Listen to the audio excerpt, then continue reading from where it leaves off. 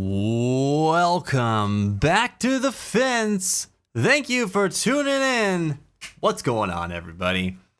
Happy Wednesday to y'all. What's up, Mashi? How you doing? So I had to take the phone out of my butt. What's going on, everybody? Happy Mental Health Awareness Month. We are firmly 1 week into the festivities, and we got some good stuff in store for the rest of the month, starting with what we're doing today. We have a new question of the day that is based on some stuff that we talked about yesterday and what we went through in Sea of Solitude. And I'm asking everybody today, how would you describe depression? We're going to be talking about that today. We're also going to be going through a couple of the moments that we were really just thinking about what it was that we were playing in Sea of Solitude yesterday. It had some pretty interesting things happening.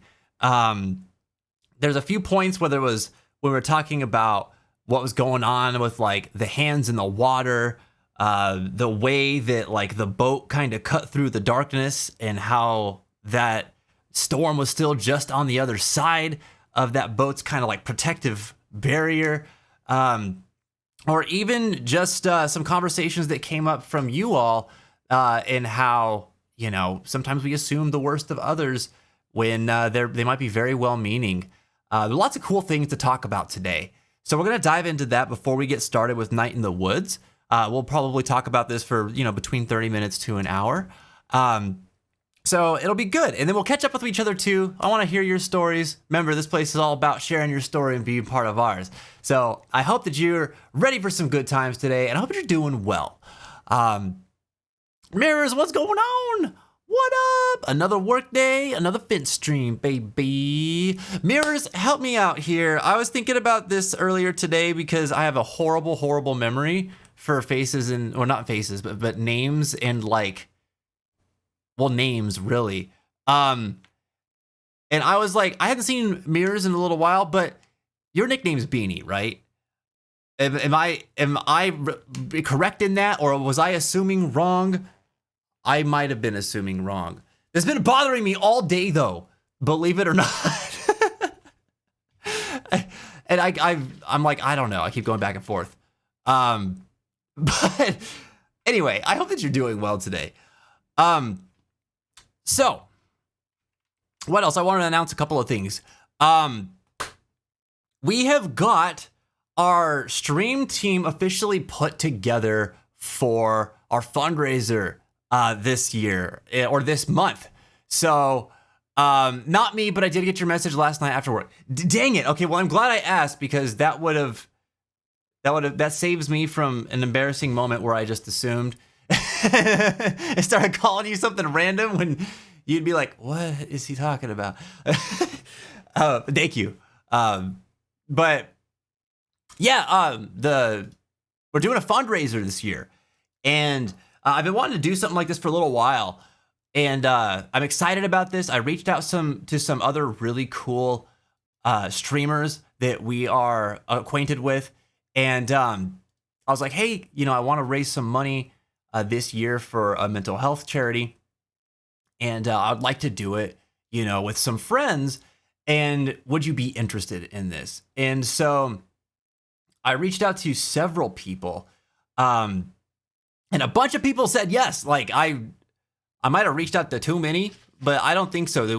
I think that if times were different and I had a little bit more lead time, like, dude, almost everybody said yes. It was really cool. I was super pleasantly surprised. But we're going to be doing a fundraiser this month, which I will be posting all of the details about next week. Actually, over the weekend in Discord, but on stream it'll be available and active starting next week. But we're raising money for the Crisis Text Line. And those of you who don't know, Crisis Text Line is a nonprofit that offers 24/7 support for anybody who's experiencing a mental health crisis. You can call or text into their line. They're very cool. They've been around for a long time, but they're available in the US, Canada, the UK, and in Ireland. And so a couple of things about them. First of all, they are like, before the 988 stuff rolled out in the United States, this was like the go-to crisis line. And 988 actually is just like a quicker way to get to them. They're one of the big resources that goes to. So it's kind of like they wanted the 988 thing to be like as memorable as like 911 for emergencies, but for like mental health, you know, which was pretty cool. But the crisis line's been around for forever, man. We're raising $1,000 for them as a team, and this is going to also contribute to their Mental Health Awareness Month goal of $18,000. So they're just like, as a nonprofit, are trying to raise $18K. We're going to help them out with $1,000 of that. But it's going to be myself, Creammeister, Space Mermy, What Up Tank, Ready Player Gabe, Siege the Day, and Pint and Click. All of us have banded together to form the Sanctuary Squad, and we are going to be raising $1,000 for this wonderful charity. A part of why I wanted to choose them too, I was digging around, like looking at what's going on with them, but they're actually facing risk of being having government funding pulled from them for specialized counseling services. So one of the reasons for that is there's just a bunch of political nonsense going on here in the States. But not to dig too deep into that, but one of the things that's being affected for Crisis Text Line is their LGBTQ youth services. They're pulling funding for that. They're threatening to pull funding for that anyway. So part of this cause is to try and help make sure that they're still able to train counselors, to have those counselors be available for youth and young adults in the LGBTQ community that can get support for things that honestly only people in that community can understand when they're facing those crises. So hopefully we can help them out with that. I'm pretty excited. We're gonna be setting up like some milestones and everything like that. And a couple of us in the team have already put together some really cool ideas. So I encourage you to support not just me, but everybody else as well. If you see them live, go check out what they're doing. We'll have some more details on like what days people are doing like the pushes for the fundraiser. But I just want to let you know that all of these wonderful people have volunteered to help us raise money for this great cause because they are great people. And most of us know most of them. But if you don't, then you should definitely give them some attention and show them some love this month. So I'm very excited about that. What else? Derek, what's up, dude? How you doing, man? Welcome back to the fence. That might be it for now. Quick little personal update. I'm tired. Okay. It's been a sleepy day. All right. I was up a little too late. The last couple nights have been that way. I'm trying to keep up with this music challenge, and it's been challenging, to say the least. We have so much happening this month, dude. So I only slept for a little bit last night, and then I had like doctor's appointments and stuff to go to today. I came home and like ate lunch, and then I just crashed out on the couch. I was so sleepy. And Jen was like, "You need to go take a nap." I was like, "Well, I got things to get ready for. What's up, Ghosty? Welcome back." And she was like, "Yeah, but you're like so tired." And so I took the advice. And it was good. But I'm going to tell you, chat, I almost didn't make it today. All right? I was like laying there in bed. I was like, I could just stay here. I could just stay right here. But we're not doing that. We're not doing that. All right? We've got Night in the Woods to play today. We've got some good discussion to get to today, and we're doing it for a good reason, man. We're trying to raise awareness for mental health this month. So, it's all for a good cause. And we're all here to learn a little bit of something from each other in that realm, too. So, we're here. We're doing the thing. I am excited about it. Can fly majestically through the sky, but I can walk. We can walk. He gets really low in that one. We can walk. It's like that. What's up, Mimu? Welcome back. How are you doing today? Elgoom? Welcome to Mental Health Awareness Month is sponsored by Mob Durbus. You ain't sponsoring nothing. 50% of proceeds go towards your favorite charities, unlike at CFC. Keep your head up and your heart strong. Da da da da. Da. What? What was that? Da da da da.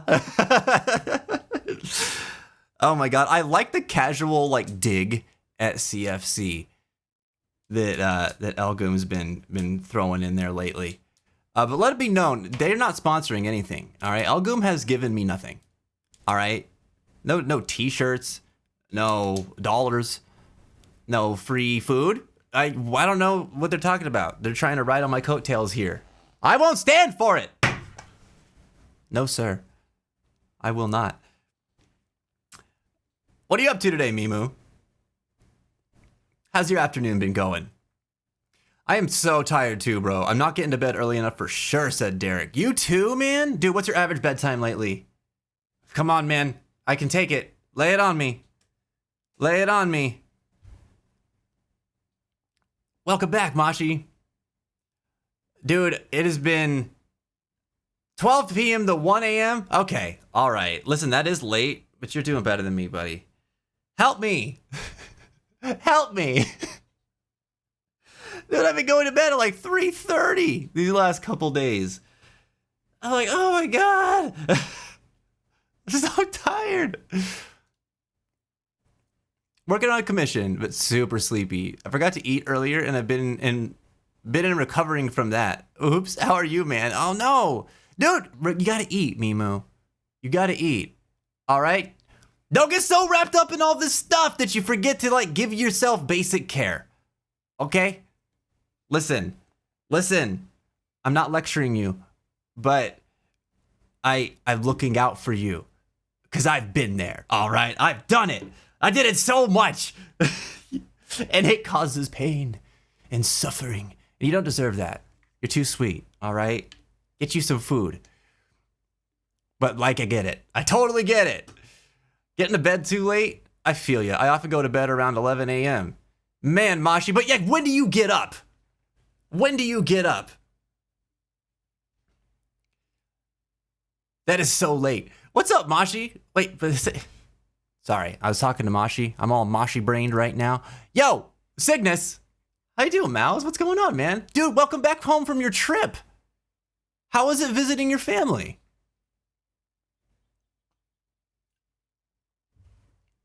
Listen, we got to give Miles like super credit because he's been real patient with me.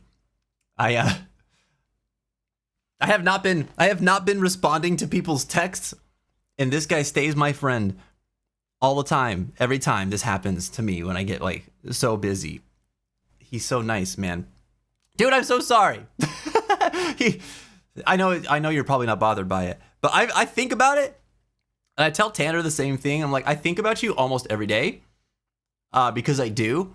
And why that doesn't translate to me reaching out, I don't know, dude. It's just like the day just disappears. And then I'm like, well, I'll try again tomorrow, you know? It's been like that, dude. This past couple of weeks.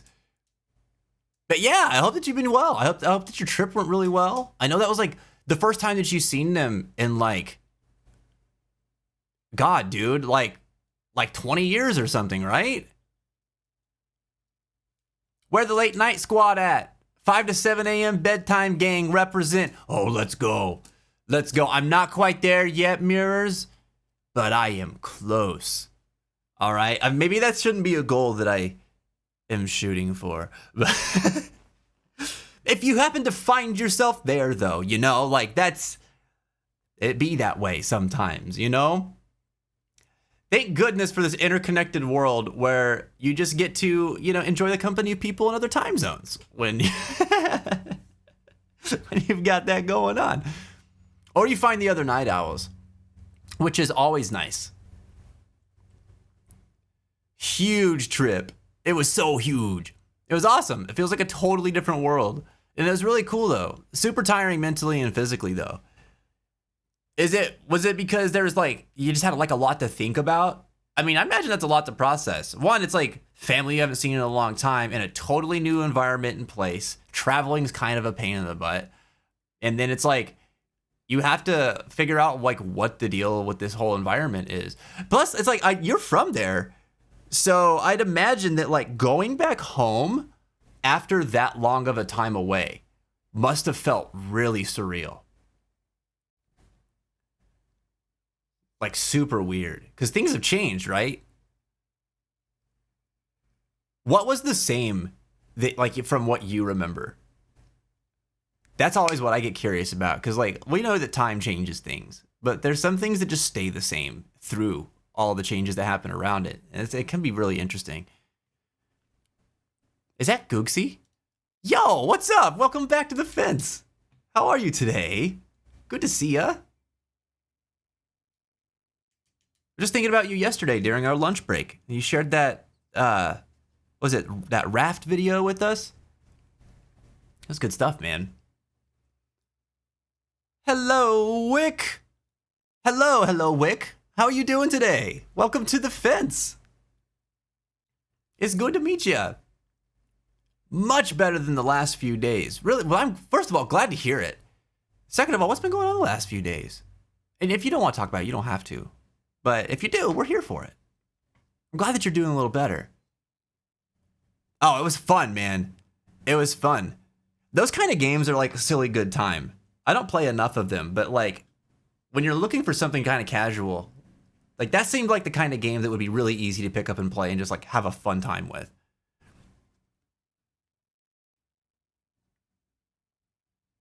You can't imagine how many times I've heard hello, Wick. It comes with the territory, okay? Okay?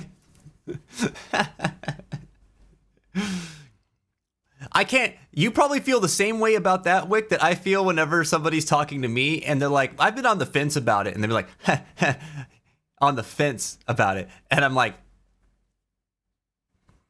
yep. But also like, you know, like, I get it. I did this to myself.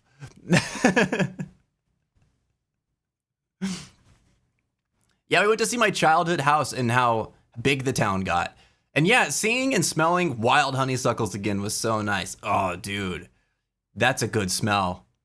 I remember we used to have places in Albuquerque that had wild honeysuckles all over the place. It was like on my route walking home from school, I think when I was in middle school. And dude, I loved that smell. But they just started dying everywhere in the city as I got older. So I can still remember what they smell like though. But like, I'd imagine there are so many more of them in your hometown. Yui, what's up, dude? Welcome back, man. Yo, Wick, thank you so much for the follow. Holy crap, you are our 2,500th follower. That's it. My brain, dude, is not doing the thing today. Thank you. I appreciate that so much. Holy crap, we hit the goal. I wish it was math. I'm just stupid. Wick, I appreciate you being here so much. Can we get some welcome commands out for hello, Wick, please? Bring them over to our side of the fence where they just made the grass a little greener. Thanks for hanging out. It's good to meet you. Wowzy. Yeah, man, I can't believe it. That's pretty cool. Follower count's not always the most important thing. I'll tell you that right now, streamers. All right? It doesn't matter so much as you think. But it is exciting to hit milestones, dude. It's great. I'm super excited. We were like floating at 2,300 for like 4 or 5 years because it was just hard for me to get back into the swing of things consistently for a while, you know? I don't know. This is a really cool thing. We've been streaming now pretty regularly, like 3-4 times a week, mostly 3 times a week. It depended. Like the last year around the summer months, I was doing a little bit more some weeks, but for like the last year, and this is following like 3 or 4 years of me being like, I'm streaming for a month and then I'm gone for 4 months because life got busy. And then I'm back for a couple of months and then I'm gone for 5 months, you know? And so like, it was challenging to find growth. It was challenging to find, you know, my footing on like what it is that I actually wanted to do, what kind of things I wanted to introduce. And, you know, I was like just not seeing much growth in that department. What we were seeing though was just like, dude, people show up, and we've been doing this for 10 years now, and I'm amazed at like, dude, we got people from like 9 years ago, sometimes even 10 years ago, who come back in and are just like, what's going on? Here's all these things that are going on in our life. You know, like telling us what's changed, catching up, and just, it's like a blast from the past. And it's so cool, man, because some folks like we've literally seen grow up here. And that's always been the thing that I found the most amazing. So it's cool now that we're still getting so much of that connectivity and like reunion that still happens. And then also like meeting new friends and having new faces join the group and getting to connect with other communities too. I think that part has been one of my favorite things. Sorry, you got me thinking about all the stuff now, Wick, and now I'm going down a rabbit hole. This happens sometimes. All right, I'm sorry, I'm not sorry, but I don't know, get me a little sentimental. All that's to say, I'm happy, man. I'm happy. Happy 2,500 followers, everybody. And thanks again, Wick. Who's making me do squats? Mamo's making me do squats. Are these celebratory squats? 2,500 squats? Hell no. Hell no. This is how you kill me. That's how you kill the fence. You may as well just pour termites on me. All right? I will not exist after that. Zwire, don't encourage this, dude. Don't encourage this. Zwire over here, he lives for the chaos. No. I'm not Huey. Yeah, he's not Huey. He's not Huey the Third. It's like, I'm sorry. There's too many stupid jokes I can make about that. I'm gonna save your ears from them. I hope you're doing well today, dude. Huge numbers be hard. Gross. All right.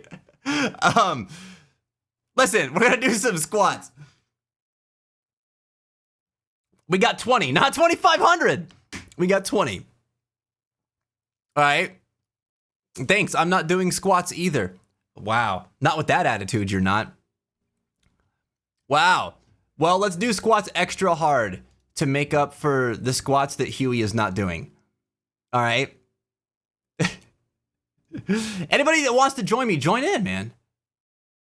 Join in. It's not required, but hey, always good to have like a little workout buddy. You know what I mean? Always makes me more motivated. All right, let's do this. Abby, let's go. It's not even 1 a.m., but let's go.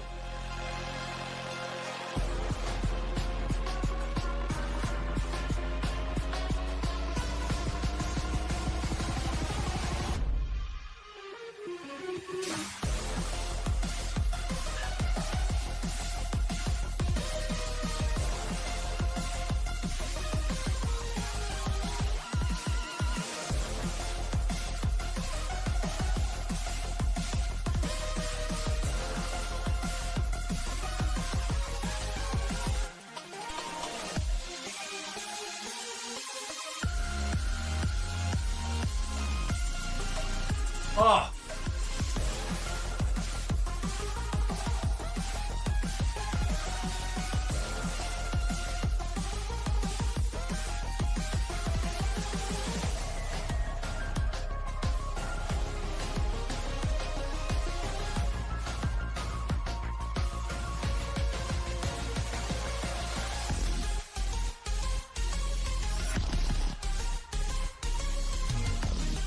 Oh, dude.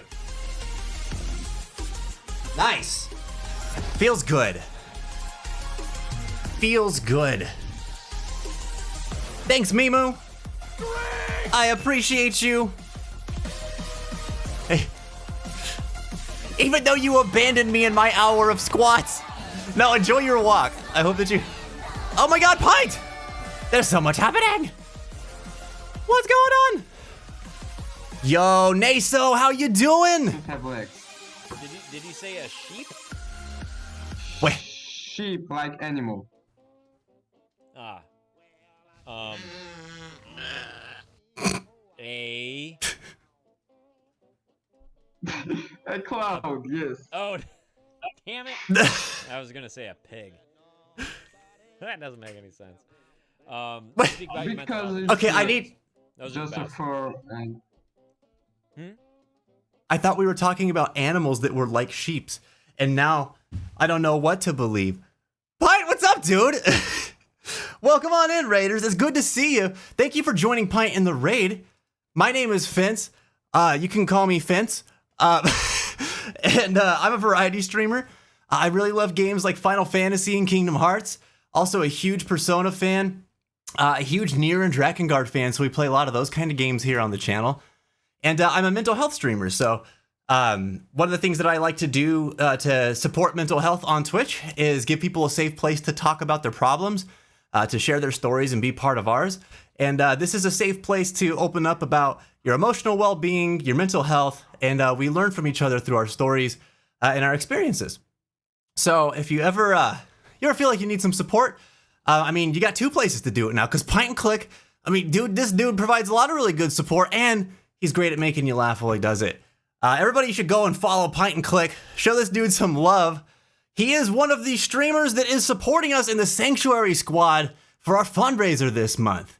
And I'm pretty excited about it, man. This dude's got some crazy stuff cooking. He's got some crazy stuff cooking, man. You're going to want to see what he's doing to raise money for charity. I can't talk about it here because it's not family friendly. Pint, give me your best family friendly description of your fundraiser idea. I want to hear how he's going to spin this. I need to know. I'm putting you on the spot right now, dude. More squats, this is thrilling. No, you're thrilling. You're thrilling. You coming in with the raid is thrilling, man. Thanks for making my day and starting it off so strong. We're pretty early on in the stream right now. We're about 37 minutes into it.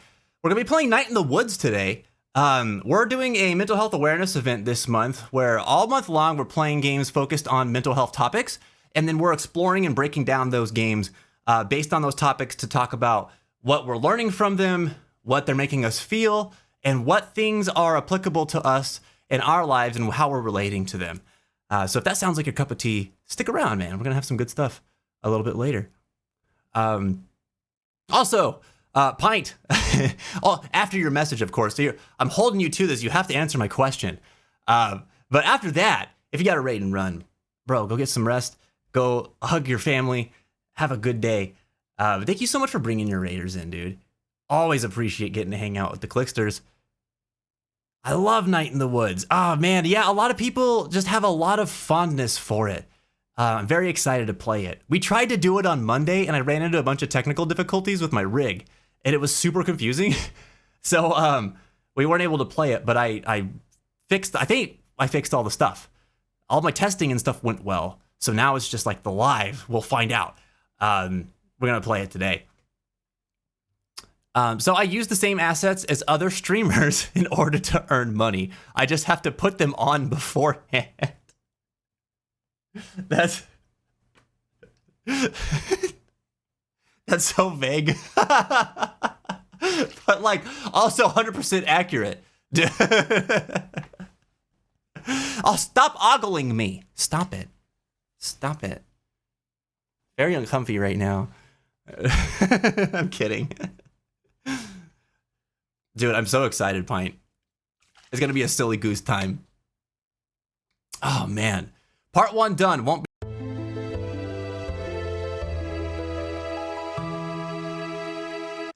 We're not. That's just facts. Don't be sad about it. Don't be sad about it. What has Mog Douglas done for you? I ask into the void. Yeah, today's going great for me, Pint. Thanks for asking, man. It's like a super sleepy day. Like I'm almost done with my sneak drink, and we're not even done with the first segment of the show yet. I took a nap just before this stream. Man, I'm tired. I'm tired and excited all at the same time.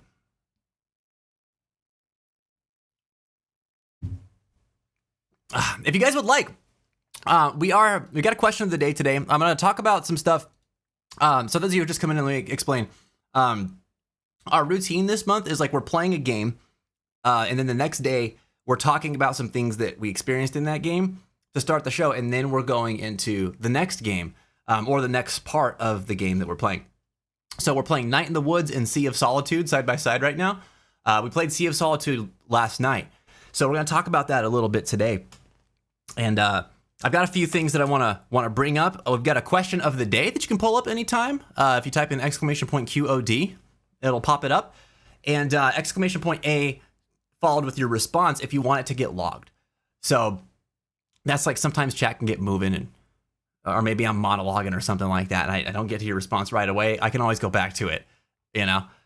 But yeah, today we're asking everybody, how would you describe depression? I think everybody's got a little bit of a different understanding about what depression is.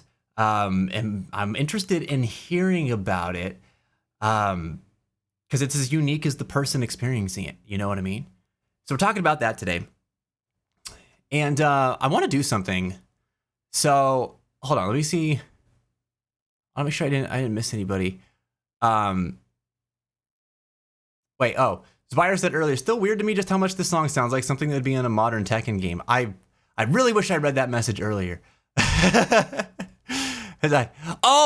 You mean the workout song that we do? Yeah. Dude, Final Fantasy VII Remake music cooks. It's so good. You're right though, dude. That would totally fit into a Tekken game. I could totally see that. I still want to play the new Tekken. I haven't checked that out yet. All right. Let me see. Sorry, I'm skipping tunes because I want something with a little different energy here. So we're gonna take a look at a couple of clips from yesterday. I didn't get to put together what I wanted to. I've just been so busy this month, but luckily our friendly keepers of the fence really hooked us up and helped point out some really killer moments. And we're going to share some of that stuff today. So this first clip, again, this is from Sea of Solitude when we were playing yesterday. Lucid brought up a really interesting point about, like, there's this mechanic in the game that lets you focus on the monster that we're trying to avoid. And they brought up some interesting points about how that might point to some like part of the experience, depression. So let's check this out real quick and then we'll talk about it. Interesting that the game about depression has a mechanic that lets you focus on the monster. That seems to be the in-game representation of depression. Yeah, Mirrors. I hadn't thought about that, actually. Oh, it was Mirrors that brought this up. Yeah, literally. You have a button that lets you focus on the monster. That lets you focus on your source of distress. And it's available at all times, no matter where you are. Or whether it's even in sight, you can just hone in on it. Like, we're on the boat, and we can still hone in on it. I'm doing it right now. Like, hold shift. That's wild. I hadn't thought about that. That is definitely part of how depression works. Look at me twice. Like, sorry. Because the storm has passed and like the worst of what you're going through has like subsided for a bit, you might be in a brighter space. But that doesn't mean that like the monster isn't just there. So this is really interesting because I really hadn't considered this until Mirrors brought it up. But when you hold the shift key, you can focus on that monster, right? And what had just happened before that moment was we had we've been searching for these like beings of light, these like orbs of light. And when we got a couple of them, we were able to restore light to the lantern on our boat. And anywhere we went while we were on that boat, like cut through the storm. So like in that clip, you saw everything looked really bright. But if we swam away from, like jumped out of the boat and swam away from it a little ways, it turns to like this dark, stormy night. And there's like thunder and lightning and everything going off. And there's monsters in the water and stuff. So this is really interesting because whenever we're like experiencing depression, I think we have these moments of like peace where things get a little bit better, but like it really, it doesn't mean that like everything is actually better. It just means that we're not like really feeling the scariest parts of it at that time, right? When you experience chronic depression, especially because like it's almost like we're waiting for the shoe to drop again. You're waiting for like your boat to tip over, or you had to face a situation where like you can't like row through anymore and you have to get out of the boat and walk on foot, and then things get scary again, you know? And I thought that was really interesting. Even in your moments of peace, you can always kind of like hone in on that negative, that scary piece that might be kind of plaguing you. What do you guys think about that? I thought this was a really, really profound point that you had brought up, Mirrors. Thank you again for bringing this to our attention, because it was funny, dude. We had already been playing that game for a couple hours, and I just did not even think about that. I was just like, oh, I don't want to be... I want to know where this thing is at all times so I can try to avoid it. Thank God for this mechanic. Depression's weird, dude. Abby, don't worry about the double post. Don't worry about the double post. It happens. Oh, you just forgot to do the A first. Oh, that's no problem. You did good. You're good. So we got a couple of answers for the question of the day.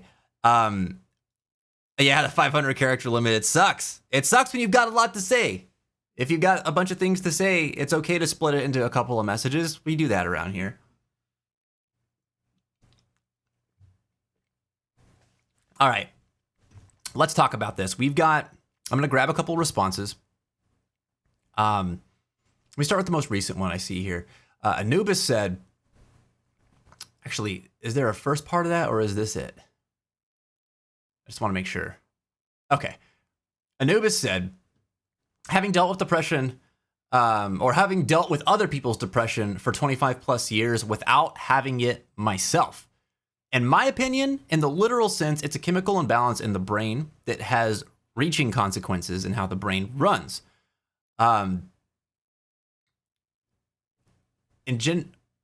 Incorporating generations of other signals needed to get a person going. I'm assuming that's what you meant with the abbreviation.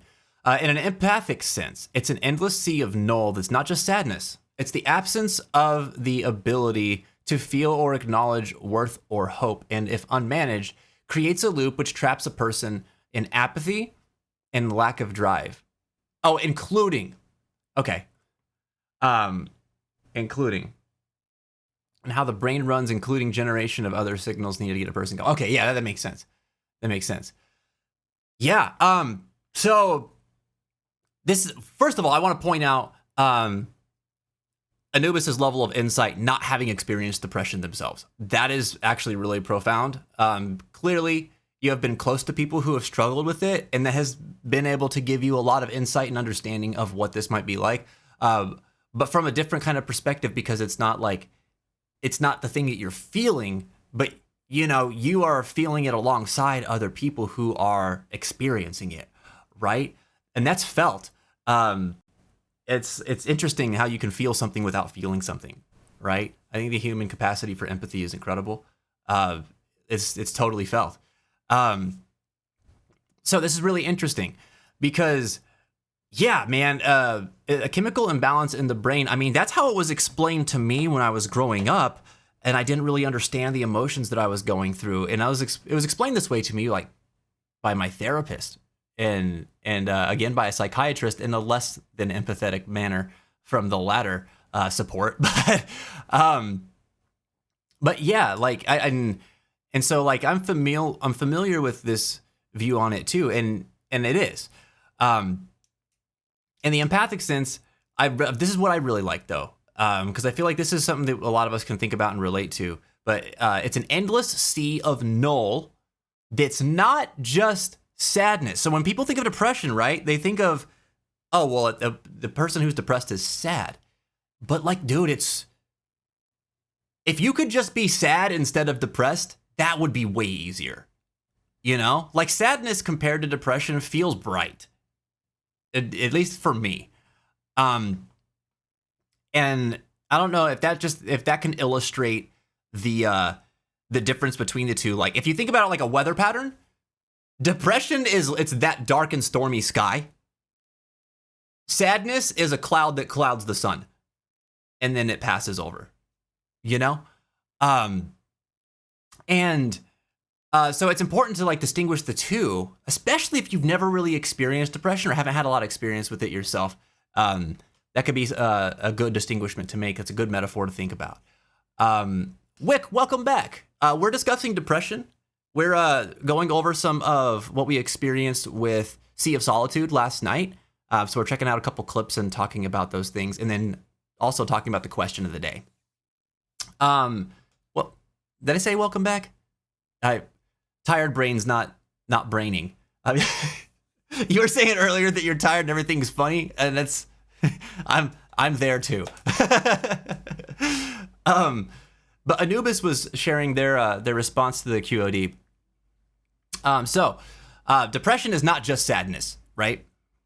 The other thing Anubis said, it's the absence of the ability to feel or acknowledge worth or hope. And this is like, how can I synthesize this?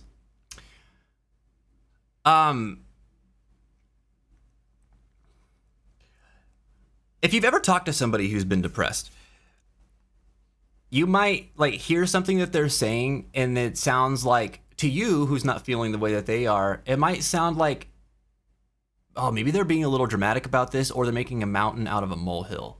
Like, the level of bad that they feel about this situation, or themselves, or what they're facing, like, it's not as hopeless as they're describing it, right? And so then you might be like, well, let me give you this perspective. Let me tell you like why it's going to be okay, or, you know, why things aren't so bad. And then it seems like they come back with, well, you just don't understand, you know? Or kind of apathetically, they're just like, yeah, I guess you're right. But that doesn't really seem like they agree with you, you know? And you might feel like what you just said sort of like bounced off of them. And then you're left feeling like, well, what am I supposed to say? What am I supposed to do to help? Some people get frustrated at that. Some people get sad about that. And you know, it can be a tricky thing. But the person that's feeling depression, man, it's like, it's not that they don't want to hear what other people are saying. It's like there's a weird filter on the world, on the whole experience of existence, you know, that they're seeing things through, that like, even when light comes in, it's like monochromatic. And so it doesn't really feel like light, or there's this like rejection of it where like it just can't really get close enough to you to actually brighten you up, you know? Like there's just this thick cloud surrounding you that's so oppressive. And it really does feel just, man, oppressive. It just feels oppressive. And the interesting thing about this is the person who's depressed will be able to acknowledge that other people are trying to help them, and they can feel worse for not being able to internalize the help that's being offered them. And so it's like this ironic cycle that starts being created. Very difficult to punch through. They're very difficult to work oneself out of. And the sucky part of it is that like only the person going through it can work themselves out of it. And a lot of times it comes from self-exploration and human connection. But depression tells you nobody wants to be around you. Depression tells you I should be alone. I deserve to be alone. Don't get close to anybody, you know? And it sucks because like being close to people, talking about it and trying to let others in are the very things that would help you. And it's like the hardest thing to do when you're feeling like that. So really good insight from Anubis here. You know, that's that loop that traps a person in that like apathy and the lack of drive that Anubis was talking about there, right? Excellent insight. Thanks for sharing, Anubis. It really feels like the world is without color sometimes, says Gooksy. Like you just see gray and you can't really see where this is going. And then you're doing better and you can really see color again. At least it's like this for me. Dude, have we got a clip for you on this? I'll show you. We'll go to a part in the game yesterday that talks about this as well. This is one of the things I wanted to bring up. Let me see actually if we got the clip of it or not, or if it's it might not be in a clip form, but I've got it here.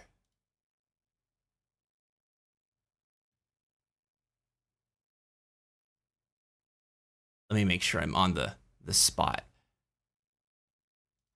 Okay. I dealt with depression, says Hello Wick. Kind of still am, but no idea how to explain it. But then again, I suck at explaining anything, especially emotions and so on. Emotions are hard. They're hard to put to words, you know? It's one of the things that I think is so profound about music, because music is able to somehow put emotions into words, or at least sounds that seem to get what the feeling is that we might be experiencing. And I remember when I didn't really know how to communicate my emotions very well when I was younger, because I was still having to learn a lot about it. For the record, I have bipolar disorder and ADHD, and I was diagnosed when I was like 6. And so from a very young age, I've been trying to learn how to manage this stuff. So I had to figure out how to through a lot of professional supports, how to communicate my emotions more effectively. But I realized that I'm in kind of a unique position with that, where not everybody really had that experience with it, or didn't until, they were much older. And it's hard, dude. It's hard. So I understand where you're coming from. But before then, I would be like, I don't know how to tell you how I'm feeling, but here's this song. I'd show people I cared about these songs that were really hitting me. And that seemed to be able to kind of help convey, where I was coming from a little bit better. But I didn't know how to do it other than that at one point in my life. And it's hard. It's one of the reasons why I like that we can talk like this in this community, because I think it helps us all to learn how to articulate a little bit more. I'm always learning a little bit more through the way that you guys explain things too, because we have different ways of expressing these things to each other. But yeah, I hope you don't feel bad about it or anything like that, Wick. It's just a difficult thing to talk through. We have a name for just sadness. It's called sadness. Yeah. Imagine that, dude. Aw, yeah, hugs to everybody. We have a hug command, by the way, if you're comfy with it. You can exclamation point hug somebody. You've got to pick the person you want to hug, though.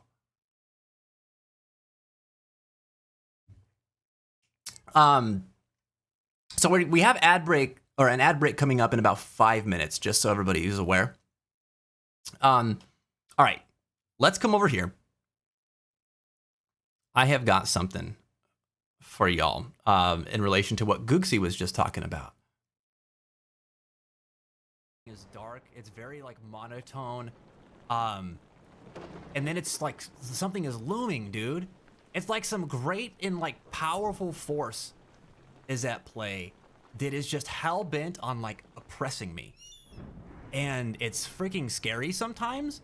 Other times it's I'm accustomed to this. This is so recognizable and normal for me. But every once in a while, the crack of lightning catches you by surprise, And it's whoa. And you realize that there's this is scary. like the world feels like this when I'm depressed. And when I'm depressed, you know, there's people, there's things in my life that I have who bring me like this peace and who can help me feel like things are more calm, more stable. They're this life raft for me, dude. And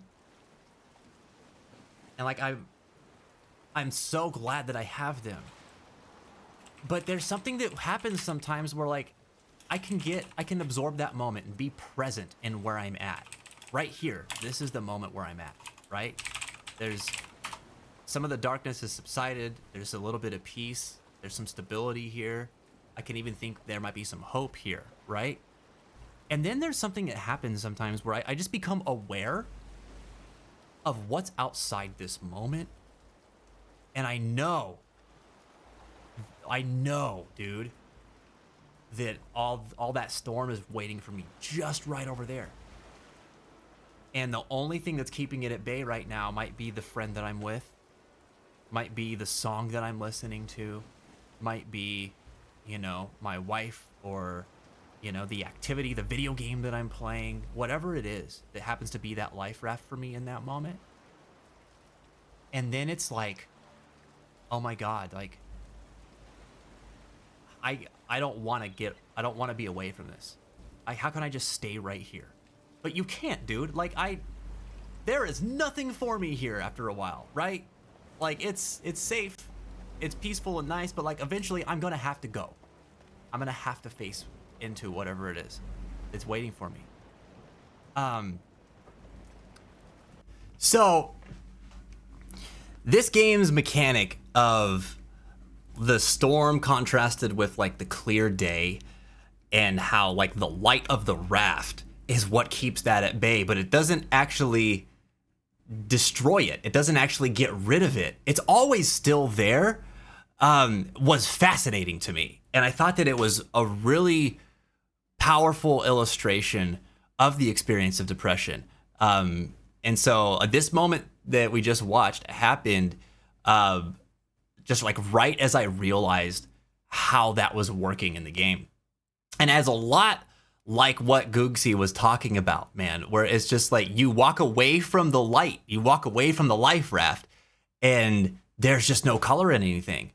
You know, I was talking about how the lights during the storm that you see, like the lanterns and stuff like that, they almost feel colorless. So like, yeah, it's brighter gray than the rest of the gray, but it's still gray. You know what I mean? Like it's not the same kind of gray, but everything is gray. There's no color. And then those moments that cut through it, it's like the color comes back. It's really interesting. And I think that, you know, when you experience depression, at least for me, when I experience it, it's not so much that like literally things don't have color. It's just that the colors don't mean anything to me anymore when I'm in that space. You know, like blue is blue, but it's no more special than white or orange or gray. It all makes me feel the same, which is nothing, you know? Whereas like when it's not that heavy, the colors are like more vibrant. Like when you take a picture of something on your phone and you apply a filter that like ups the saturation on it, it's like that, you know? And it's really weird. It's bizarre. And I think the color thing comes up a lot when people who face depression, because it's like looking at things that you know, that you're familiar with, but they feel foreign because you don't actually know this, you know? It's not the same as it should be. Like, it's just something's just amiss about it. You look at people you love and something feels off, you know? You look at things that you love, or you try to put yourself in activities that you enjoy, and it just doesn't feel right. Something's wrong. It's like that everywhere when you're depressed. And it's a hard thing to explain, you know? Also, in a passing conversation, how do you talk about that? You know, like you have to dig so deep to really try to illustrate this sometimes. And it's way easier to not talk about it at all. Somebody asks me how I'm doing when I'm depressed, and it's way easier for me to just be like, I'm fine. I'm okay. You know? And most people don't follow up that question with like, are you really okay? Or like, what's going on? They're just like, that's good. And you're like, phew, thank God. But then at the same time, you're like, I wish they would ask more about how I'm doing. It's weird. It's a very ironic state of being for sure. So we are in ads right now. Sorry, they kind of snuck up on me here as we were talking. We're going to take a quick break. And when we come back, we will get to another question of the day response or two. And then we will start prepping to play Night in the Woods. Enjoy the break. I'll see y'all shortly. I hate this. How do people just go through the story? How does anyone walk into a new place, see all this, and be like, nah, I just need to go beeline it to the next objective? How do you do it? How are you not like, wow, wow, wow, wow, wow, wow, wow? I just don't understand. I don't understand. Y'all are built different. Okay, can you guys hear the volume on the game? Give me a yay or a nay, please. Not war. War never. Phil! No! No! I have to run. How do,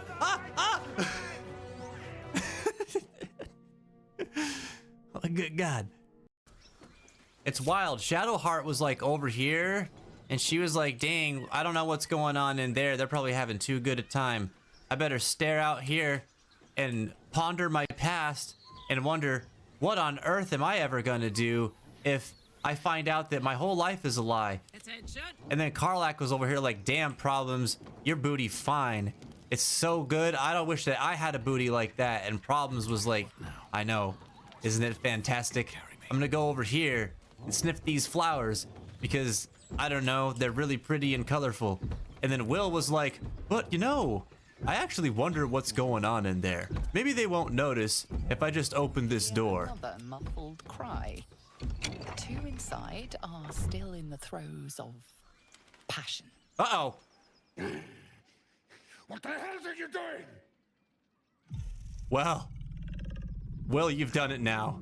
And the self-fertile flowers, flowers are produced in panicle. Yeah, branched inflorescence which arises from the last internode on the stem. There can be up to 350 spikelets on a panicle, each containing male and female flower parts. Just put that in your hat and, I don't know, go tell your friends. Rice is cool. Yay! All right, we are back. Thank you for tuning in. Hope you guys enjoyed the break. I didn't really get up to stretch my legs this time. I had things I needed to look at during the downtime. But hopefully you guys got to stretch your legs a little bit. I be needing to stay hydrated. I don't know about y'all. You guys got water in front of you? You should get some if you don't. This is a friendly reminder because I forget to drink water all day long and it's problematic. But we need to do it, man. We need water to survive. We're playing Night in the Woods today. But just before we get into that, we're discussing our experience with Sea of Solitude yesterday, and we're also talking about depression and how we describe it with our question of the day.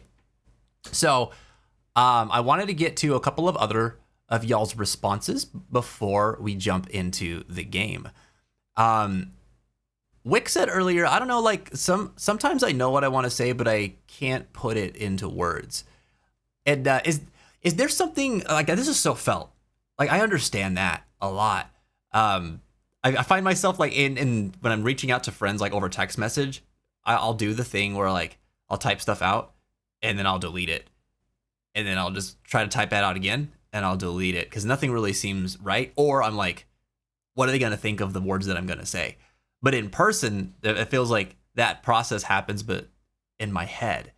And then the moment passes, and it's like, oh, well, now how do I segue back into what I want to express? And then I'm like, okay, even if I found an in, I still don't know exactly what I want to say word wise. Like, how do I express this? And then you go in circles with that. I think I understand what you're saying. What is there like? Can you pick out what the barrier is in those moments when that happens to you, Wick? How ironic. Got 4 ads as soon as he said he was back. Oh no. Well, welcome back from the break. Yeah, I don't know why ads roll out differently to people at different times. What's up, Prince? Welcome back to the fence, man. Good to see ya. Good to see ya. I don't know what the hell that was. It's good to see you, dude. How are you doing today? Yeah, Twitch is weird with the way it implements ads. Crazy day? Tell me about it, man. What's going on? Oh, welcome back, Mimu. How was your walk?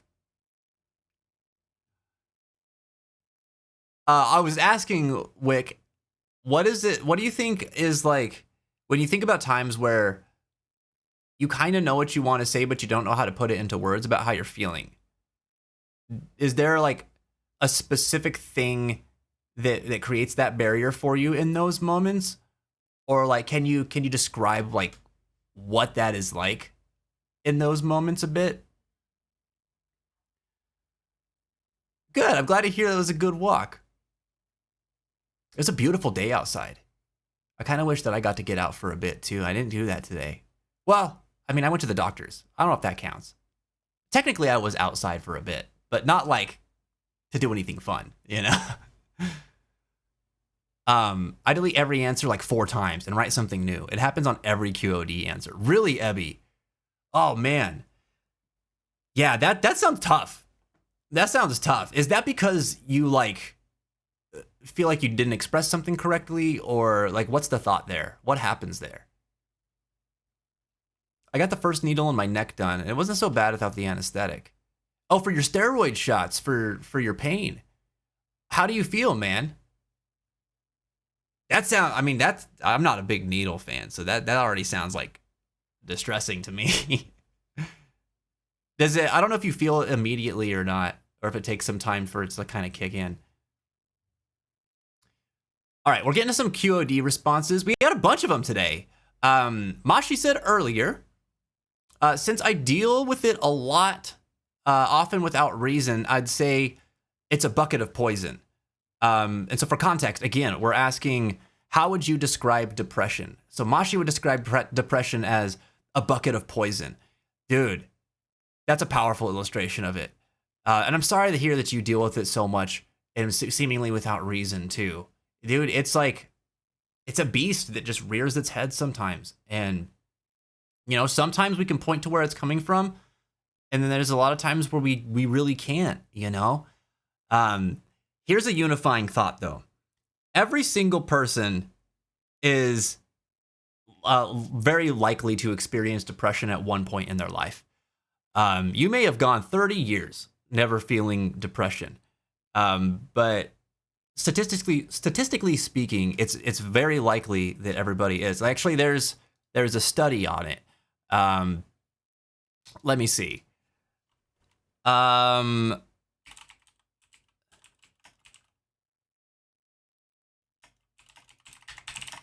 me see.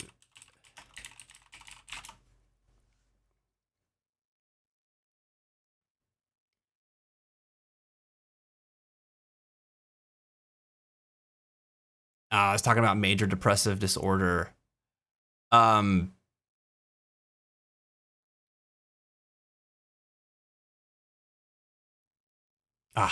didn't think this would be that hard to find. Depression's really common. And it's most people will experience a point of depression at some point in their life, because depression gets triggered by life events. You know, most of us will go through some sort of tragedy or great trauma or something that has like profoundly left a mark on us. And depression a lot of times can come along with that. But it's a very common thing. And it's not something that everybody has long term. You know, like you might have a point in your life where you're depressed and then you might never be depressed again after that. But it is something that everybody is susceptible to. It doesn't really discriminate. And I think that like there's a couple ways to interpret that. You can look at that as like, oh, that's like really scary and it seems kind of gloomy. But also like if you've experienced depression, you're totally not alone. Like it is a human thing to go through. It's terrible. It's like Mashi's saying, it can feel like a bucket of poison. And I think that one of the things about that metaphor is that like it feels like it's poison. Like it feels like you're either at the best exposed to that poison because it's right there. At worst that you're drinking it, and arguably even worse that you might be exposing other people to that poison and it like infects them too, which is something that nobody wants. So it's like a scary thing to deal with, you know? Thanks for sharing, Mashi. That's a really good illustration of it. Depression sucks, dude. It is not good. But it is not the end of things either. There's so many things that we can do to build our resilience through it and to get through it. But it is hard, man. It is really hard. And we'll talk more about that.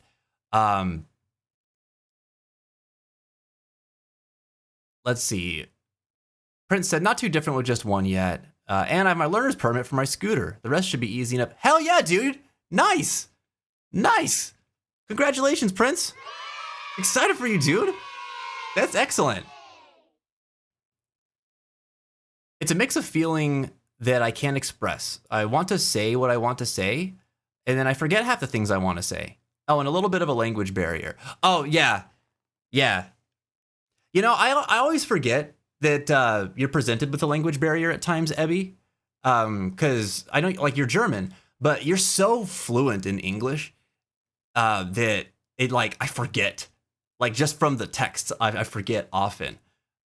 So it's good to know, actually, that the amount of effort that you put into coming across that way, I'll keep that in consideration. Thanks for taking the time to try and, like, express accurately what you're trying to say so often when you're here. So, Abby had a question of the day response.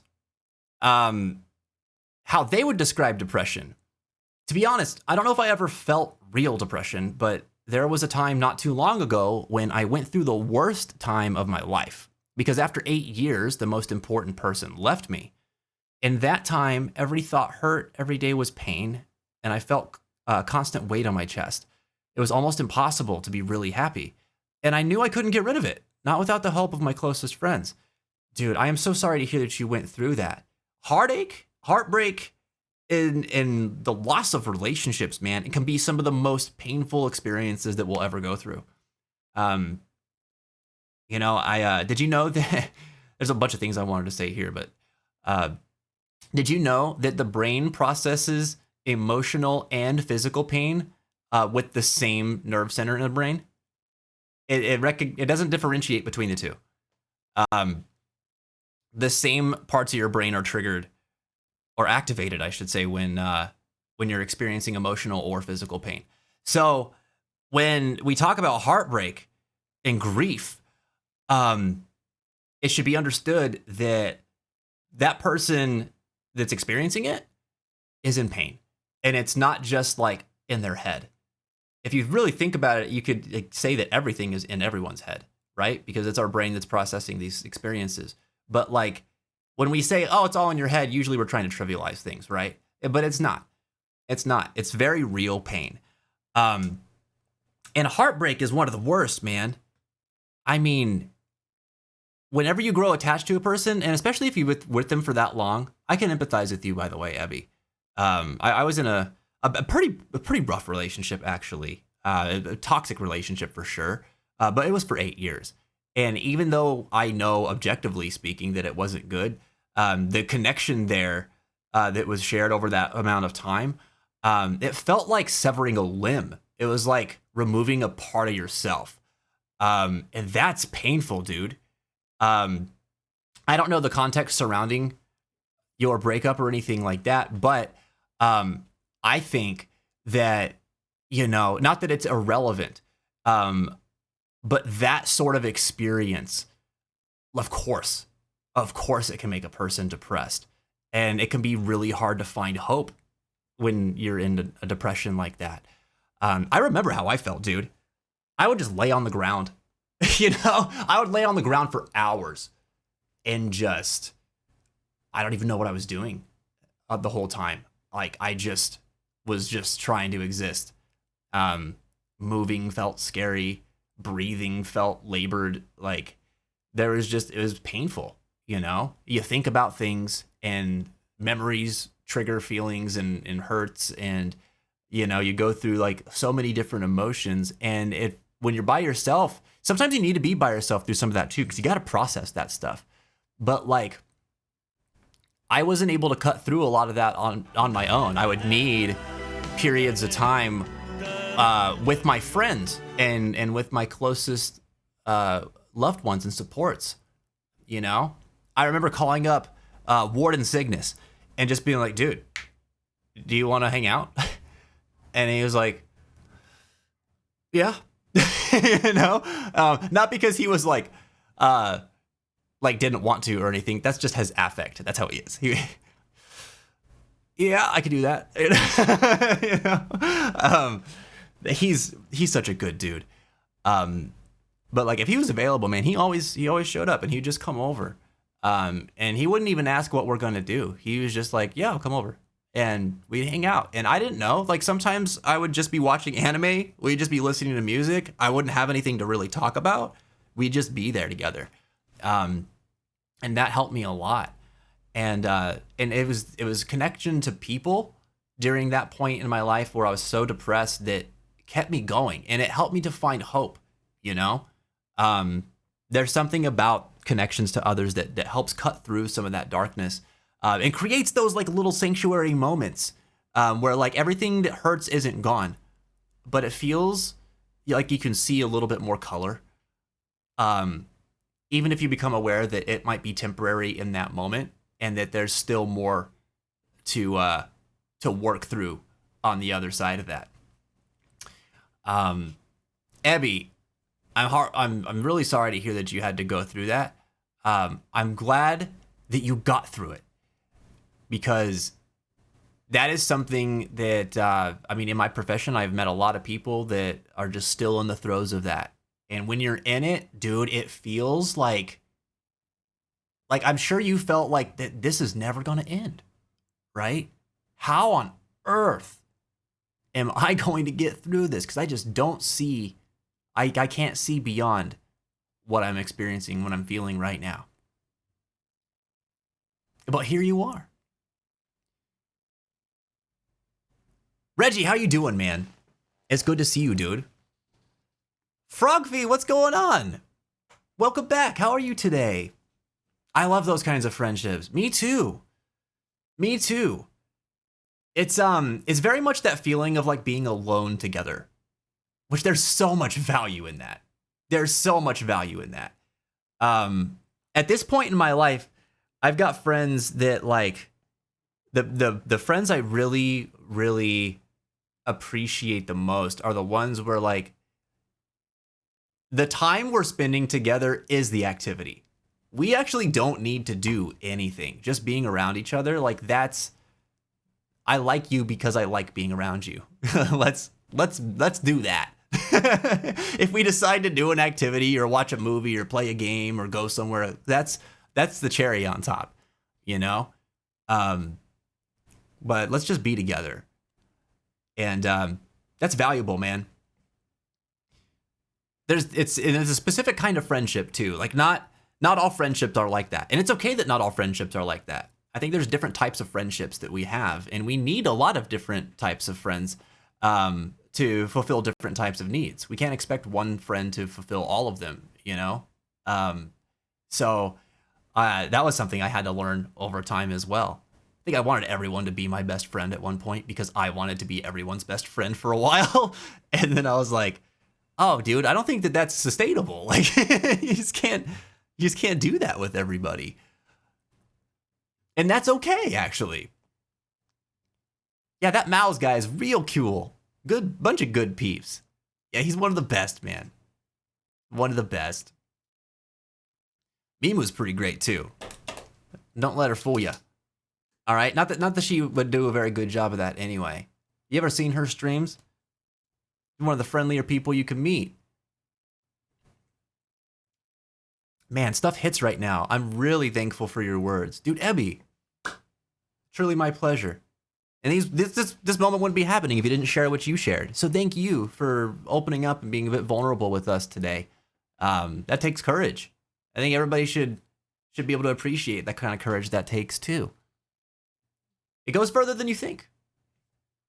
I'm sure a lot of people right now are reading this and listening to this and being like, man, there's something that they can relate to in it. Dying slowly, which is especially bad because I'm a ghost, said Reggie. You're re-dying? You're re-perishing? At least it's happening slowly. Do you feel pain as a ghost? I'm good. Thank you for asking. I'm so glad to hear that. Yeah. Hold on. Let me see. What the heck? Does it work if I do this? Can I do that? Yeah. There we go. Guys, go follow Frogfy. Check out some good horror game content.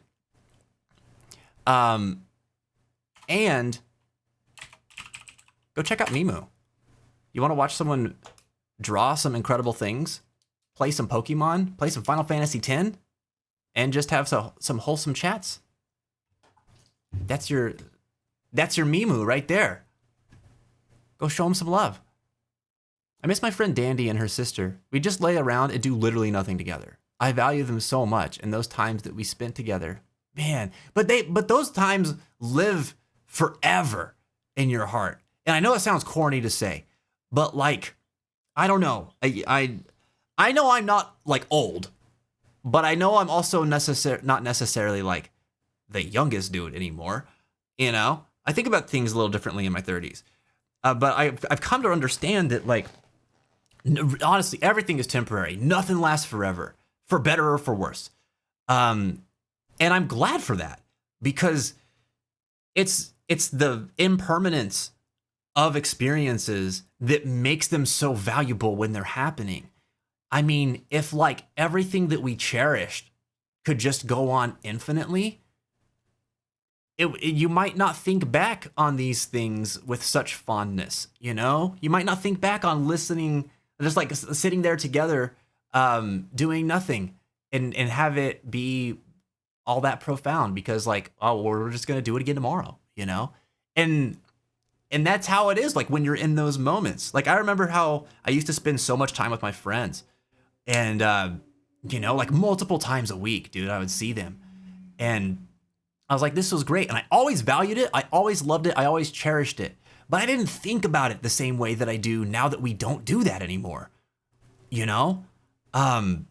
There were times where like it would hit and I'd get emotional about it. But like now that I'm removed from it and I don't get to spend as much time with my friends now, somehow I value the times we have spent together even more. They're more meaningful to me. I still miss them. As I'm sure, Mimu, like you said, you still miss Dandy and her sister. But like, it's kind of weird how that happens. Like just that, I don't know. There's something to that saying of like absence makes the heart grow fonder. You know, it's a cliche, but like most cliches, I think that it is for a reason. You know? I bet you that they think of you too, Mimu, the same way. Slams head on desk. I need thine help, sir, fence of the fence. I am fence of the fence. Don't slam your head on the desk. Someone get Reggie an ice pack. Okay? Put it on the noggin and tell us what's going on. What can I do for you, sir?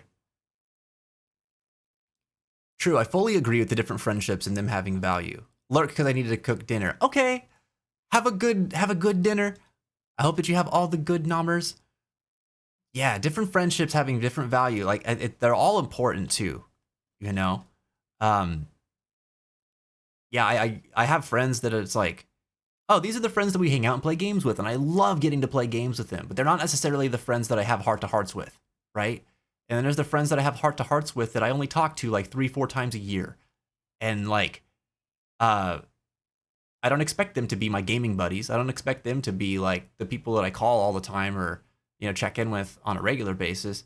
But they're some of the most valuable friendships that I have. You know, and they all have different value. Not that you rate things on a hierarchy with like the people in your life, but like everybody fits into a different place within the puzzle that is your like social existence, you know? And they're all important for different reasons. That Reggie guy knows way too much about Japanese crime, though. He is pretty cool. He is pretty cool. Knowledgeable about crime or otherwise. You're gonna make me wait for the squats? Listen, I'll wait. I'm happy to wait. Unk. Did you, Wick, did you really just hit me with the unk? Are you serious right now? That's fair, honestly. I can't fault you for it.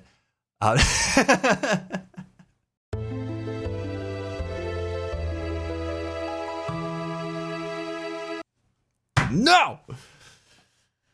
But yeah. You know, I felt like it was such a nice compliment, but I went to the doctor's office on Monday, and there was this receptionist. She must have been like 22, something like that. And I ran into some issue with my insurance because my insurance has been misreading my birth date. So I always have to like verify what my birth date is and all that.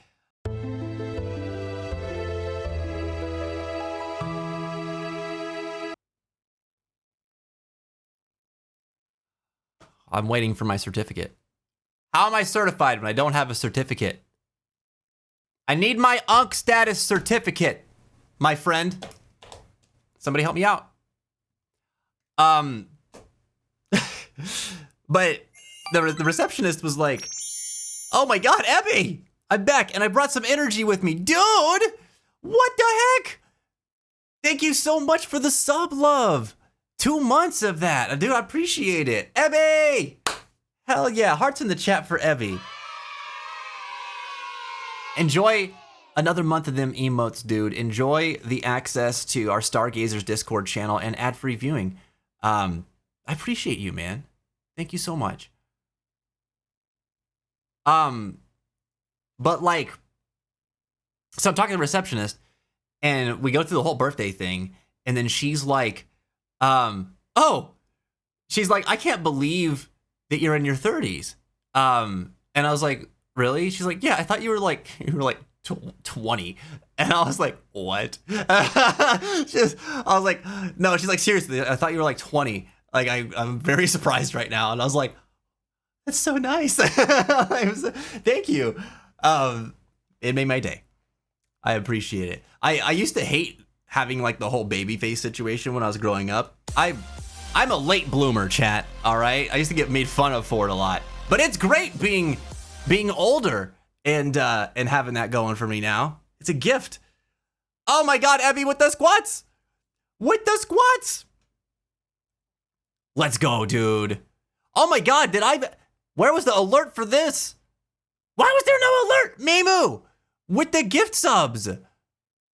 Yo, thanks for gifting Wick a sub. I appreciate that. Heck yeah. Welcome to the Stargazers, Wick. Courtesy of Mimu. You got 6 new emotes. You got access to the Discord channel, the Stargazers, and also ad-free viewing for the rest of the month. Hell yeah. Way to go, Mimu. Thank you. I appreciate that. Dude, we got a hype train going right now. Let's go. Let's go. The children cheering gives war flashbacks to Five Nights at Freddy's. No. No. Babyface late game build. That's right. That's right. Babyface is literally the let him cook of real life. All right, chat. I need you all to give me your advice. Do I go ham for Taffy or Clive Rossfield? Taffy. Go for Taffy. Go for Taffy. All right, we're gonna do some squats. And then we're gonna get into Night in the Woods. There's still more question of the day responses queued up. I will get to them a little bit later in the show. So if you've answered and I've not replied to you yet, don't worry. We will be discussing what you shared with us. Thank you for sharing. It's always valuable. I really appreciate everybody's insight. But let's do some squats, man. Join me, chat. Let's get swole together.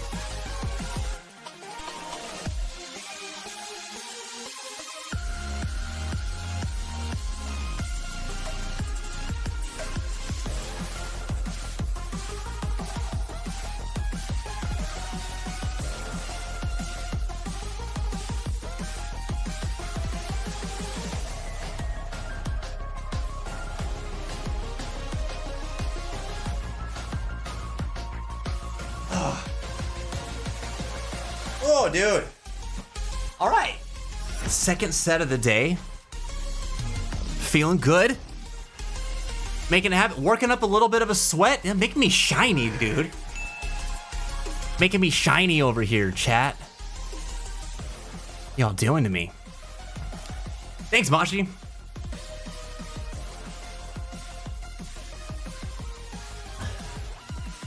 Slams an undisclosed sum of money on the desk. I am ready. Let's go. Let's go. Come home, Taffy. Come home. My door and window have been open for a whole hour and my room's still hot. Dude, how hot is it outside, Wick? I live in perpetual heat, so I feel your pain. But I spend so much time in this office doing stuff. And then when we're streaming, the door's closed so that, like, I'm not being loud and disturbing Jen for the whole time I'm live. And it just starts cooking in here, man. Do y'all remember when I first moved to Pennsylvania? I guess it was like maybe almost a year later. But we had that apartment. I don't know if y'all remember, but I had like a big poster of Zach Fair behind me, and then there was like the bookshelf. And then we had like the Final Fantasy X-2 poster that was along near the ceiling. You guys remember that time? My hair was still super duper long. Whenever we were living in that apartment, dude, I used to have to crack the door and put in one of those big box fans and have that sucker flying on high. And then I would have to like process my microphone signal to like try to cut the fan noise out, which was really hard to do. That was like such an issue for me at the time. But it would just get so hot in that room, man. And there was nothing to be done about it because we had window AC units.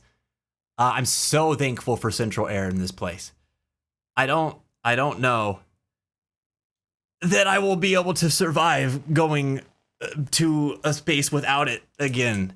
I mean, I could.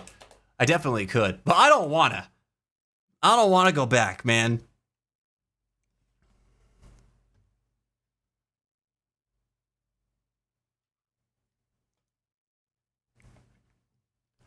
Can't go to bed without my 1 a.m. squats. There you go, Ebby. Now you're all prepped for Betty Bye times. How have you been sleeping lately, by the way? I know that you go to bed late generally, but I've been curious. 30 degrees most of the day. Oh, man. I mean, 23 is still pretty warm. It's still pretty warm. Oh, yeah, we got AC. Pretty common in the States. My mind was blown when I learned it wasn't common everywhere else. Like, dude, we're spoiled. Wait an effing second. Oh, we'll give you a warning on this one. Please, mind your language. We're a family-friendly stream. But there's an AC in my room, and I just noticed it. What? You've got an AC in your room? Turn that sucker on. Turn that sucker on. If you smack it, it might fall out of the window. I don't know. I actually don't know if it's a window unit or not. Oh my gosh. Could this be the lifesaver that Wick was waiting for? Their whole life? AC for life, son of a gun, you know. You know. We need it, dude. All we get is open your fluffin' window. Yeah. But then you open the window and it's still hot. Now you just get maybe a breeze. You know? And then you get the summer bugs flying into your home. Oh, and I hate it. I hate it. I chased around a little spider in my apartment for like a lot of the day 2 days ago. I was like, what are you doing in here? Because I went out on the balcony for a little while and it must have got in.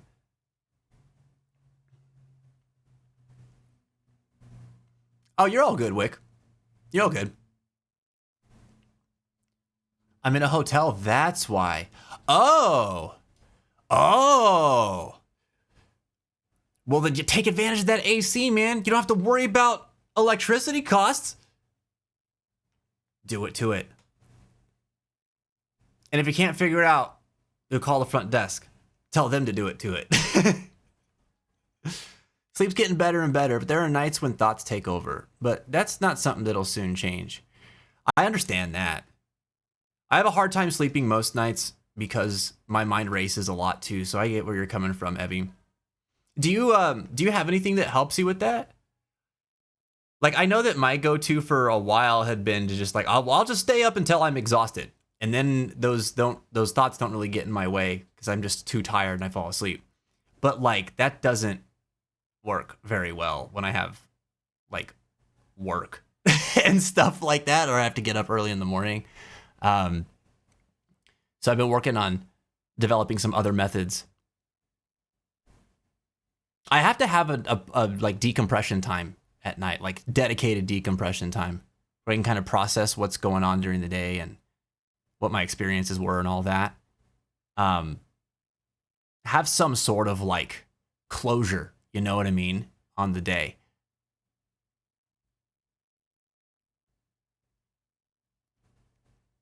It's 2 a.m., Wick. Oh my goodness. Wait, are you on Ebby time? You must be. That's how late it is over there, isn't it, Ebby? Isn't it like 2:20 over there?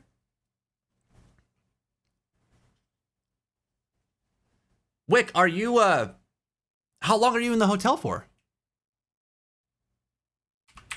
All right, we're gonna play some Night in the Woods, everybody. It's 1:20. Oh. Where would the extra hour of time difference be? I wouldn't know off the top of my head. Let me get us. Here we go. Where am I? Here I am.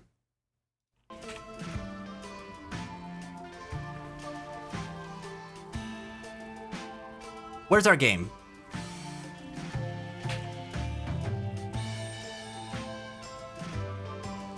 There we go. Takes a minute for it to grab. Oops. So, this is our second crack at Night in the Woods because Monday we ran into technical difficulties, so we're actually starting a new game again. We didn't really get very far when we played last time, so it's no big deal. And this might be to our benefit anyway, because I think we could change some things in the story. We had some options I didn't realize that we had available when we first started this up. So we're gonna dive right in. Night in the Woods is a game about May the cat who comes back home, I think after is it like university? I think she was studying or something like that. I don't know, we didn't actually dive into it. I read a little bit of a synopsis though, and I thought that's what it was about. Where she comes back home, and it's sort of about her experience returning home after being away for a while. And there's a lot of like social commentary on like what a person might go through in that type of experience. Very interesting so far. I really like the character writing so far. It's a pretty cool time. So things I want us to pay attention to while we're playing is notice the mental health themes that might stand out to you, you know? If there's anything related to depression, anxiety, feelings of othering, anything like that that resonates with you, or that you think, you know, like I've felt this way before, or oh, that made me think about something I never really thought of before. Pay attention to that kind of stuff, and then feel free to share your thoughts in the chat and we'll talk about it.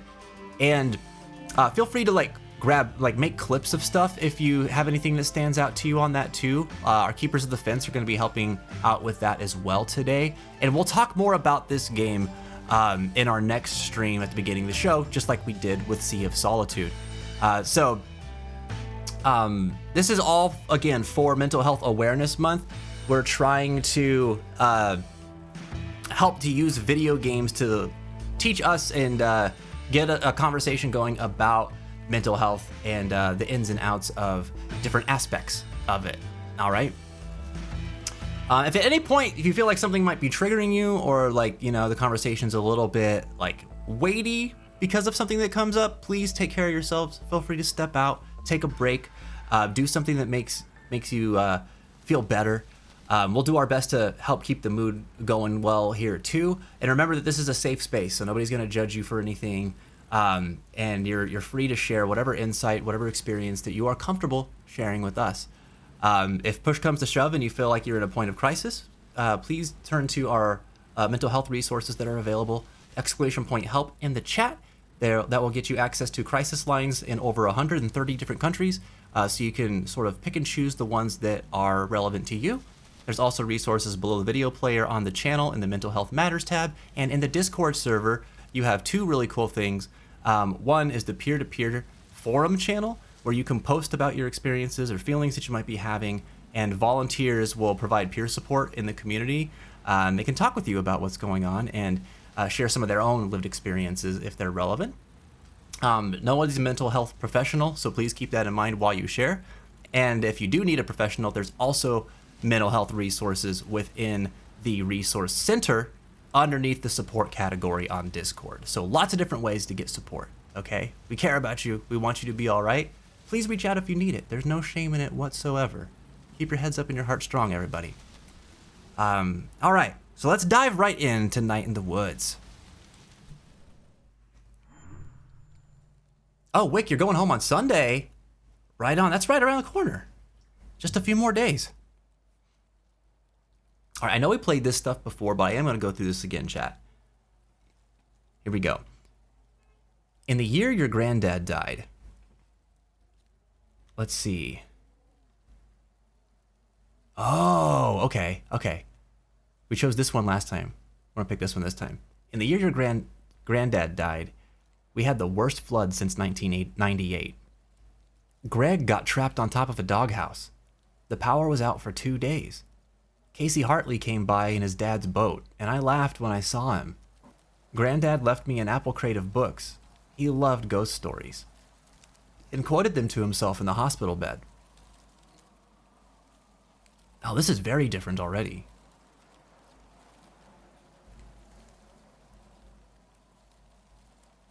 Let's see.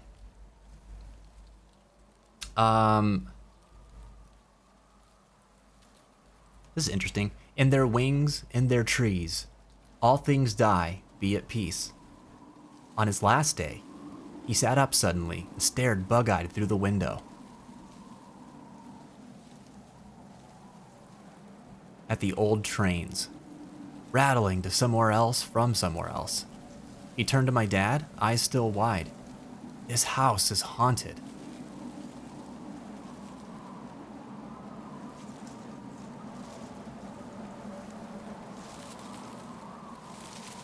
So he was in the hospital. He said, this house is haunted. I wonder, so his mind, I wonder if he was in his home. Not physically, you know, but like mentally.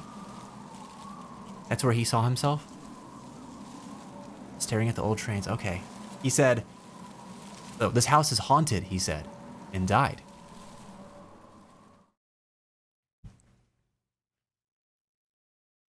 Yeah, I wonder, Mashi. I have to go to song slash go to song and video that gets me completely out of the moment and what's happening. Oh, really, Ebby? What song is that? You want to share it in multimedia for us? Well, this is great. I mean, I didn't expect a party or anything, but I figured someone would be here. Welcome home, May. Wow, when did they put this up? Possum Springs has never looked more falsely advertised.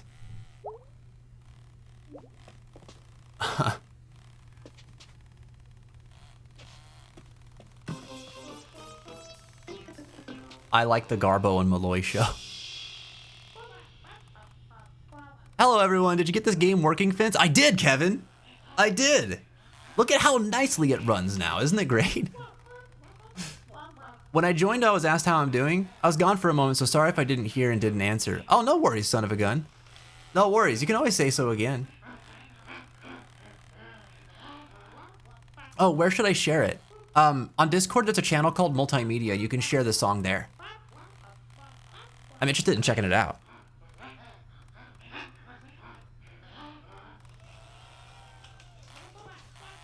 My, Garbo, we got a little political there. Gotta get political every now and then.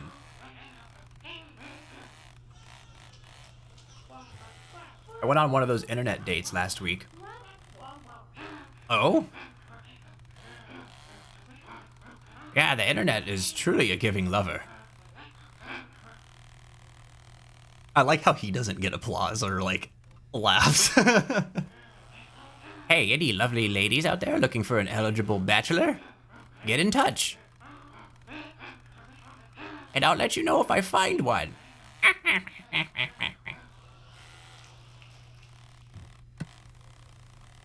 And that was the last anybody ever heard of Malloy and Garbo.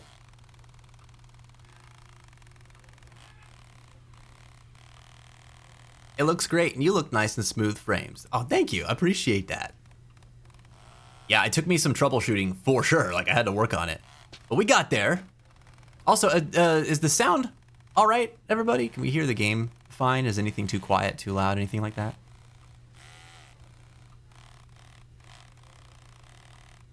I'm doing well myself, said Son of a Gun, but the guy I talked out of suicide and I'm still helping isn't doing great. It's quite stressful taking care of him. You gotta make sure he's okay and still has hope, and help with anything he may be going through. You need to also get him connected to people that can help him with that. Like, try talking with him about, you know, reaching out for professional help too, because that's an important part of it. If he's struggling with it like on a regular basis like that, like you can go to it with him. You can make phone calls with him and stuff like that too. But try to steer things in that direction too. Speaking as a professional, there's limitations to what we can provide to people, and like that is a crucial part of applying QPR method actually, which is a suicide prevention practice used by a lot of professionals in mental health. That's just my recommendation on that.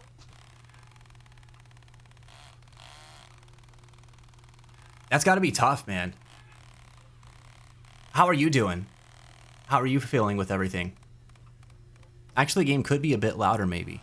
Okay, let me play a little bit more for like a couple more minutes, and then tell me if it still needs to be louder or not, because I know that this is like a really quiet part of the game.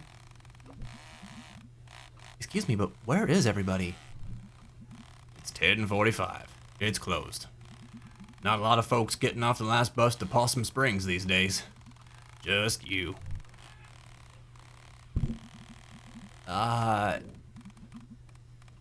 Isn't there supposed to be someone at the desk? Closed. Why are the lights on? Why is the TV on? I get spooked when I'm here by my lonesome. Oh. Can I squeeze past you? Nope. Just broke the damn thing. When do you think it might be done? Right after you grab me a Fiascola from the machine. Am I paying for this? I always rig it when I'm here after hours. Nice. Free as in free? Free as in no one's here to say otherwise. All right, let's go. We gotta go grab us one of them Fiascolas. It must be such a relief to payphone companies that Possum Springs gets 0 cell reception. It'd be cool to call my parents, but some jerkhole took the time to actually rip it off. Who steals a phone? That's right, like missing the receiver. What the? They have lime fiasco and he wants a Fiascola? It's just a waste. I still agree. Lime soda is the good soda. It's the good stuff. Not as good as root beer, but pretty dang good. Way better than cola. Ghosty says it's good. Good call, says Kevin. I'm also wearing kind of crap earbuds. Yeah, there's no like music playing or anything like that, so I'm just worried that it's gonna be like super loud when we get to a point where it does. But like I said, if things are still feeling quiet to people, like let me know, and I can bump it up a little bit. Okay, just gotta grab it. Give me.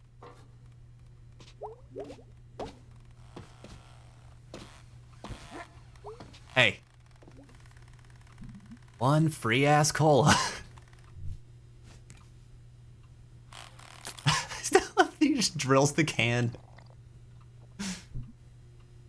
Yummers. So what are you doing here? I live here? Well, lived here. Huh. Strange. When do you think that door's gonna be finished? Now. Goodbye. I just noticed, dude, he's holding the can upside down. He's drilled a hole in the bottom of the can. That's so dumb, dude.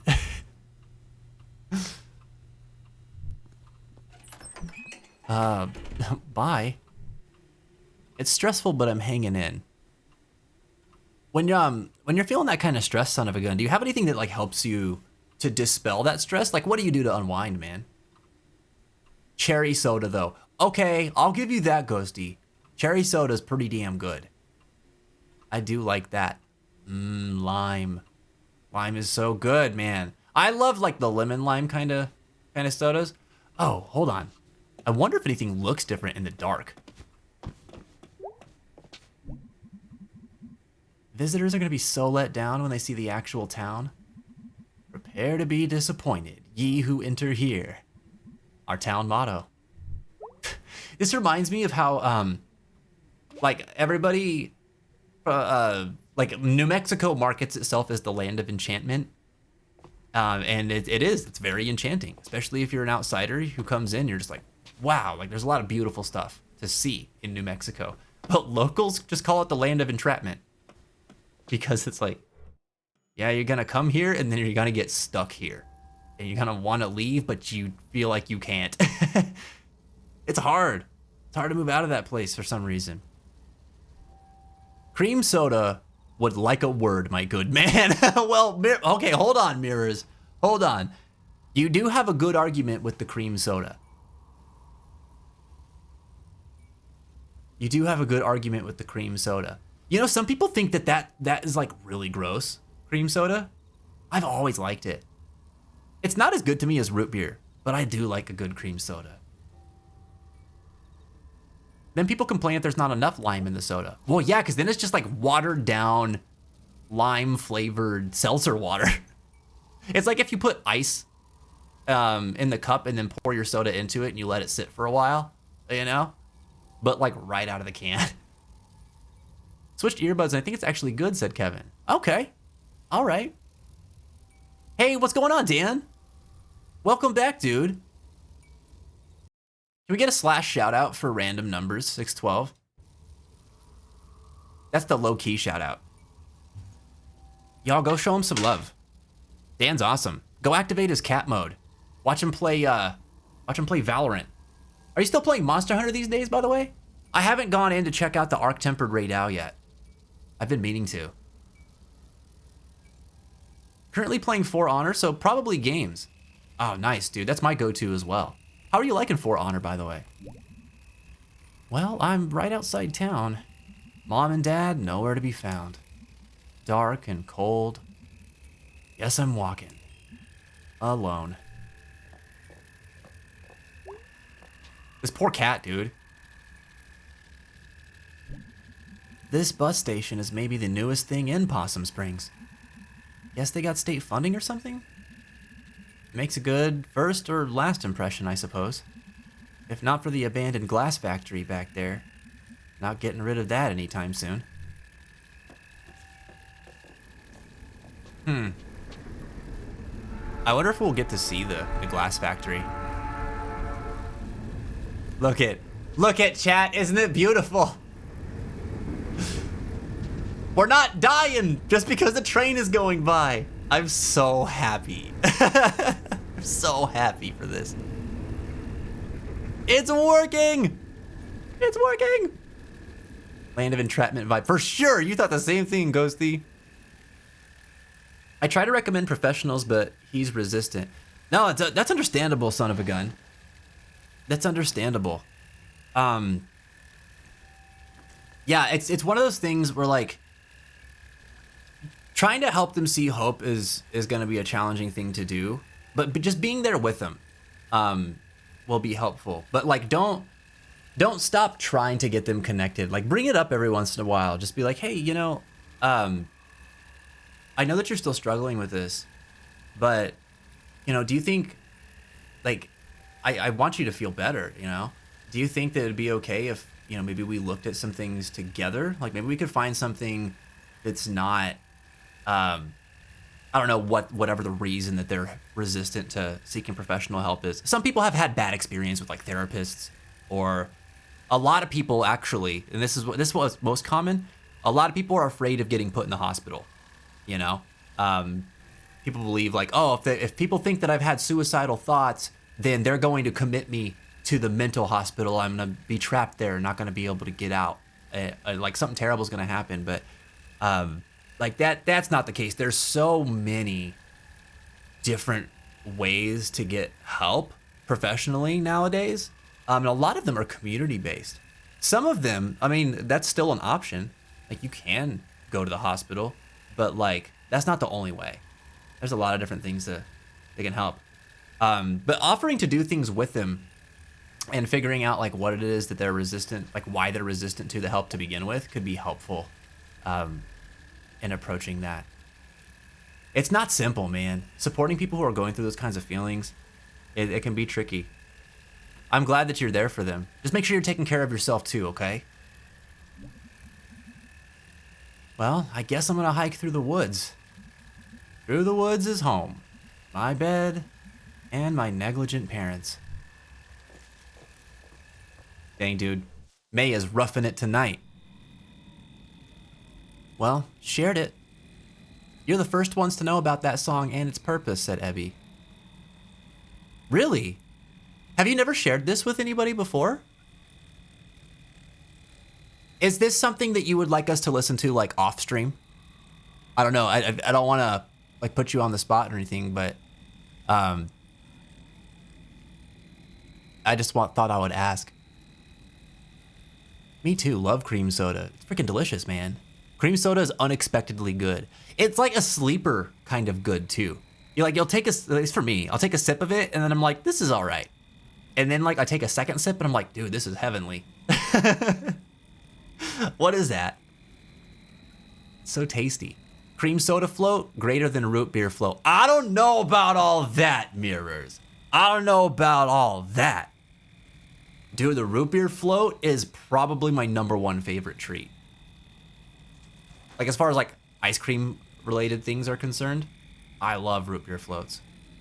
Oh, snaps, we're in ads. Sorry guys, I let those sneak up on us. I've still found a way to turn the AC on. There's no remote.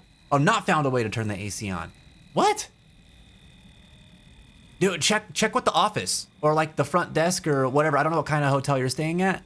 But they can help you out with that. You got an AC, you should totally be able to use it. I used to work at a hotel. I was a front desk person, and I was always surprised. There's a lot of people who would come into the hotel and they're just like, how does your AC work? And then I would go in there because I was also night audit at times, like a couple times a week. So I'd be the only one at the hotel. I'd go into their rooms and like, sometimes there wasn't a remote. Most rooms had a remote, but some rooms didn't. And the rooms that didn't were because like they either got lost, stolen, or like something else is going on with them. And so you had to, there's like a thermostat that you would have to adjust in the room to turn the AC on. But like, sometimes like some rooms had 2 thermostats, which I was like, what's the point of that? Like, I don't really understand it. And so I was like, no wonder people are confused about this, dude. Instructions not clear at all. Arc Tempered Raydao is fun. Oh man, I need to get back on it, dude. I've been missing Monster Hunter.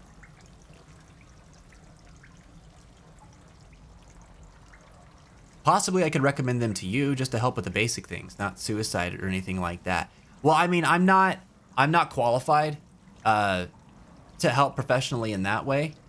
I mean, you could, like, because I'm gonna do what I'm telling you to do. You know. Unfortunately, I'm not a crisis worker. That's why we can't provide crisis support here. Ugh, this is some dank nature. Dank nature and garbage. There's like, yeah, shopping carts and cans, and bottles, and all that stuff down here. There used to be an old sawmill around here, I think. I mean, the park up there is called Sawmill Park. Looks like they lost a log at some point. Gonna have to climb this, I guess. Wait, that's crazy. How is this the way you have to go home?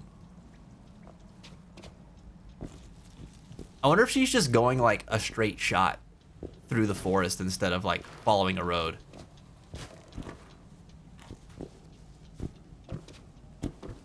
If I need to climb this, how do I?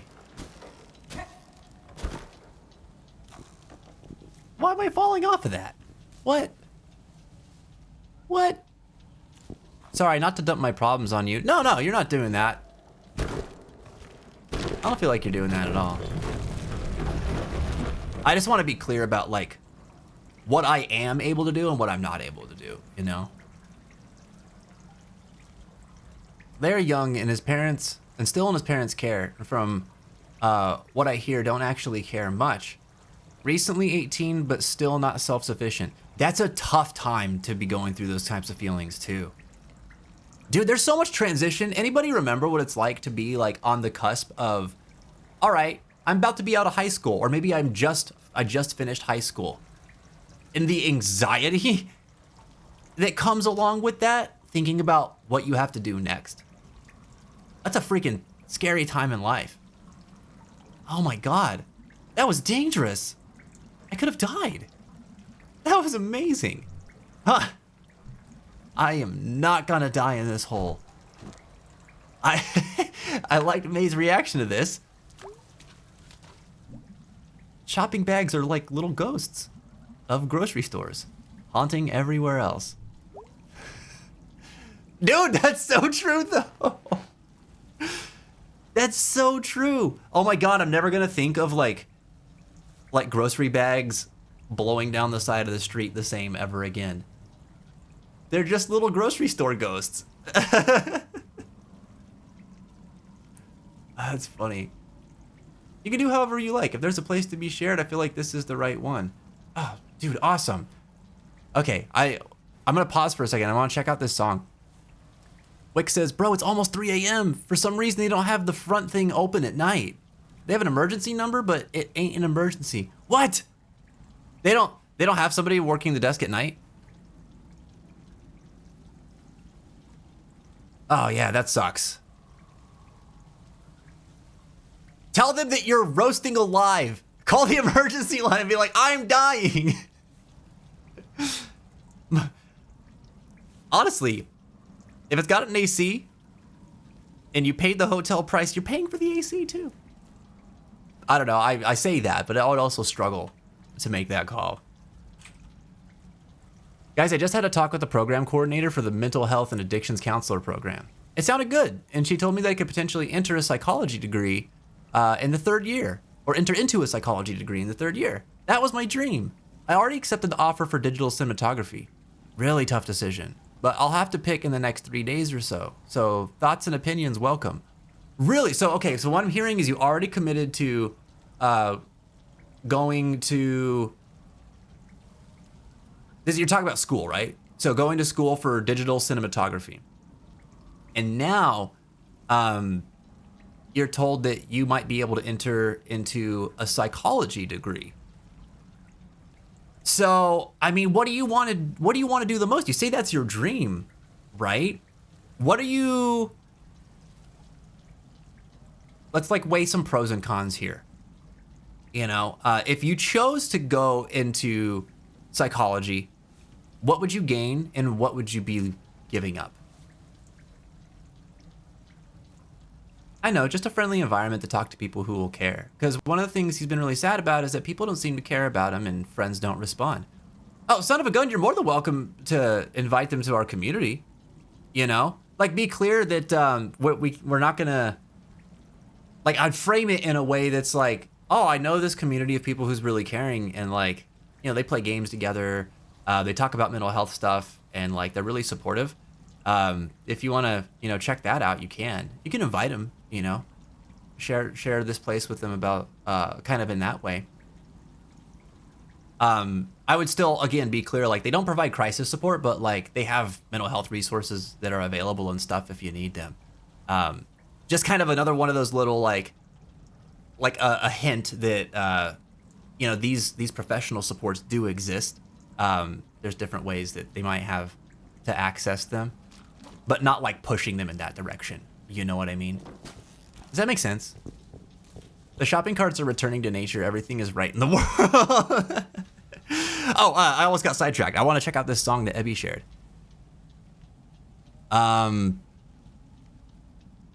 Okay. Yeah, feel free to. Feel free to give it a shot.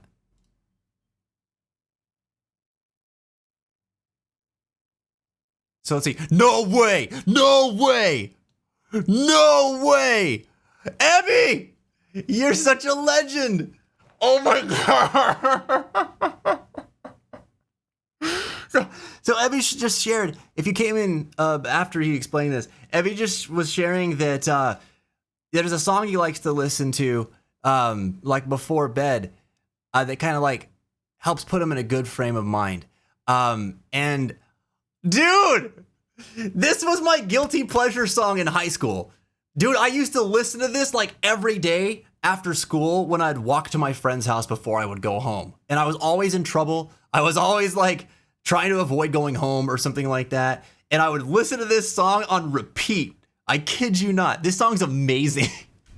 I love this song so much. My grandson Elijah is the apple of everyone's eye. Everyone that meets Elijah loves him. But Elijah... G. Oh my god, this is so fun.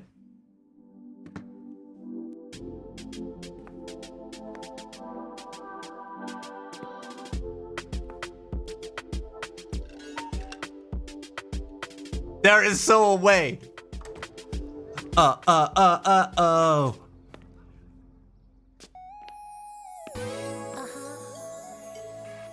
Listen, boy. My first love story. Ooh, ah, oh, ooh, ah, oh, oh. My angel and my girls. My sunshine. Let's go. 너무 멋져 눈이 부셔 숨을 못 쉬겠어 떨리는 걸. G, G, G, G, baby, baby, baby. This is such a good song. 부끄러워 쳐다볼 수 없어 사랑에 빠졌어 수줍은 걸. Baby, baby. 왔다 갔다 하죠. 떨리는 날 Yo, do it, do it. 두근두근거려 밤엔 잠도 못 이루죠. 나는 바본가 봐요. 근데 그대밖에 모르는 바보. 그래요 그대 보는 날 너무 반짝반짝 눈이 부셔. No, no, no, no. 너무 깜짝 놀란 나는 Oh. 짜릿짜릿 몸이 떨려 지지지지지. Oh, you're missing out, Huey. You're missing out on the culture, dude. 너무너무 예뻐. Dude, 너무 예뻐. this got me into K-pop too, Evie. That's so wild. That's so wild.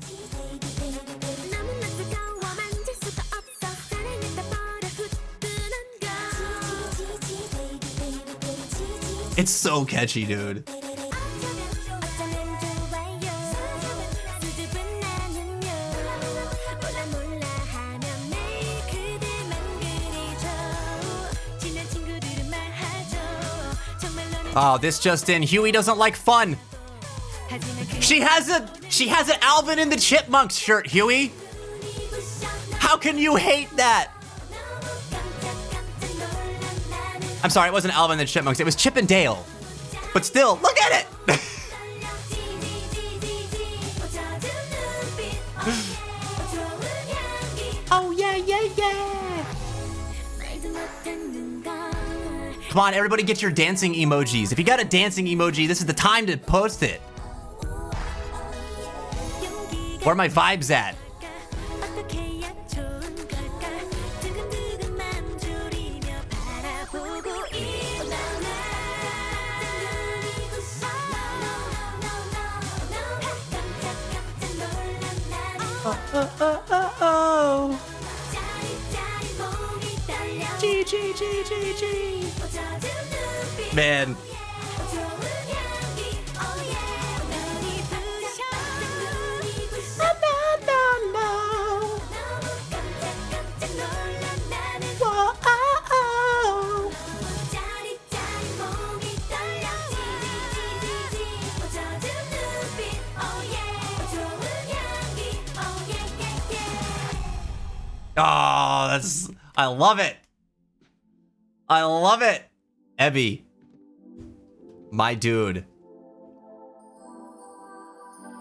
What a fun blast from the past. I was just showing Jin this song like last year because she was showing me this pop song that she was like, I just have had this stuck in my head.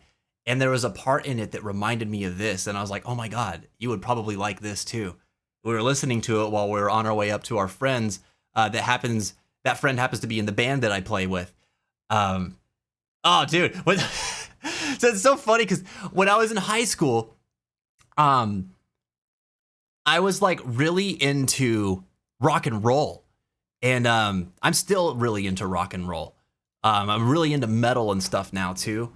But like all my friends were into the rock and roll music or like emo scene or metal. And me, I liked a little bit of everything. I just like music. And I'd be listening to like Led Zeppelin and Black Sabbath and Iron Maiden. And then I'd be like, it's time for G. And like, I could not let anybody know that I loved Girls' Generation. But dude, I was obsessed. I was so into their stuff at that time. And I still think about this song like on a regular basis. That was a treat. I love that that's like why you listen to it and that you listen to that like before bed. That's so awesome. Hell yeah, dude. Hell yeah. I have a whole new vision of Ebby, and it's so good. Yeah, that band got me, or that idol group got me into K-pop and J-rock and stuff as well. I had never really known about that genre of music. I like fun. Hugh, I know. I'm giving you a hard time, dude. Giving you a hard time. Oh, man. Yeah, that was so fun. That's so fun. Okay, backtracking a little bit. The manual button of the AC also doesn't do anything, so I don't know if it even has any power. Oh, really? Oh, dude. Is it plugged in, possibly? Is it like a wall unit? Is like in the wall? Oh, man.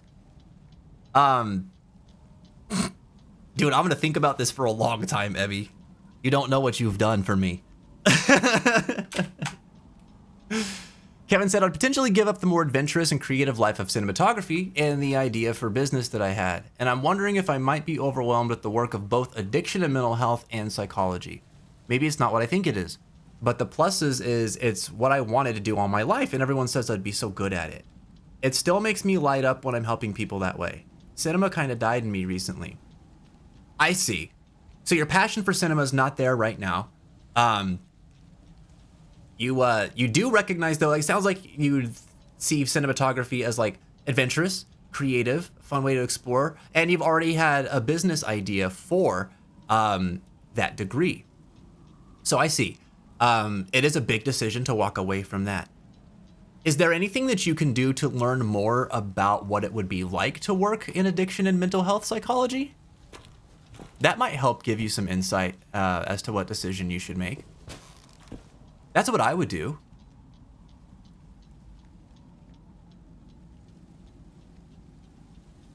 Also, the psychology, if I got in, would probably be more reliable salary.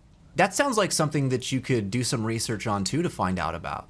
Like there would be actual data about that if you're looking it up.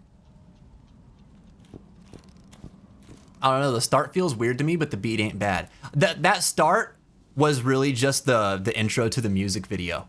That's like not in the track. Otherwise, I would totally agree. This is new to me because I grew up to Utada Hikaru and Ryu Kosaka from Be For You. K-pop wasn't my thing back in the day, to be honest. Max, what's up, buddy? Welcome back. It's great to see you tonight. Oh, that's awesome. So that was the first time you heard that song? What did you think? Honest opinions. You can not like it too. It's okay to not like it. Yeah, I remember trying to show that song to a couple of friends and just getting like the side eye. They're like listening to Rise Against and My Chemical Romance, and they were like, what is this? You know? And I was like, come on. Love it with me.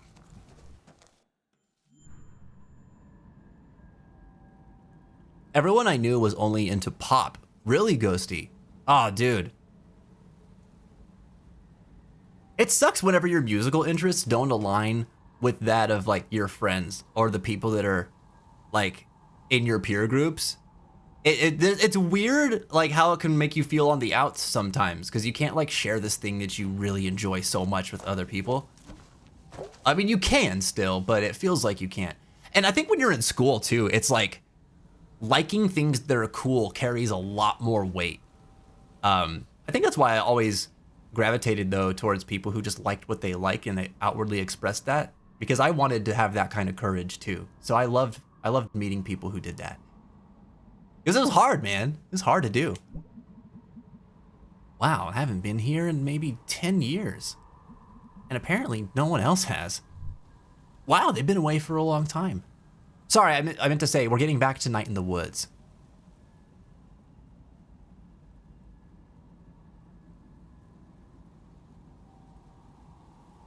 Yeah, I know, I'm into it. Let's put it this way, said Huey. I don't like K-pop, but I like that people like it. I can appreciate that. I can appreciate that.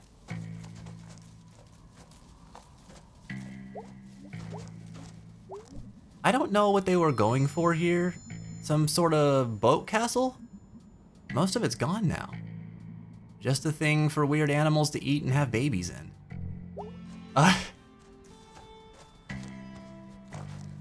So there was an old mill that was here. It's now defunct. Yeah, what's the deal with this? Why is this a thing? Ahoy! I definitely remember barely reaching the top of this wheel. I definitely remember barely growing since then. Oh man. Who feels that? Who feels that? Couldn't be me. Looks like the ladder's gone. If I could just get to the top of this thing. Ugh. I could never make it up onto that tree when I was a kid. The number logs mocked me. The logs and the other kids. Let me see if I can visualize this.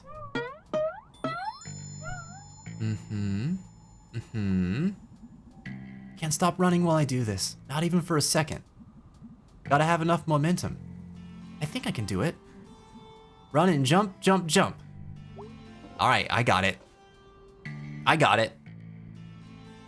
Funnily enough, an old, oh, I don't got it.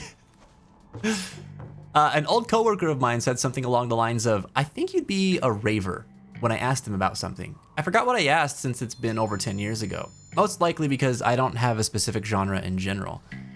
Yeah, it's cool to have eclectic music tastes. You know? Open yourself up to a wide variety of music. You don't have to like everything, but I do love the idea of like giving everything a try. You know? There's so much music that I used to close myself off from when I was in like my rock and roll days, where like I only liked like 70s, 80s, and 90s rock music. At least that's what I believed of myself. And then I started realizing one day that I'm like, okay, but like I like Eminem. I grew up with the Backstreet Boys and NSYNC, and I liked that. I also used to be like a huge Garth Brooks fan, so even though I say I don't like country, there is country music that I like. So like, what do I actually like and not like? You know? It made me think. I realized how much influence that like the social climate I was in had over my expression of my interests and what I thought I was interested in. Eventually I kind of got to a point where I was like, I like this and it's fine that I like this. Other people don't have to like that I like this. It's not about them. It's not for them. It's for me. And then after that, I just started really enjoying music even more. Some of my favorite bands now are bands that I used to hate on because like I was just not wanting to be associated with like the kind of crowd, I guess, that would stereotypically be associated with that, with those bands or that music. Like I was afraid of being misjudged or something like that, which is like, it's an understandable thing, right? But it's kind of silly in retrospect. Like I wish I hadn't wasted so much time worrying about that.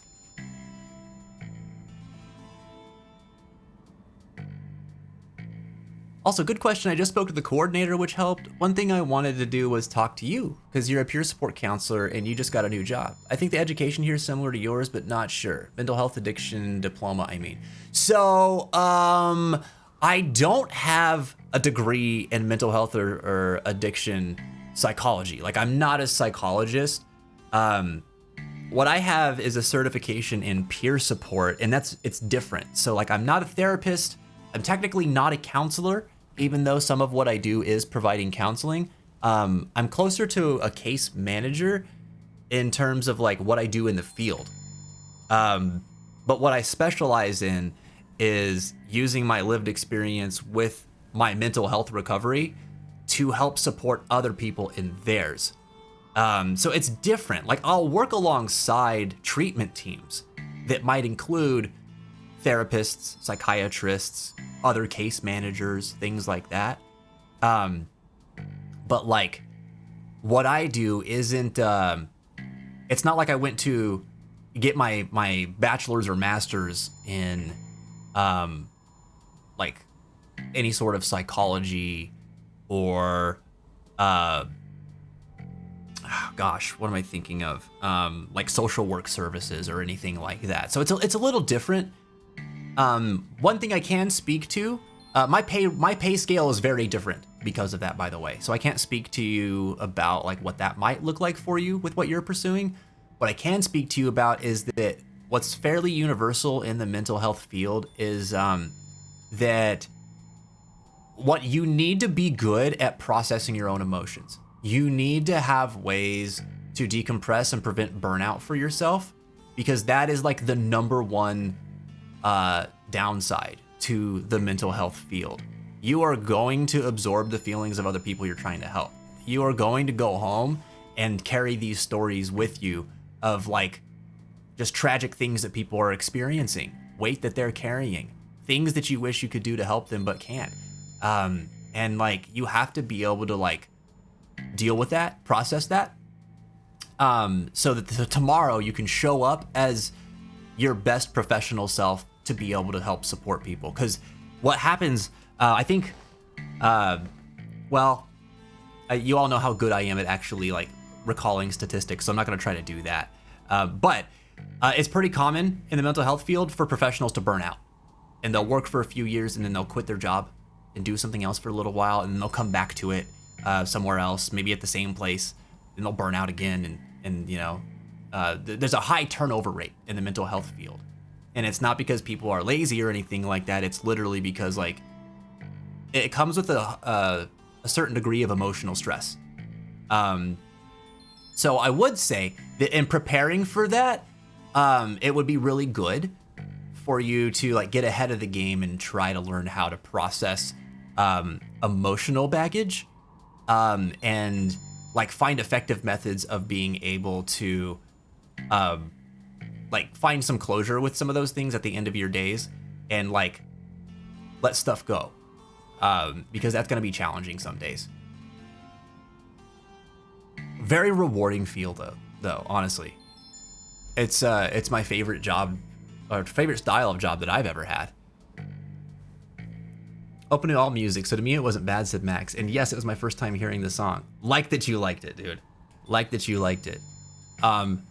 Totally recommend exploring more Girls' Generation music. That's my favorite song from them, but there's a lot of other good stuff from them too.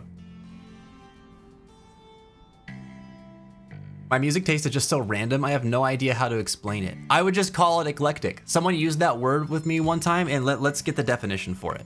I thought it was pretty accurate. Hold on. Let's look. Eclectic.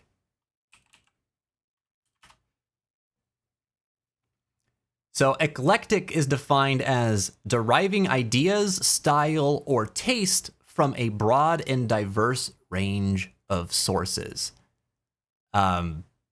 So it basically means that like you are interested in a wide range of things within that topic. That has been what I've used to describe my music taste since I discovered the term, because I was like, oh my God, like I didn't actually know how to put this into words. So awesome, there's a word for that. So there you go. You have eclectic music tastes. That's Max too. There you go.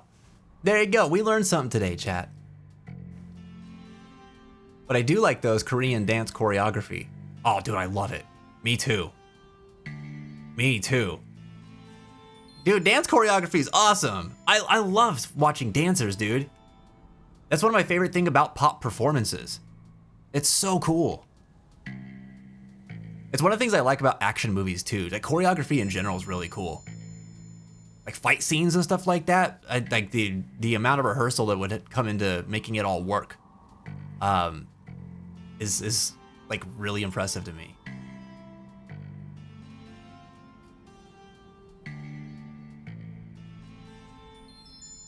It's gotten pretty late. I need to go to bed. Glad I shared that part of what's important to me. Pretty sure I can sleep well now. Have a great rest of the stream. Dude, Evie, you have a great night. Thank you so much again for sharing that with me. That honestly, that made my whole day. I really, really like that song. So it was super fun to go and reconnect with it again.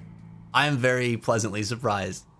I look forward to seeing you again. I hope that you have a good rest of your week too. Keep your head up and your heart strong, Evie.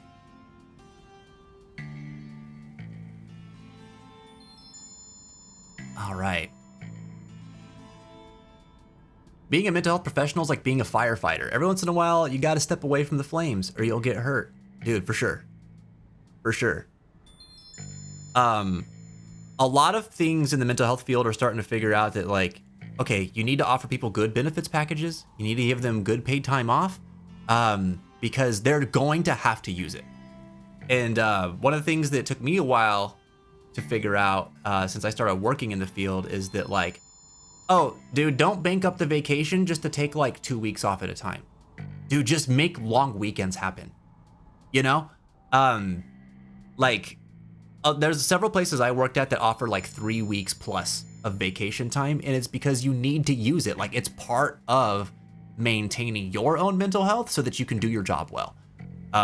So a lot of people in most fields will be like, I've got this much vacation. I'm gonna pick the month that I wanna take a big trip, take a big stint away from work, and I'm gonna use all my vacation time at once. And that works for specific things that you wanna do. You can still do that in this field, but it's strongly encouraged that you actually spread it out. So like, you know, have like 1 week a month where you've got your 3-day weekend. On weeks where you've got holidays on the weekends, you know, like Memorial Day, stuff like that here in the States, or Labor Day, you know, any of the nationally recognized holidays, tack on one of your vacation days to that, and suddenly you have a 4-day weekend. You got more than half the week off. It's a nice little trick that helps you not burn out really, really well. Because you got something to look forward to, like all year long, you know? And even when things get really stressful, like, you've got like little breaks, and it helps to recover from sort of the stress of it. It's something that I wish I'd like figured out sooner, because I definitely am susceptible to burnout because, you know, I tend to push myself really hard in a lot of the things that I get into, especially if I'm passionate about it. And I'm very passionate about supporting others. So it's really easy for me to like keep setting myself aside over and over and over again. And then suddenly, like, I'm exhausted. And then I'm like beating myself up for not being able to provide the support that I want to. You're moving like a PowerPoint. Not on my end. Not on my end. I have no lost frames at all.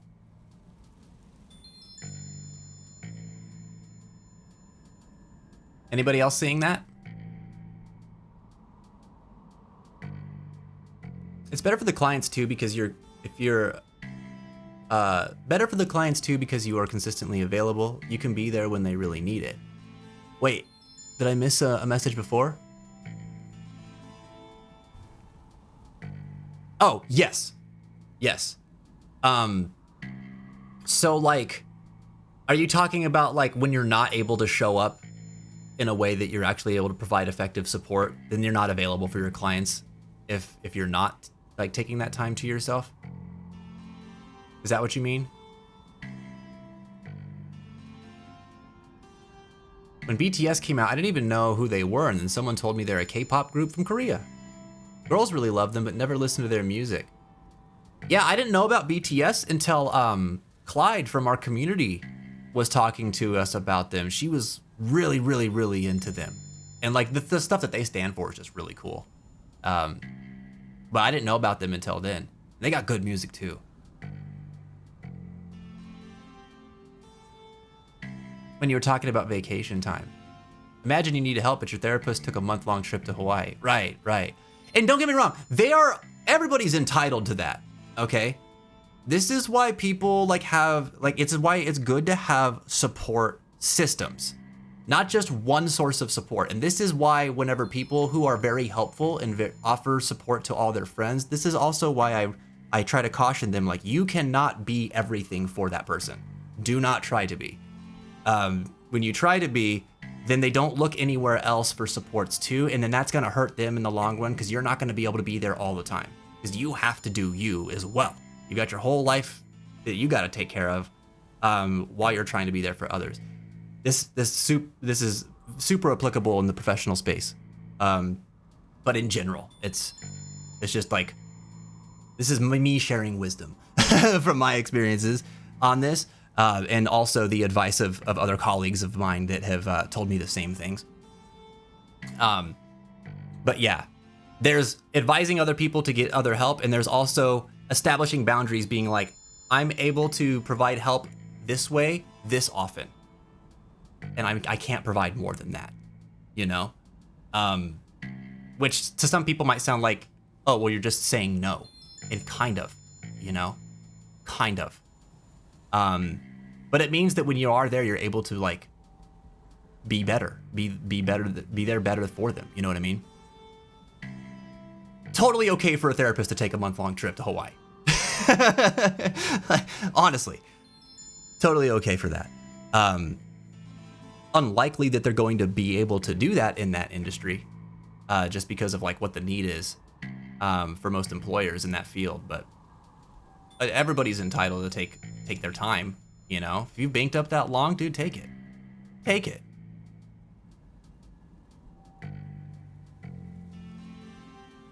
Kev Enix, what's up, dude? Welcome back. How are you doing? Can we get a little shout out for Kev Enix too? This dude just hit affiliate, man. Go show him some love.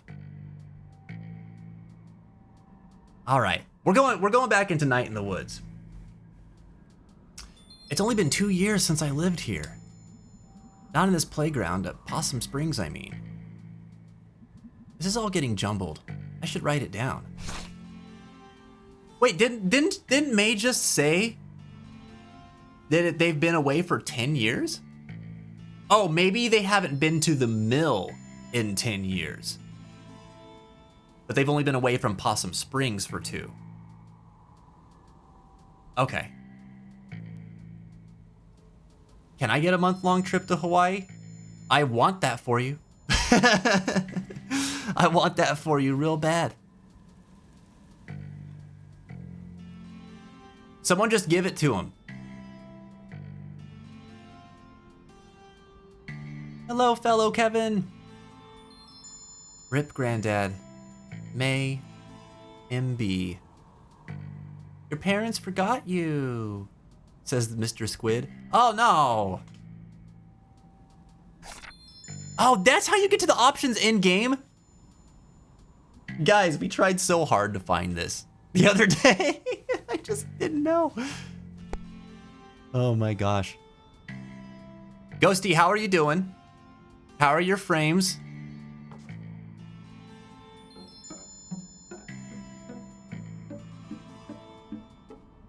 You're good now? Did you just have to like refresh or something? My browser just imploded. Oh no. I appreciate you giving me a heads up though, because if that ever does happen, like, I definitely want to check into it.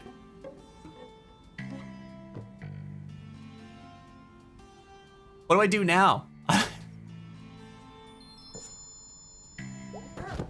Ow. Okay, there's something about that's amazing. It's amazing that it's just there's the cop right after we fall. Am I okay? Look at May's leg. Oh my god. Hello, May. Been a while. Hey, what are you doing out here? Nothing better to do? I was out here doing my rounds, and I saw you on the very off-limits playground. So? Get in the car, May. No. You want to spend your first night back in jail, May? No.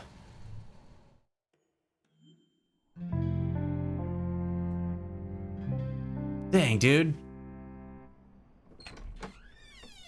Already getting in trouble. Hey, remember me? Ah!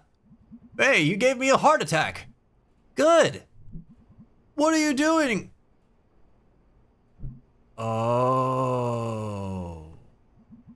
May, honey, we thought you were coming home tomorrow night. You thought wrong. How'd you get here? I walked until I got arrested by Aunt Mall Cop. Oh, did you say hi to Molly for me? No. I say hi for no one. F the cops. I'm going to bed. Is my bed still here? Or are we waiting for tomorrow night for that too? Ah, May. So good to hear that voice again. Good night. Oh, dude. I mean, like, I feel May though. You know? I feel May. Like, dude, what the heck? And her dad's like so nonchalant about it. Hey, look at this little, cute little like bird light. Wait. Can I interact with it? Dad looks older? Oh, so we need to be checking that regularly. Okay. There are a few things hanging around here from the old country. This clock, the trunk in the storage room, and whatever is buried under the house after the cement incident.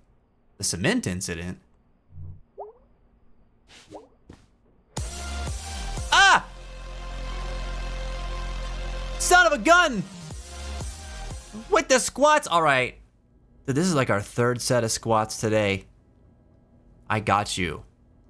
I got you. Let's go. Let's go. Living up to my name.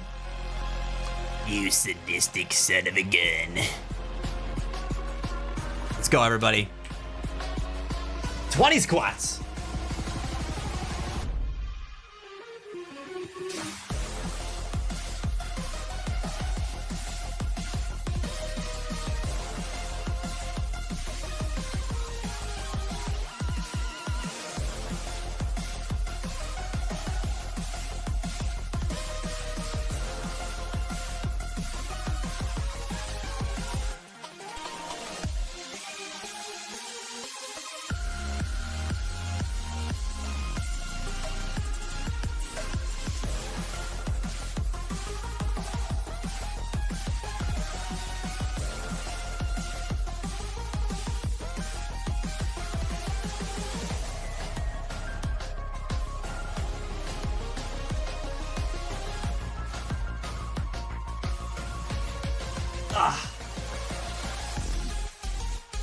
Ain't no thing, baby.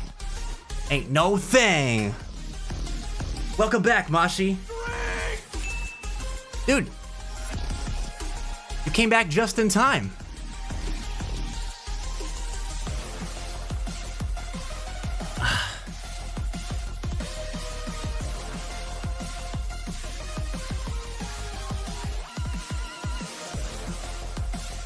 I leave for lunch and come back to more squats? What a time.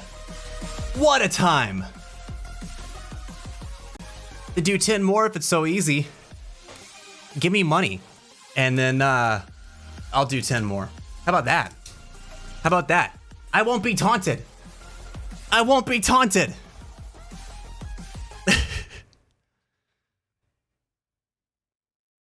All right.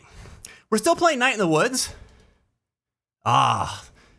You know, that's such a coincidence, sadistic son of a gun. I also, like, don't have 10 squats.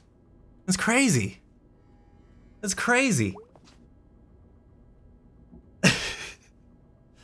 We're playing Night in the Woods. We just got back home, and May's dad didn't realize that she was coming home tonight, thought it was tomorrow night, was very nonchalant about her arrival. And May got picked up by the cop for being on like old mill grounds when she wasn't supposed to be. So we're having a great night so far. Please don't kidnap me, thanks. Kidnap? Why would we kidnap you, Ghosty? Since when is the crawl space all jammed up? I wonder if Dad could move them. Oh yeah, we can't. Ow! All right, we'll go back out. I prefer nap kids. Whoa, whoa, Mashi. No, you don't. No, I'm just gonna go out on a limb.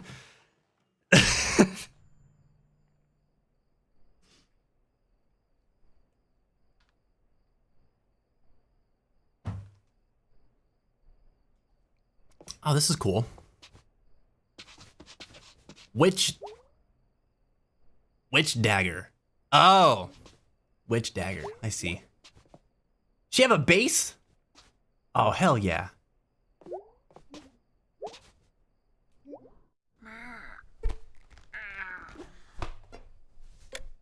I hope her leg's okay. We did fall from quite a height.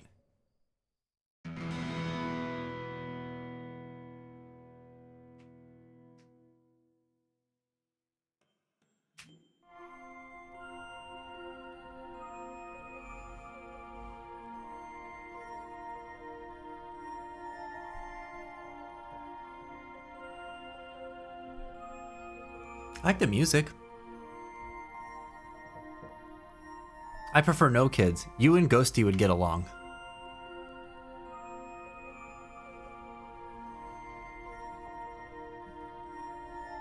In the sense of them sleeping instead of making noise. I got you. I got you.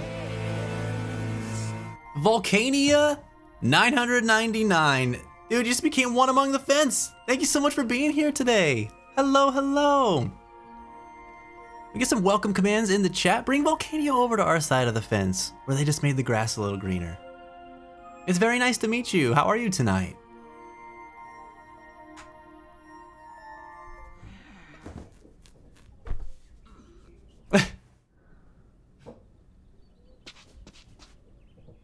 I like the little, like, the music and how it was kind of like a peaceful moment. And the way that it cuts when she wakes up, where it's just like, all right, here we go again. Like, dude, mood, okay? That's how I feel like every morning when I wake up. Like, I wake up and it doesn't matter if it's like a beautiful day outside. I'm just like, oh my God. Here we go. Like, I hate it. I hate the whole waking up experience. The cut in the music hit me, man.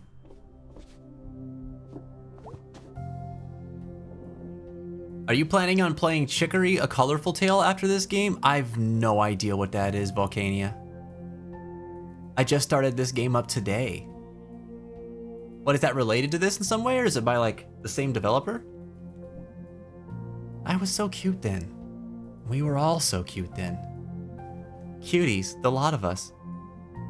We could have been a traveling show. The Cute Borowskis. Okay, so May's sense of humor is top notch. Right? I love it. She's pretty funny, dude. Honey? Yeah? Come see me in the kitchen before you leave. Okay. They're made by the same developer, Finji. Oh, cool. Yeah, we'll see how I feel about this game first. So far, so good. I'm liking the beginning of it. Hi, Mom. Welcome home, sweetie. Thanks for not changing the locks. Sorry we mixed up the day you were coming back. It was such short notice. It's okay, Mom. May, honey? Yeah? Is everything okay?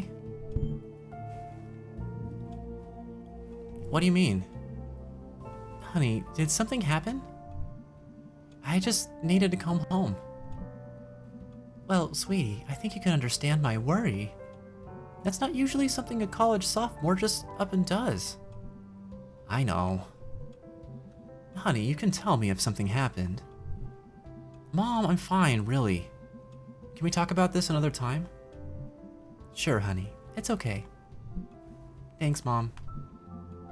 I bet your old friends will be happy to see you. You wouldn't happy to know where Greg is, would you?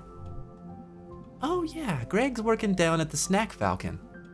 Up in the town center west by the Click Clack. So May's got a friend named Greg. Okay. 10-minute warning for ad breaks, y'all. Wait, we have a Snack Falcon now? Oh yeah, it's so handy. You know, ever since the food donkey went out. The food donkey's gone? Oh yeah, gone almost a year now. Wow, where does everyone shop? Everyone goes out to the Ham Panther out by the highway now. But I see your little friend Greg when I go into town. Wow, the food donkey's gone. We have a snack falcon. It's a whole new world, sweetie. Yes, it is. Well, have a good time out there. Lots to explore. See what's changed. I will. Just watch out for all the construction. Well, it wouldn't be a fall in Possum Springs without loads of construction. It's so festive, honey. I'll be back later. Bye, sweetie. Okay, good relationship with mom. Not the best relationship with dad. But she has fond memories of both of them. So there's a time where they used to be more well connected. I wonder what happened in their family. So what's been happening in town? Well, let's see. Did you hear Mrs. Krangler died? Who? You remember Mrs. Krangler? She taught your Girl Scout troop how to dance. Oh, wow. She was pretty old then, too. Oh, she was ancient, honey. Well, she was ancient when I was your age. How did she die? From being ancient, honey. Okay, May gets her sense of humor from her mom. Hearing my name in games is so jarring. Every main character has a friend named Greg. Everybody needs a Greg, you know? Everybody needs a Greg. That's great, Mirrors, because that means that you're the friend everyone needs. Basically me and my parents. Really? You get along with your mom, but you know, have kind of a toughie with your dad? How old was she? 115. Wow. I know. If this were a contest, she'd have won. All right. I love May's mom. Excellent. Excellent character. Can we talk to her more? Honey, you've got to read this book when I'm done with it. What is it? Well, boy. It's a true story about a boy who grew up in a well. His parents didn't want him, so they threw him in a well, and he was raised by eels. In a well. Wow. Eels. Eels. Eels, honey. In a well. What else you got, Mom? Eels, honey. Eels. All right, that's where we're at.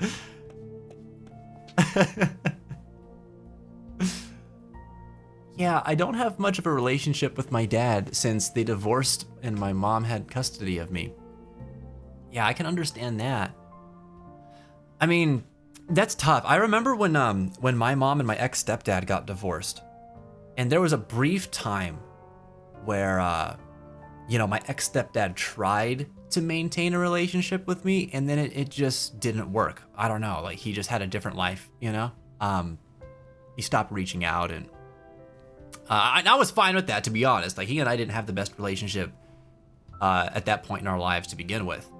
But kind of like May, you know, we had some good memories when I was younger. And that was still real. You know, those are things I still think about. Sometimes people change, you know? But I can relate a little bit. It's a little different from, you know, your situation, but I can understand where you're coming from. Do you ever wish that you had a better relationship with your dad, or like, are you fine with that? Part 1, home again. Resident Fence Chat Greg reporting for duty. Fence Chat Greg! Kill, kill, kill! FBI, freeze! Look at these kids. Hey, Mr. Twigmeyer. May, is that you? Nope. Whoa, looks like May. Bet it smells like May. I have a smell? When you were a kid, Susan used to call you Little Dirtball. Well, I was a dirtball. Still are a dirtball, I bet. Cradle to grave, 100% dirtball. That's the spirit. See you around, Mr. Twigmeyer. Okay, how does this game have so much charm, dude?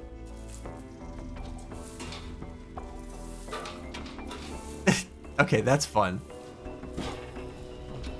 Just jump on people's cars, dude. What? That's fun. Yeah, let me wreck all the mailboxes while I'm out here. Oh!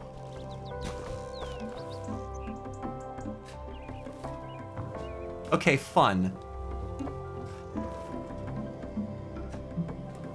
This is a good game. This is a good game already. I'm one with the squirrels!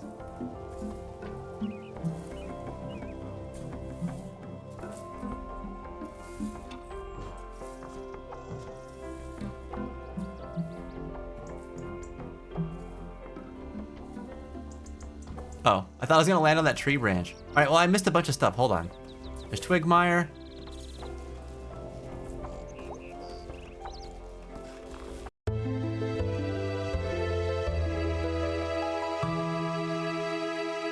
That's me. I'm just over here dirtballing.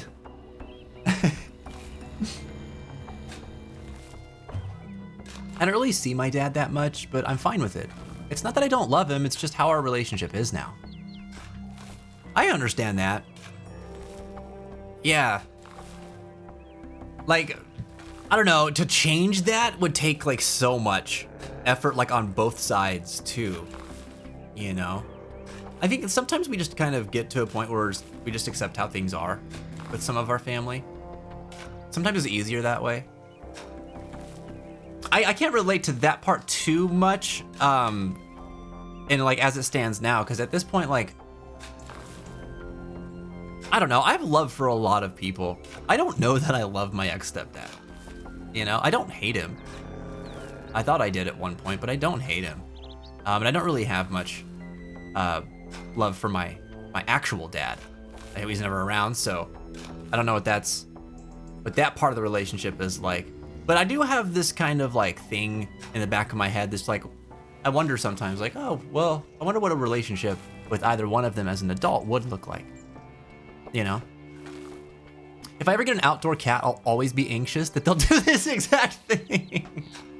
Oh, you better believe that they will. Well, it sure is fall. All the road work crammed in before winter makes like half the town inaccessible. Unless you want to walk the long way around for like 20 minutes. Which, I mean, no.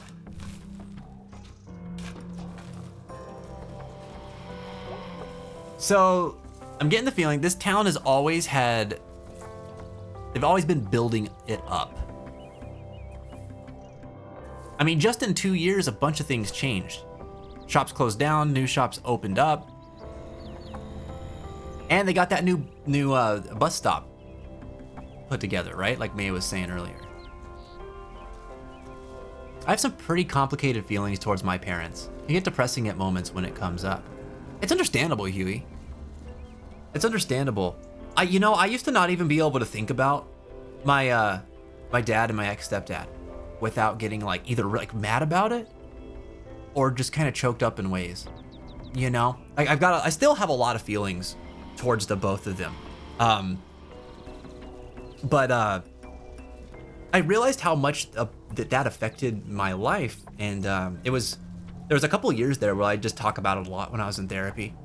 I'd bring it up to my friends every once in a while too, where I could. It's not always the easiest thing to talk about when you're just hanging out, you know. But yeah, I can understand where you're coming from.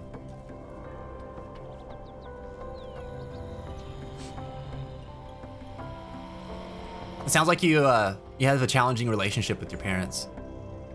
That's why I prefer indoor cats. I wish I could prefer indoor cats. Probably simpler as a pet owner, but I can't help but think like, man, cats, like the animals, they're not meant to be like stuck in one small space.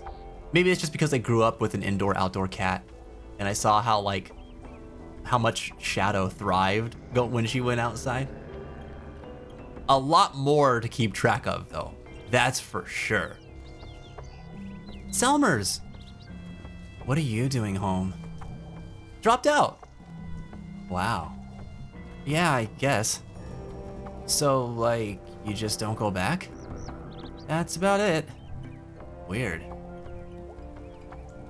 So, how have you been? Okay. Me and Dennis split. Oh no! Yeah, he got a job at the new prison over in Brittle. And he met some girl at a gas station. Wow, what a jerk. He's a free agent. I guess. So these must have been old friends too, or at least old acquaintances. We're in ads now, everybody. So we're actually gonna take a quick break, and when we come back, we'll continue Night in the Woods. Thanks for tuning in. While sleep talking. This is the magic kingdom of Zeal, where dreams can be made reality. But nothing in this world comes free. There is always a price to be paid. Woohoo! Okay, he's gone. What the hell? Get off my darn lawn! Don't make me reach out and get my whooping stick. I'll get you.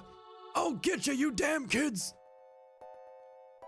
Hero, get off my lawn. Get off it. I just mowed it. Do you understand the value of freshly cut grass? These young whippersnappers don't know a thing about discipline or respect. Dinner time, I'll be back, all right. Enjoy dinner, dude. Congratulations! All right, I'm part of Beck's business now. For a qualified applicant, and your accomplishments speak for themselves. Exchange with her. Aside from first meeting her, she was like, "Oh, you should come to my party and get really drunk." And then everybody got wasted, and we passed out, and we woke up, and people had stolen from us. I believe that was her fault. I blame mommy. So now she's a bad prehistoric valley girl.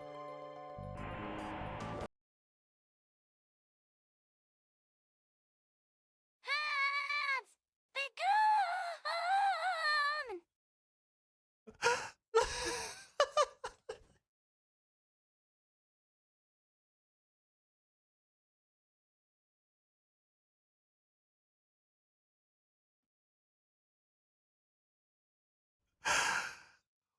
What the hell?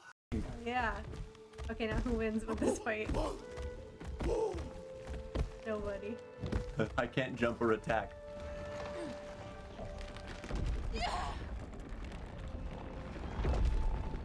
Oh, cool.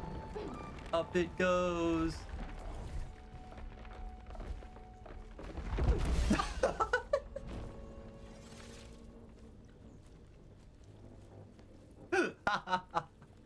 Why would you do that? I would like to use magic, please. No cheating. I've got my eye on you. Do it over from the door, clockwise along the wall. 3 times. Well, I would like to use magic. I would like to use magic.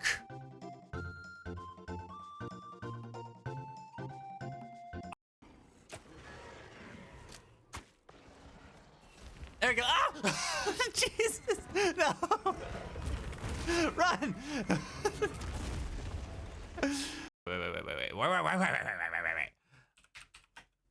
Wait.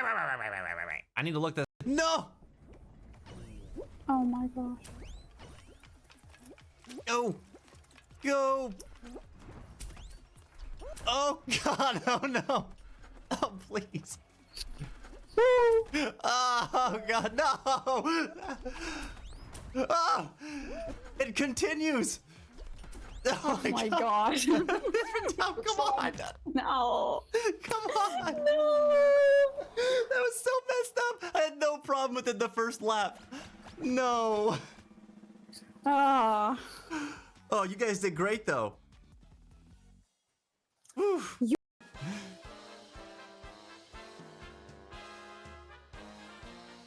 And we're back. Thanks for tuning in, everybody. If you are just coming in, or if you're newer here, I hope that you're having a pleasant Wednesday. Happy Mental Health Awareness Month. We're playing video games with a focus on mental health topics such as Night in the Woods, Sea of Solitude, and more later on in the month, depending on, you know, if we get through these games earlier than or before the end of May, as it were. We're also talking about depression today. So if you would like, you can answer the question of the day, exclamation point QOD in the chat to pull it up. You can do this anytime, and feel free to share your responses. So I actually want to get to maybe one or two before we dive right back in. Obscurity, what's going on? Oh my gosh, I love your emotes. Those are awesome. Heck yeah, those are so cool. How are you doing today, Obscurity? Welcome to the fence. It's nice to meet you. Is this QOD also based on yesterday? Yep, that's how it's gonna be for the rest of the month. Yep, for sure.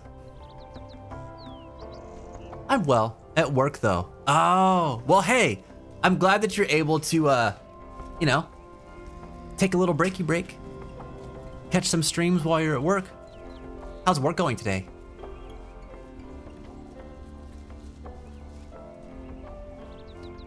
Because that's what we're doing for Mental Health Month, son of a gun. Nameyo, dare namuyo. Reggie, what's up, buddy? Yeah, that's how we're doing things for Mental Health Awareness Month. So we're playing a game, and then we're reflecting on the moments that we encountered in the game that made us feel or think things, or you know, had some sort of impact on us in the next day's stream. So we're kind of reflecting on that because we're trying to learn things from these games that we're playing this month, specifically because they focus on some mental health topics. Thanks for the hydration, dude. Yeah, well, why, Masha, you have an idea. I explained this to you. Come on now. But yeah, we're, what was I gonna say? Oh, we're getting ready to talk about some question of the day responses. Some of these are ones that people shared earlier. So if you want to respond, you can type in exclamation point A with your answer, and then it will get logged so that we can double back to check it out.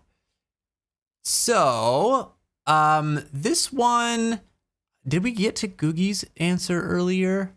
And we got to Ebby's. Oh, here we go. Okay. Now this one comes from Googie Go, and Googie said, I'm actually suffering from depression, and I think the best way to describe it for me is just being very powerless, having no motivation and just feeling very exhausted. I usually try to do something relaxing that I like to do, or I just try to somehow get through the day because that can be really hard, especially when you try or want to do something, whether it's chores to do or even stuff you like to do, but just aren't able to do. Yeah, I can totally understand that. Like whenever I experience depression, it's like little things feel monumental, you know? A lot of people that go through depression struggle with things like maintaining their hygiene, right? And I think people that go through depression like worry that they're gonna be seen as lazy because of this, but like, it's not laziness, you know? If it just actually feels like it's really difficult to get up and go take a shower, to go brush your teeth. Like the manual aspect of that, it feels like it's a lot more than what it is because of how depression colors your experience. And that feels like you don't have motivation to do a lot of those things. And it can be difficult, like Googie's saying, you know? Stuff that you do every day, routine stuff. It can feel very difficult to do. I mean, getting out of bed, some people describe that as being like dude, I just stay in bed for hours after I wake up. And that's a common thing that happens to me when I'm depressed. We're gonna hear Bakamitai till the sun dies. Dude, it's here forever, Ghosty. It's here forever. My brain isn't really working right now. That's okay. That's okay. The 4 wasn't meant to be part of it. I got you. Starry Bunny said, hello, lovely friends. I hope you're all doing well. Having a low social battery and super exhausted. Have an amazing stream. You're all wonderful, valid, loved, and cherished so dearly. Starry, thank you for popping in for a brief moment to share your love with all of us. I appreciate that. I hope that you get that battery recharged and are able to just relax, have a wonderful night, and just spend it in a way that's going to bring you some more energy and bring some positivity into your night. Thank you for sharing the little bit that you did have today with us. I hope you have a great night, Starry. It's good to see you. Oh my goodness. Who just followed? Obscurity. Thank you so much for the follow. I appreciate you. Welcome to the fence. You just became one among it. Let's get some welcome commands out in the chat. Bring our new friend over to our side of the fence where the grass is a little greener now. I love that you love this game. This is like my first time playing. So I've heard good things about it from several people, but I've never played it before. And someone was like, oh, this would be perfect for Mental Health Month. And I was like, cool, let's check it out. So yeah, I'm really enjoying it so far. Obviously, we're still very early in, just chapter 1. But the writing and like the characters are awesome. Very nice. I'm gonna grab one more question of the day response, and then we'll move back into the game. So we talked about Anubis's experience, and Backwards Mirrors said, oh, happy my own experience can provide enlightenment. My own symptoms feel like having one wet sock. Like, your day can be overall fantastic, but everything is pulled down by having to walk with that one wet sock. Oh man, that is actually a really good way to describe it. Because like, has anybody ever like had a wet sock? Where it's just like, no matter what you're doing for the rest of that day, you're just like, dude, I just need to get this sock off my foot. Like, I almost don't even want to wear the sock in my shoe. I've taken that sock off before and just had bare feet in my shoes, which that wasn't very good for me either. But, oh man, you just can't get rid of it. And it dampens everything that you're trying to do, like quite literally. But it's always there, man. That's a good way to put it. I've never had anybody describe it that way before. Thanks for sharing, Mirrors. As a fellow college dropout with complicated family relationships, I deeply relate to May. Like, this game hit way too hard when I played it myself a few years ago. Really? Oh man. Yeah, I was wondering like who it was gonna resonate with. So like I never went to college. Well, I went to community college for a year, but it wasn't like I went away for it or anything like that. But I did drop out of high school, and entered the workforce right away. I mean, I went and got my my diploma and everything like the same year that I dropped out. It's not like I, wasn't motivated to learn and work or anything like that. It's just I had a really, really difficult social experience in high school, and my mental health was so bad, man. I was so depressed. I was like, it felt terrible. It was really unbearable. And so for me, it was kind of like, I need to get out of here and just move my life forward. I got to get away from this stuff. And it worked out for me, I feel like I don't regret it at all. I encourage everybody to finish school. While I say that, I don't lead by don't let me lead by example with this. School is hard. It is worthwhile to go through, and I encourage you to make it through. It's important to get your education. But for me, there was a lot of thought that went into it. There's a lot of reasons behind why I ended up leaving. So when I share this, I try not to do so in a way that's like, oh, you should drop out of high school, like, because it actually doesn't matter. It does matter. This was just my experience. All right, let's go ahead and go into it. I know there's one more question of the day response, and we'll get to it here in a little bit too. I just want to play some more of this game. Thanks to everybody who's been responding to this, by the way. If you want to answer the question of the day, you can type in !QOD to pull it up.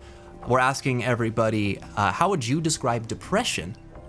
And this is because of our experience with Sea of Solitude yesterday. If you're not familiar with Sea of Solitude, it is a game about depression. It's a very beautiful game. We'll be playing that again on Monday. Or, sorry, Tuesday. We'll be playing it again on Tuesday. What's that word they use for like a weapon you make in jail? Like a knife? A shiv? I hope Dennis gets shivved at work. Just to scare him. Scare him good. That'd do it. Scare him right in the kidney. Oh, okay, well, I gotta go. Nice seeing you. Stop by anytime. All right, that's good. I mean, no, shivving people is bad, but like, dude, Dennis sucks. Anybody have an ex that just gone behind their back like that, or like cheated on you or something like that? It feels like such a huge betrayal. Oh man, I only have my browser open, so I have no idea why FPS just drops to like 13 FPS. I don't know. I'm not sure. You can restart your computer. Hello. What you doing on my porch? It's here. Hey, Mr. Chazikov. Hello, May. My best worst student. Yeah. Like the constellations, hated school. Hey, don't knock school. School is vital for your future. What are you doing back in Possum Springs? I dropped out of school. Oh. Well, if you're still interested in constellations, come by my roof down the hill later this week. Should have my new telescope set up by then. Sure thing. I don't know what I'm going for with this guy's voice, but that's what it is. Don't forget to startle the spleen. Oh my god. I had to yell into my ear, but my cat is also something I love when I'm stressed or sad. Oh, dude, I remember I texted my mom one time, and I was talking to her about how I was feeling really down. And she's like, sounds to me like you're not using that new cat of yours to its full potential. And she was right. I had just gotten Luna, and I was kind of just like letting her get settled into the house, but I didn't want to smother her, you know? And so I was kind of avoidant of her. I was like really sensitive. I felt like she like hated me or something, which she doesn't. I went and gave my cat a hug, which she may or may not have appreciated in that moment, but it did make me feel better. Hard relate, son of a gun. Only played it through a few times at Obscurity. When they did the big box limited run release, I had to grab it. Oh, they did a physical release of this game? Dang, that's so cool. I bet that's awesome. It's just stars. All right, I want to learn about constellations. Definitely going back to talk to Mr. Chezikov later. Hey, what's this? We can't go up there? Wonder whose grave that is. There's a little crocodile up there. Hey, fellow kids.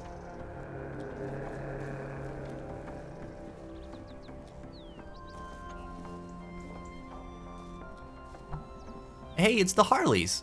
What are you doing? Little Joe, you're under arrest. Oh, wow. Kids still talk about Little Joe? We used your DNA.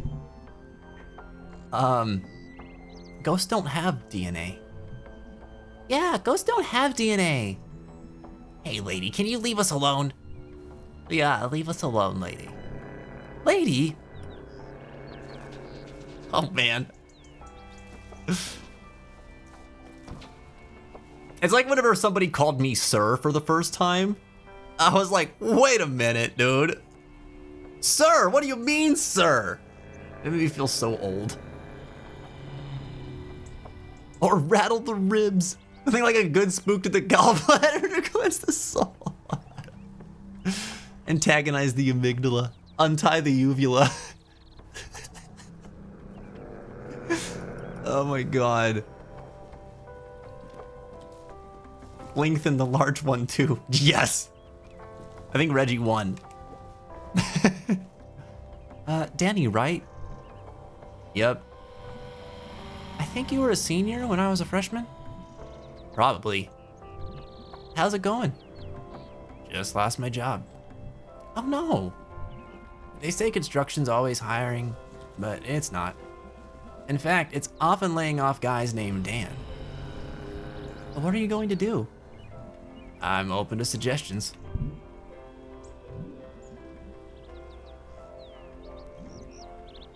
Don't give up. Well, there's always a chance someone will die, and I can have their job. Dan, you're not gonna like kill anyone, are you? Does it pay? Oh my god. Dude, poor Dan. I don't have a job either. Oh man, sorry to talk your ear off about it. How are you holding up? Good, just dropped out of college and I'm living with my parents. Oh, so you're basically a teenager again. No, I'm just an adult living with her parents. Oh, okay, so it's not like you're unemployed, it's like you're lacking a daytime hobby. That pays money you don't need for, that pays money you don't need for rent. All right, I'm gonna get going. Yeah. Okay, I like Dan too. Also, let's point something out here, okay? Dan is gonna become a hitman. Let's hope not. Let's hope not. Something really cool just happened here, and I want to talk about it for a second. Anybody notice that when we talked to Dan at first, he's telling us about his lack of job, that he's feeling kind of hopeless about the whole situation, right? And there's humor mixed in here to try and like add some levity to it, but you get the sense that like Dan's pretty down about his situation. You don't have to talk to him again, but we did. We had the option to like tell him not to give up, and then May said she related to him, and she was like, you know, I don't have a job either. And as soon as she said that, he was like, oh, you know, he empathized with her, and like first thing he said was like, I'm sorry for talking your ear off about it, right? There's something about like establishing mutuality in a conversation with somebody, especially when somebody's going through a hard time, that really opens the door to this kind of connection. And not everybody's gonna respond to it the way that Dan did, right? But it is kind of that easy. Like when you hear somebody try to relate to you and not try to like look down on you for your situation or just generally be uncomfortable with your misery, you feel like some level of connection with them. And suddenly you're thinking about their experience as well, but not in a I'm bringing them down kind of way, but in a, oh, this person's actually thinking about my situation, and I read like something I told them, it made them feel something about themselves as well. I'm relatable. I'm not the exception, right? There's something in that is hopeful. It's a simple interaction, but like, I think it's worth noting. So, I don't know, if anybody's ever experienced this in their life where like you have shared, like somebody's asked you how you're doing and then, you know, you just kind of like word vomit. If that person's just like, oh, I'm sorry to hear that, you know, you kind of like left at a standstill where you're like, yeah, it's fine. It's fine. You kind of want to like clear it up, you know, and maybe move on from the moment because it might feel a little uncomfortable. But if that person follows up with like, you know, oh, I'm sorry to hear that. You know, I've been through something similar. Doesn't that make you feel different? It always makes me be like, oh, yeah? Like, and then I'm kind of curious about their situation, and I don't feel so alone. You know what I mean? It doesn't fix my problem, but it does make me feel a little better. I don't know. It's noticeable for me. Dan isn't even exhaling the smoke. He's gonna die. The dude is just the vacuum for smoke. I think he's drinking coffee, actually. He's not smoking. He's drinking coffee. What has chat devolved into? Whatever this is. Don't shake the sphincter, Reggie. What? Oh my god. All right, y'all are getting too wild. Let's rein it in here. Let's rein it in. The first time I was called sir, said Kevin, I was in the hospital. I heard the first rumblings of my stomach issue. The doctor came to help me was younger than me, looked about 28. It was the first time a doctor saw me that was clearly younger, and part of the treatment involved jabbing me in the butt with a needle. Before doing so, he said, "This may sting a bit, sir." And he said sir the way you do to elderly folks, and it was a very surreal experience. Oh, dude, that's so weird, man. It's so weird. You never see yourself as like the age you are. I feel like once we hit like 18 years old, we just kind of stay there. We learn, we gain the new experiences that, you know, life offers us. We make new memories and everything like that, but like our mental projection is like that of when we were 18 still. I don't know, does anybody else feel that way?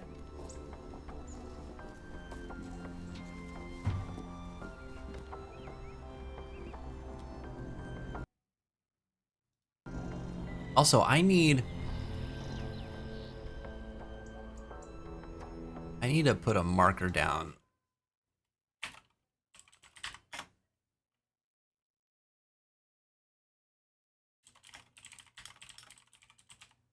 It's a little bit before this, but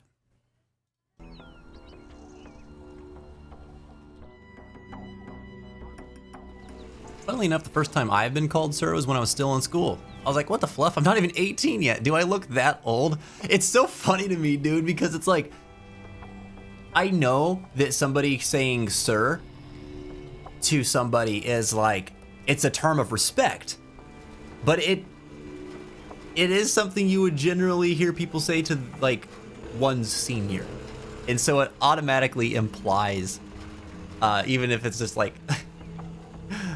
like an undertone of like, this person thinks I'm old. Can't help but feel that way. Oh. It's the trolley. Trolley de news. Pretzel and pierogi.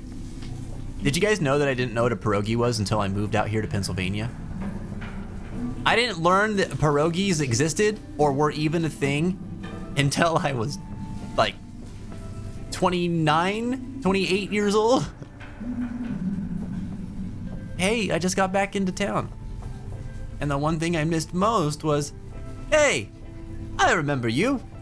Hello. Dave. Oh, come on. That was years ago. Once a thief, always a thief. All right, you know what? Oh, dang. I'm not a thief. You take that back. I've stolen from better places than this. I wouldn't lower myself to steal from here. Yeah. Go jump in the river. Wow, dude. Okay. Who thinks that part of May's problem might be she got caught up with a group of friends that got into trouble? And so by extension, you know, she was guilty by association for some things that happened. That's what I'm thinking is going on here. If someone ever calls me ma'am, I think I'll turn into dust. Oh no. Oh no. Well, it could happen to you. It could happen to any of us. Someone called me ma'am once. They only saw me from the back. They didn't realize that I was not a ma'am. They were trying to ask me for something, and I think that's why. But also my hair was really long.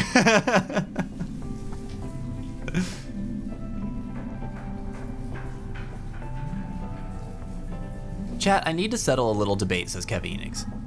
If you were to choose between having a brand new Nintendo Switch 2 or all the money in my bank account, which would you choose?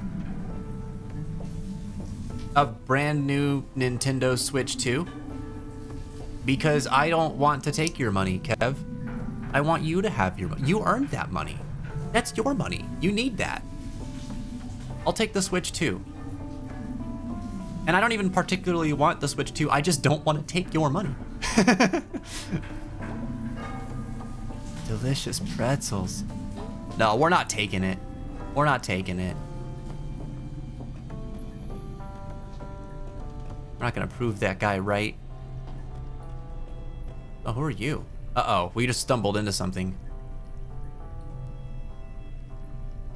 Ghosty, all your money!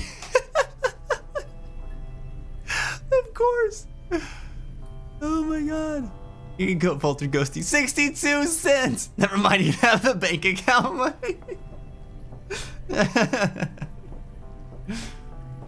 That's so funny, Kev. How's the account still open? Don't they close it if you don't have enough? It depends on the institution. It depends on the bank. Oh, I didn't know. I don't recognize the reference if it's from something.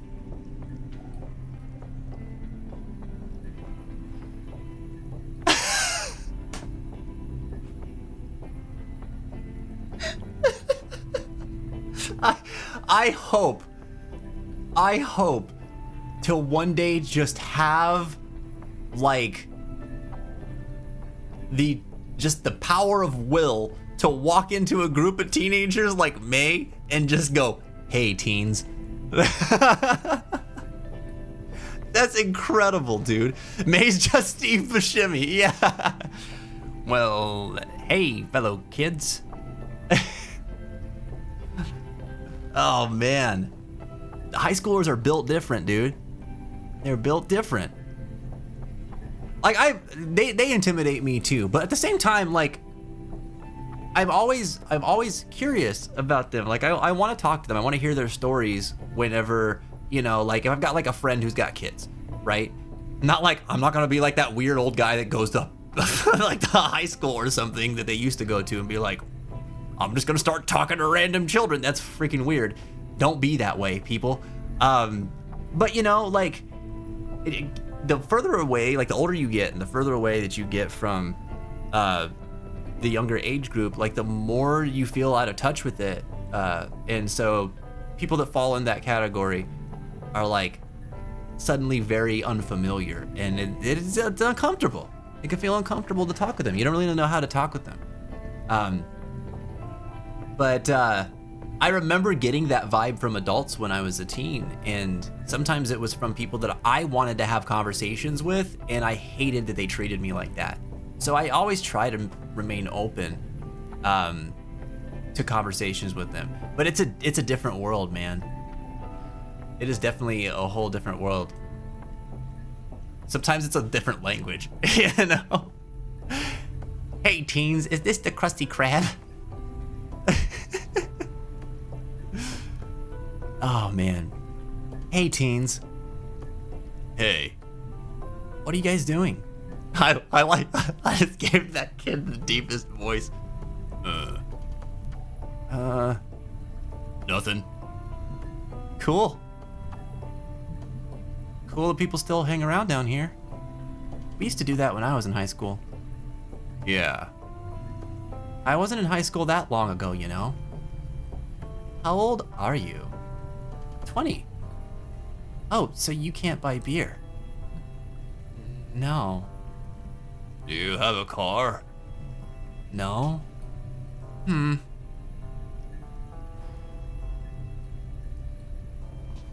That's it. That's it, dude. Oh my god. Oh, it's so awkward. It's so awkward.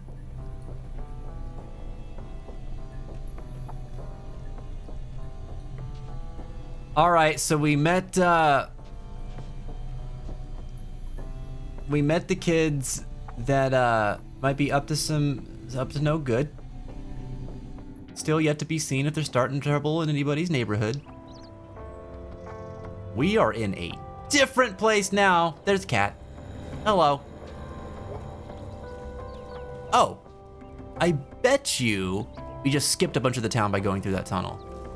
So let's go back. The Social Security Administration. And then Possibilities. Right next to the Social Security Administration? You want to go get dinner right next to... Oh, man. It do be that way sometimes, though. Lucid, what's up, buddy? Welcome back to the fence. It's so bloody weird how people are always so aggressive now. People always just say to KYS now and are just so much meaner than before. What happened to the lighter but still hard insults? I honestly think that you know, like it has a lot to do with just like, I don't know, I don't think that everybody, well, let me think. There's a whole bunch of thoughts that just crossed my mind when you said that. Internet culture and gamer culture, I think, like being much more mainstream and prominent now, I think has something to do with that. And hear me out, gamers are not bad. I mean, I love gamers. I love video games. I'm a gamer, but like, you know what I mean? When online gaming became a lot more popular, it feels and looks a lot different than whenever I used to play like competitive games with my friends in the same house. You know, you can apply a face to the name, you see each other, you're sharing the space with each other, and that kind of already establishes like a certain level of like platonic respect for one another. Some people were not, you know, they would get like super competitive, and that was like the dominant part of them when we would game together. But most people, you know, it'd be like, there's like certain rules that we follow when we talk to people and when we socialize. I think that playing video games online, especially if that's like your main experience and you haven't had a lot of those like in-person experiences with gaming together with another person, that part's kind of removed. And like, there's a lot of anonymity associated with being online, where you don't know what the person looks like. You don't know their situation. You know nothing about them other than your experience in this game. And like, you know logically that they're a human being, but you haven't really established like this mutual respect between the two of you, or you and the other teammates, or you and the opponents that you're playing against online. And why would you? Because as soon as you're done with that game, you might never see them again, right? So there's something a little dehumanizing about that for some people. Not everybody, for some people. And then I think that, you know, just being online so much nowadays, I was talking with my wife about this, but like growing up before the internet was like widely available to everybody, and then seeing it become popular and like utilized as a common tool everywhere, and then social media start to blow up, like there's something different about, like, I'm a person who is almost perpetually online too. Like, I spend a lot of time online. I used to spend even more time online. But like, I did a lot of stuff with people in person. A lot of the people that I hung out with online for a while were people that I actually knew in person too. And so like, I already applied those like social rules to them when I was interacting with them on the internet.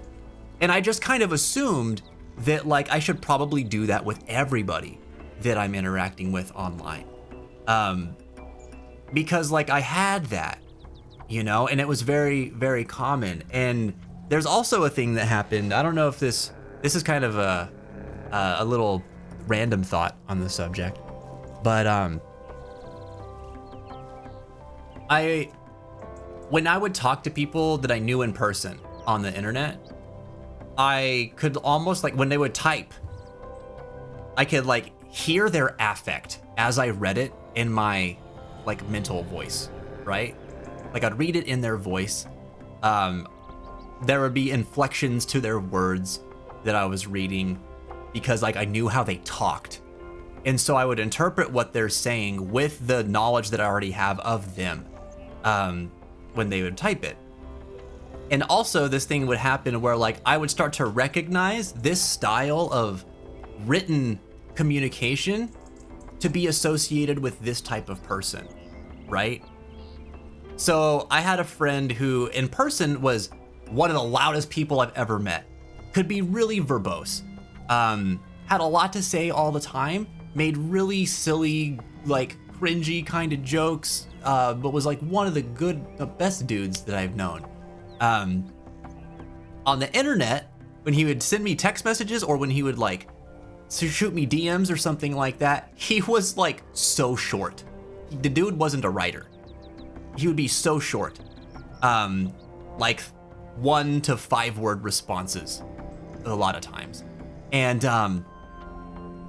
you know, I think a lot of people would interpret that as sometimes people being rude, sometimes people not liking you, not being interested in your conversation. But like my mind jumps to him whenever I see that online a lot of times, first and foremost. So if you like, I'm saying this because having like a laundry list of when I read a message that looks like this, I think of this person and how they are in person before I assume whatever reading that message makes me feel. And so I apply that, again, what I know of people that I've interacted with face to face to those styles of messages. And I've got a lot of different examples of that. And that's sort of how I approached communicating online for most of my life and still do. Of course, now communication's evolved a lot.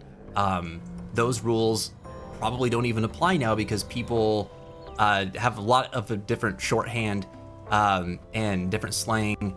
And then people communicate even in person just very differently nowadays, right? So it's one of those things that's like ever evolving. But, and this is long-winded, I'm sorry. But like, now think about people who, most of the folks that they interact with online, they don't know in person at all. So all you know of them is what you've gotten through messages that you've shared back and forth, posts that they've put onto social media, or things that they've said in the context of games that we're playing or ways that we're spending time online. And that is not a very good representation of the whole person. It's just like, but that's all you have. That's all you have of that person. And so you can't empathize with people as much when that's all you have, right? How do you? Unless they say or do something that is relatable to you, you can't really empathize with that. And so now, how are you supposed to just like establish a baseline of respect, especially when you consider like social factors where like maybe those rules aren't really taught to you in your household. Maybe you come from a different culture that like, you know, isn't, they communicate differently, or you know, nobody has really talked to you or taken the time to really dig into how to treat people right. And even if they do, you know, like they might be disconnected from what that should look like in online etiquette, because there's a different etiquette to communicating online than there is in person. I don't know. There's so many things. There's so many things that could account for like why people are as harsh as they are these days. But I think a lot of it has to do with just, dude, like this is the main way that we interact with each other nowadays. You know, not to sound like that old guy, but like even me now, like I'm in my 30s and the main way that I socialize with my friends and family is online. You know, I don't hang out with a lot of people in person anymore. It's not something that never happens, but it's a lot more rare, you know what I mean? And I do think that that has something to do with it. Because you tend not to treat people poorly that you can empathize with. right? I don't know, just my thoughts.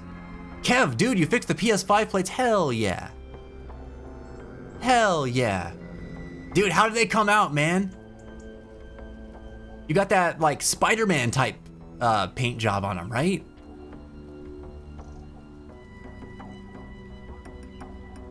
Lucid said, I'm doing good, been helping with some remodeling of the house, and it's been pretty eventful. Oh, dude, that's a huge project. I bet. What were you working on with the remodel? Modern Warfare 2 lobbies in 2010 were just different. People were so out of pocket, it was wild. It's so funny. It's like FPS games that I started seeing that stuff happen more, like earliest in, you know? Also, I started noticing this happen more with matchmaking. Like just from a gamer perspective, I noticed people started treating each other with less courtesy once matchmaking became more prominent. There's something too, and I just re-experienced this a couple years ago when Armored Core 6 came out. Like the multiplayer in that game, you'll set up lobbies, and it's very old school, at least whenever I was playing with my friends, where like everybody has to come into the lobby, you see everybody's username, you can shoot like these shorthand messages back and forth to each other and stuff, and then there's like prep time before each match. And so before and after each match, you have to share space with these people, and you have these opportunities to interact with each other. And there's something about that, dude, that hits so different. It hits way different. It reminds me of like old Counter-Strike lobbies, and just lobby-based multiplayer games. Like you had to establish rapport with people, or if you pissed them off, they would just dip and you couldn't play with them now. And now you have to wait for somebody else to join your lobby. And so there's like motivation to like not make that happen so you can play the game, you know? And with matchmaking, it's just like, who cares? I'm gonna get set up automatically with somebody else. Doesn't matter who leaves or who stays. Not to say that you can't still form like connections or bonds with people that you play with online, but you know, it's just different. It's different. You don't have to put as much effort into the social aspect of it. You can actually almost totally ignore that part of it and still play your game online with other people. But you don't have to think about it. You don't have to think about, oh, I'm playing this with other people. You'll just see them as the characters. And you're either happy with or mad at them for doing whatever they're doing, depending on whether they're doing it well or whether they're not. It's funny. It happens to me too. You know, I have to check myself all the time and be like, this is a person playing this way, you know? And just sort of let things go.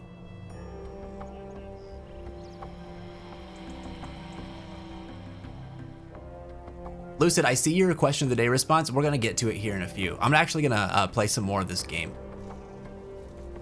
Thank you for sharing. We'll definitely talk about it. I'll get to Huey's next, and then we'll catch up with yours. Video Outpost 2. 2? Is that like 2 or like also? This is an error so bad even I wouldn't make it. Why is it 2? Also, where was the other Video Outpost? That is weird. Party Barn for sale. Oh my god, this is like when Party City closed down recently, dude. I think I have a great uncle or something on this. Yep, there you go. Anselm Borowski. Anselm? Even in life, he was tragic. We like our war monuments in Possum Springs. There are 2 really ancient ones over in Old Possum Springs. 3 in town proper. And I think they put a new one up on Pill Hill. There's one up by Possum Jump, but that one's spooky. So there's 6? I haven't been up there since that party. We're not gonna think about. Oh man, they just dropped like little hints about these threads in in May's backstory. I'm so interested. I want bacon and eggs. Oh my god, Wick. That sounds heavenly right now.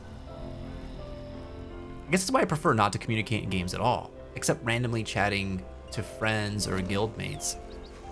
I think it's easier. It's easier. It's difficult to establish good social rapport with people nowadays, online. I don't know. I run into that a little bit now too. I'm also trying to figure out how to navigate it. It used to be a lot easier. I'm somebody who likes to reach out to people. I like to respond to people's social media posts. I like to, you know, jump into forums about topics, or if somebody is sharing something, I like to like engage with them and their interests and stuff like that. And it's just not really, my messages aren't received the same way these days. And it's easy for me to be like, oh, it's me. And part of it might be. But also I think just the landscape is different now. And I'm not super sure of just how to navigate it at the moment. Because I also kind of stepped away from some of it for a while. I forgot that Party City went out of business. I guess up to Spirit Halloween. And only for Halloween. Yeah, wild. Thanks, son of a gun. Yeah, new corporate internet feels harder to connect with people for some reason. My friend says it really well, where he says like, yeah, back before the internet used to just be 3 websites, establishing connections with other people just felt and looked a lot different.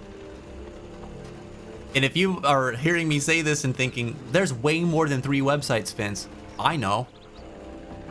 But like, honestly, where do people spend 80% of their time nowadays whenever they're online? You know? I guess there's 5 now. There's 5 now, but still, you know?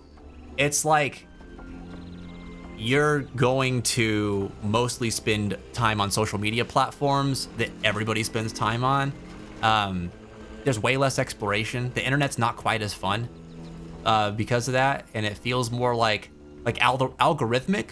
And so it's a lot of someone putting something in front of you and saying you should pay attention to this, instead of you going online and being like, what do I want to find today? It's just different, you know? And yeah, that is it does. It definitely makes it more difficult to connect with people, because it always feels like somebody's asking something of you, right? Anybody feel that way? Like when you go online, even in just companies, you're just always being asked for something. Click here, like buy this, look at this product, look at this content creator, look at this, look at this, look at this. And it's very rarely like mutual interaction. And so it almost like just feels annoying, you know? And I don't know, for me, it feels like somebody is expecting me to give them something when I have a interaction sometimes, especially with people I don't know. Thanks, son of a gun. Hey, we're talking to this mouse. Hey, killer. Don't call me that. Who are you?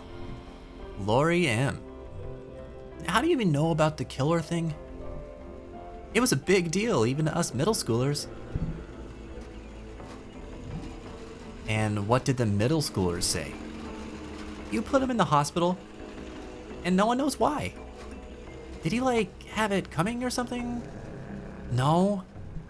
Our mothers told us not to talk to you because no one knew you when you were gonna do it again. Well, say hi to your mom for me. She sounds lovely. Oh, she's gone. Oh, sorry. It's fine. Yeesh. Dude, what the heck? What was May involved in? Oh, okay. All right. That's sad. Harvest sale, old pickaxe. What? And where exactly are you planning on going? I don't know, Ham Panther? But honey, you're only gonna get minimum there. And I hear they're murder. This place is murder. I don't think I can handle one more incoming call. I wake up sometimes because I hear that bing noise. Nowadays, I just take a sleeping aid. Works wonders. We shouldn't have to drug ourselves to get our sleep back from this job. Well, Ham Panther isn't gonna give you a bonus. Ham Panther doesn't even have a leaderboard. But it isn't calls. It isn't sales. I wouldn't be waiting for that bing. I don't know, honey. Maybe you'll have a good shift today and get on the leaderboard. And we'll see how you feel then? I guess, but it won't change anything. Dude, this is so relatable. Man. Anybody worked at a call center before? Cause it sucks. Anybody worked a sales job before? That, unless you love it, it also sucks. I hated it, man. I worked at a call center once in my life, and I was supposed to be there as a tech support agent, but then they nixed that department because they outsourced to India in the middle of my training, and I got moved to the sales department. And dude, I hated it. I hated it. Always supposed to meet sales figures. There was a leaderboard that was front facing in public to motivate you, but really it's just like, it just made you feel embarrassed for not being on it or being lower than somebody else. And they made sure to reinforce that. And yeah, the bing of like the messages, or that you had a caller in the queue. It's like, oh, it was maddening, dude. Maddening.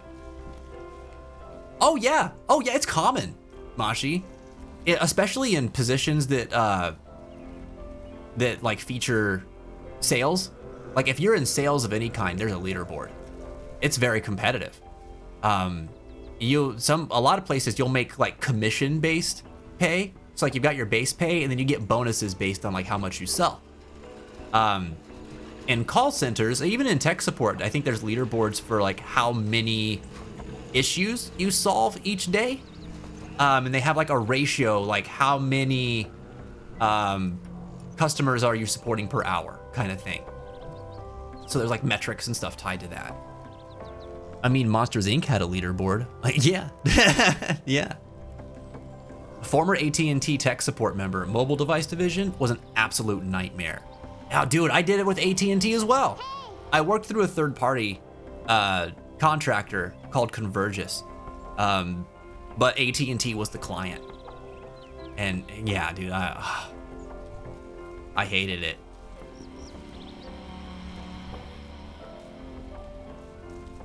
All right, we got ads in a minute.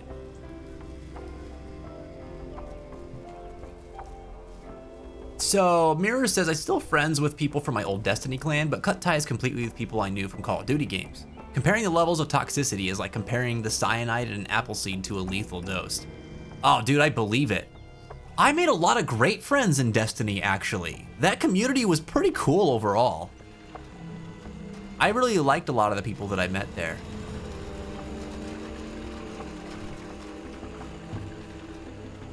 I mean, shoot, you've been around a long time. We had tons of friends that we made from the Destiny days in this channel. Also depends on the game's community. I play Dead by Daylight and it's like a 50-50 chance the person is either a jerk or they're chill. You play Dead by Daylight, Lucid? We should play together sometime. I love Dead by Daylight. I'm so chill about that game. I'm just there for the vibes, man. Internet's a beautiful nightmare. It's a fantastic tool. You can connect with so many people, and yet there are things that are so messed up about it. For sure. It is a massive double-edged sword. My God, what kind of weather did I miss? This is nuts. Oh well, wasn't going to church anyway. Dude, there's so much to explore in this game. All right, ads are about to be here. We're gonna take a break, and then we'll play a little bit more, get to a couple more question of the day responses before we decide how we're gonna wrap up the show. All right, still got a little bit yet, so we're not going anywhere just yet. But yeah, thanks for tuning in, everybody. I'll see you all here in a few minutes.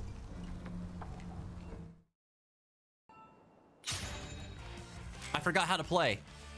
Hold on.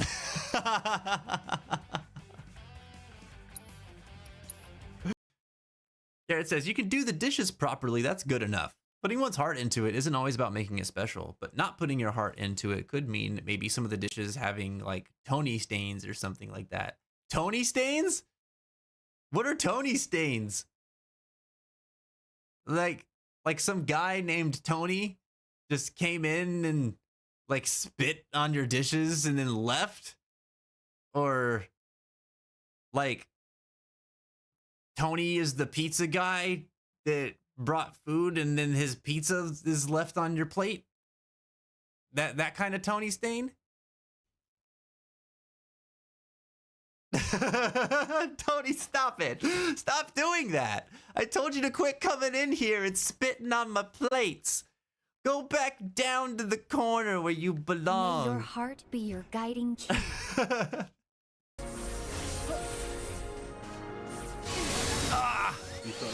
Dang, dude. Dang. Dang, dude. Dang, dude. Dang, dude.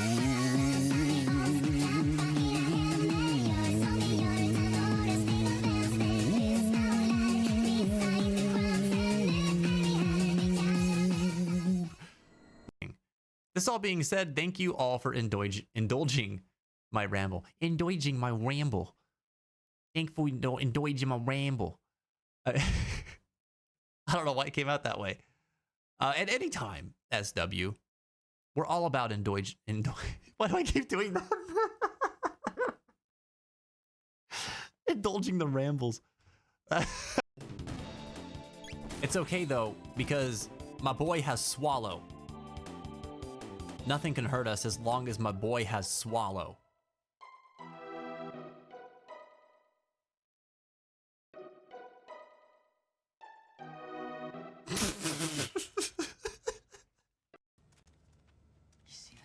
I almost poo-pooed in my non-existent pants.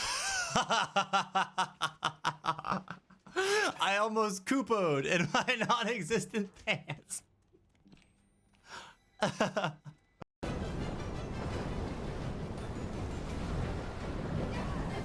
What did he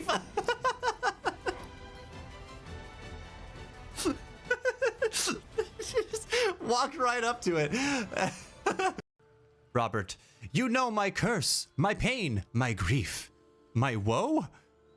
Carlyle, of you I know you seek a larger hoe, to plow, fair maid, and sow a seed to grow.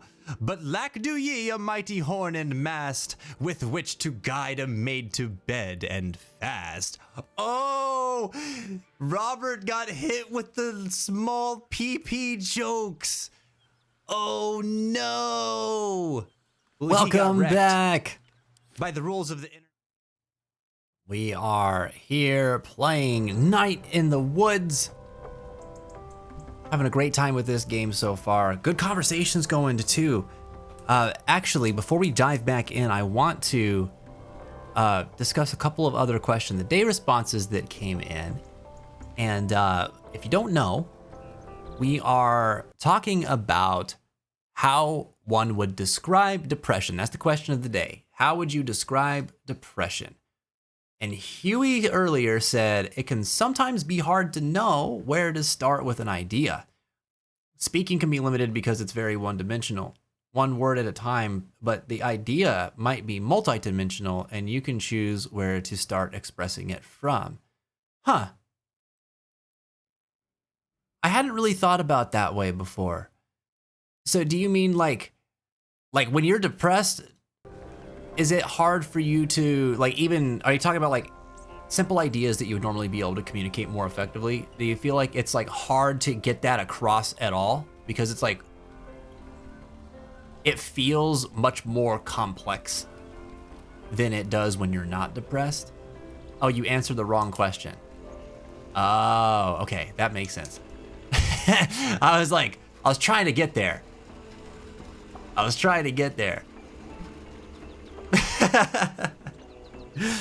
Thank you for letting me know. Lucid answered the question today saying, that is a loaded question. I feel like I have yet to fully feel depression. The word is often overused, so definitions get muddled. However, I'd describe it as a weight. Wanting to do something, but not having the energy to do so. I feel like it's indescribable, and that is why it tends to not be taken seriously. Right, and that's kind of why we're trying to shed some light on it today too.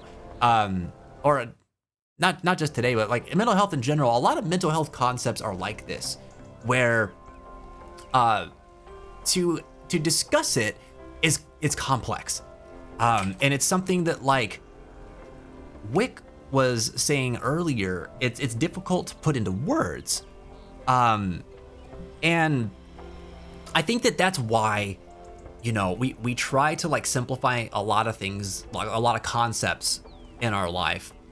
And this is one of those things that, because it's so unique to each person, it's kind of hard to just quantify it with like a blanket term, you know? Anybody ever tried to talk about what the experience of being on the autism spectrum is like to somebody else who's not on the autism spectrum? Or if you yourself are not on the spectrum, have you ever tried to like open up a dialogue about autism?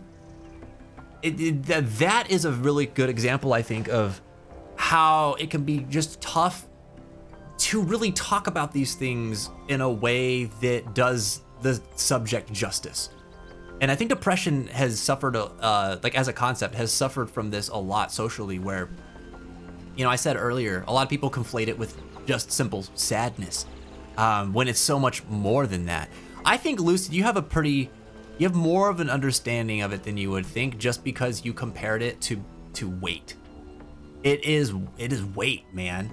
And it's like, I don't know, at least in my experience, depression feels like a pressure all around me, like a physical pressure that's not actually there, but is perceived to be there, and a weight on my chest, a weight on my shoulders. I mean, I physically feel heavy when I'm depressed. And I think that description applies quite well to it. It's hard, man. It's a hard thing to describe. It's so many different things, and for different people, they experience it a little differently. So I think that acknowledging that it is something, I don't think that it's indescribable though, you know, because we had a lot of different ways that people had described it today. And some of us, even who have not experienced depression firsthand, but have witnessed it in people that are close in our lives. And I think that is actually pretty remarkable as well. So I don't feel like it's indescribable, but I do think it is very difficult to describe, and that sort of as a result of that, like you say, it hasn't gotten taken as seriously as it should be. And I think that's just as a product of, like, people can't often express the gravity of it. If people knew, if people really understood what it could be like, what it felt like, how it intruded on one's day, and how difficult it made just little tasks, I think people would be able to at least be a lot more understanding and empathetic to those who suffer with depression. I'm not saying that it's a trendy thing, but I do remember feeling like towards the end of being in high school, people were starting to open up more about mental health. It was still a difficult thing for people to take seriously and share about. And you know how it is when you're a teenager, you kind of take the piss out of everything. You know, if anything gets too serious, you got to kind of find a way to like laugh it off, haha, as a joke, because, you know, you don't want to be seen as that guy, right? And so there's like always that kind of social pressure on it. And talking about feeling down was like that came into play a lot whenever you were trying to talk about just the realities that sucked, you know? And so once people started talking about depression a little bit more, I noticed that there was like, it was like a surge. Like all of a sudden, everybody was depressed. And some of these people that I knew, I was like, but I don't think that you're actually depressed. I think that it's kind of cool to be depressed right now because everybody's depressed. And I say this, like, take this with a grain of salt. I don't think that the takeaway from that should be we should trivialize people who jump onto like that kind of bandwagon. So therefore we shouldn't take anybody seriously who says that they're depressed. But I do think that that is what happened. Like even to me, as somebody who very much understands what that looks and feels like, and that it looks different for people depending on where they come from. It doesn't have to look like it does for me. If somebody says they're depressed, nowadays I'm just gonna take it at face value and be like, you know, they're saying they're depressed, they're probably depressed. If I have any question about that, like I'm just gonna ask about it if they're comfortable talking about it, you know? Better to try and understand than to assume. But it did seem like all of a sudden everybody was saying that they were depressed. And it was odd to me because I had mixed emotions about it. I was like, are people saying that they are when they aren't because it's more acceptable now? And if that's the case, then like, great, that's actually kind of cool because like I grew up where it was not acceptable to say that, to talk about that. You would get torn apart, you know? Bullies were relentless, and anytime they'd see a vulnerability in you, you know, I think they still are, but like, you've got a lot more people that'll be like, dude, don't like take mental health seriously, you know? Whereas there wasn't as many people that would rally behind that back then. And so on one hand, I was like, that's a good sign ultimately, because now people can actually like talk about this. But also, it wasn't really being talked about so much as it was people were just identifying with it. And so a lot of people kind of got this very watered down idea of what depression was, you know? Maybe some people like me were at first assuming that like, oh, maybe people are just saying that they're depressed, they're not actually depressed, and maybe this is an excuse for them. Like I didn't think about the excuse part of it, but like I've heard people describe those who they've heard were depressed as like they're just trying to get out of having to do this work or do this thing or whatever, which is totally bogus and not fair. But that, I think that started coloring people's perspectives a lot too. And then if you think about this, if you're depressed, you express it, and then people are like, you're just making excuses. How does that make you feel about talking about it to other people? Definitely doesn't make you want to do it more, right? So you stop. You don't say it again. Because you don't want to be treated like that. It just kind of makes you feel worse. And so then now you're a person who is depressed, who can't talk about it anymore. And so people aren't able to learn actually what depression feels like and what depression looks like. And so it's kind of like, you know, it's this multi-headed like problem. And so it's hard. And nowadays it's a lot easier to learn about it. But if you were wondering what we're doing with this discussion and why we're talking about this way, this is why, so that we can learn from each other and try to understand more what this actually is, what it feels like, and explore the topic together. And we're gonna do that with a whole lot of mental health stuff this month, as they come up in the games that we're playing in our conversations. Yeah, I can see the recent generations be more aware of people's experiences. It feels potentially helpful, but the cynic in me wonders if it's just a fad. And I would caution you to not give too much voice to the cynic in you on this. Because going down that road will close you off to understanding it more. It just will. Even if you're right, the cost of being right at that point is ignorance, and that's not really a good payout. And I say this as a person who went through a period of my life where I wondered about that too. Even as a person who really advocates for people's mental health and came from a place of lived experience where I had been misunderstood in that way too, you know? And so I would just caution against that, but I understand where it comes from, you know, I definitely do. I would encourage more exploration whenever confronted with that, because that's where I found like a lot better answers and a lot more understanding of like how this stuff is actually impacting people's lives. Believe it or not, there's a lot of people that I found that like I had that thought, like I don't think they're actually depressed and they're just saying it, and then I talk to them and ask about it, you know, not like grilling them or anything, but just like we happen to be at the same table together during lunch or something like that, and their friend had gotten up to go either talk to someone or like go get their tray or something like that, and it was just us there. And so I was like, hey, what's going on, you know? And we would just talk about whatever, and then some detail about their life would come up, or their relationship with their friends, or their, you know, how well they were doing in class, or something like that. And then it starts to like piece things together. Really it just comes down to it looks different for everybody. And also some people think that they're dealing with something that maybe they're not, but if they think that they're dealing with that, them feeling that way about it and perceiving it that way is part of them sort of trying to figure out what is actually going on with them. And that's really valuable too. So it's, I don't know, just some food for thought there.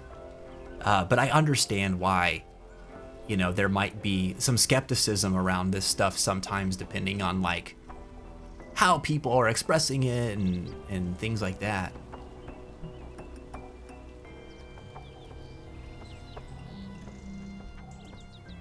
On the Dead by Daylight stuff, 100%, anybody that wants to play Dead by Daylight, shoot a message out in Discord, man. I love playing that game. I'm not very available this month to play games, but like, that's a game that I like to play when I have time. It's fun, man. I'd love to play with y'all.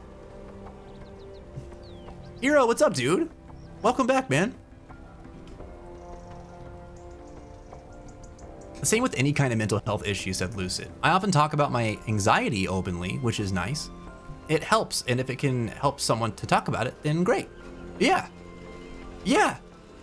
It's nice that people talk so much about anxiety too, because anxiety is one that's like, if you struggle with it, like I feel for you, because it's weighty, dude, and it interferes with like everything.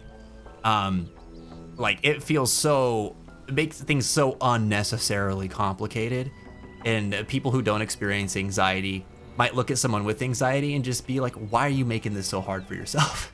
But like, no one chooses to feel afraid of all these things all the time. But like, fear is powerful, dude. Imagine feeling scared all the time. Like that's part of anxiety. Scare triggers mechanisms in your brain that put you in fight or flight situations. And like that is detrimental to one's health overall. But like, to say the least. But anxiety is kind of a low stakes mental health topic to talk about, because you know, it's pretty well understood that people with anxiety function fairly well. So they still hold jobs, they still, you know, take care of their families, they still do things like pursue academic careers and professional lifestyles and like have hobbies and all this stuff, right? It's just harder for them. At least that's the way a lot of people will look at it. And so it doesn't, I don't know, it's different talking about anxiety than talking about like, oh, I have schizoaffective disorder. And I see and hear things that other people don't. That's a higher stakes conversation to have, and it's a lot more challenging to talk about something like that. Depression kind of falls in the middle somewhere there too, where like, you know, for some people, their experience with somebody who is depressed is one of seeing somebody just feel very hopeless all the time, not being able to take care of themselves in the best of ways, struggling through everything, and like, understandable, right? Depression does that to you. But people who don't understand it might be quicker to judge about how people handle it. And so it's got a little bit more negative associations with it, which makes it more difficult to engage in that conversation on both sides of that discussion, whether you're somebody who has it or you're somebody who is talking to a person who has it, you know? It's more high stakes. Also, that person might look at you differently. Nobody looks at anybody differently for having anxiety for the most part. If you talk about having depression, though, sometimes people judge you for it. And I shouldn't make a general statement. It's not like nobody, you know, thinks of you differently when you talk about having anxiety, but it's like a lot more relatable, you know? Which is why I like to talk about depression is it could happen to anybody sort of thing. Like everybody, it's highly likely that everybody in this chat is going to experience it at some point in their life because I want to normalize it. Like it's a normal thing, you know? If that's true, then we should try to like, you know, understand each other a little bit. What type of anxiety can be important too? Oh yeah. Oh yeah, when you start picking apart any of this stuff, you can get real intricate with it. Because yeah, specifics matter, context matters. That's the thing about mental health, guys, is that there is no blanket, there is no generalization for what this stuff is, because there are so many different things that people have going on in their lives that will affect the way that they experience anything related to mental health and the way that they deal with it. It's just, it's as unique as the person. Which like, again, I guess that's what makes it difficult to talk about, right? That's why we're doing what we're doing this month, though.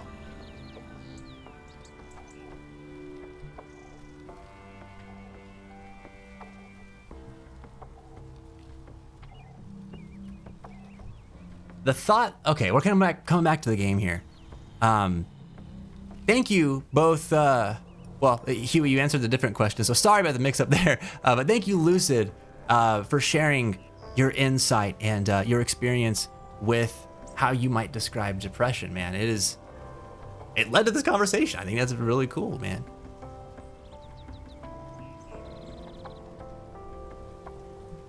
There's never any bad answers to this stuff.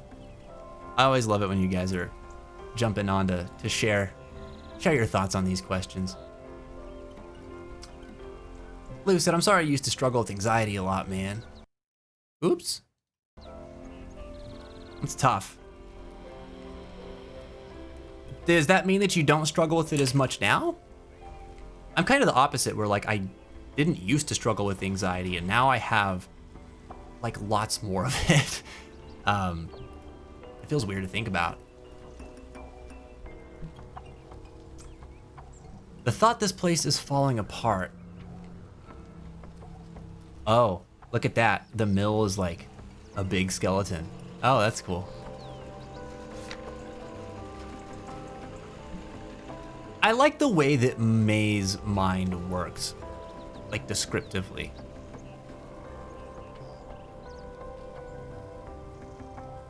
Huh. Mom, eels.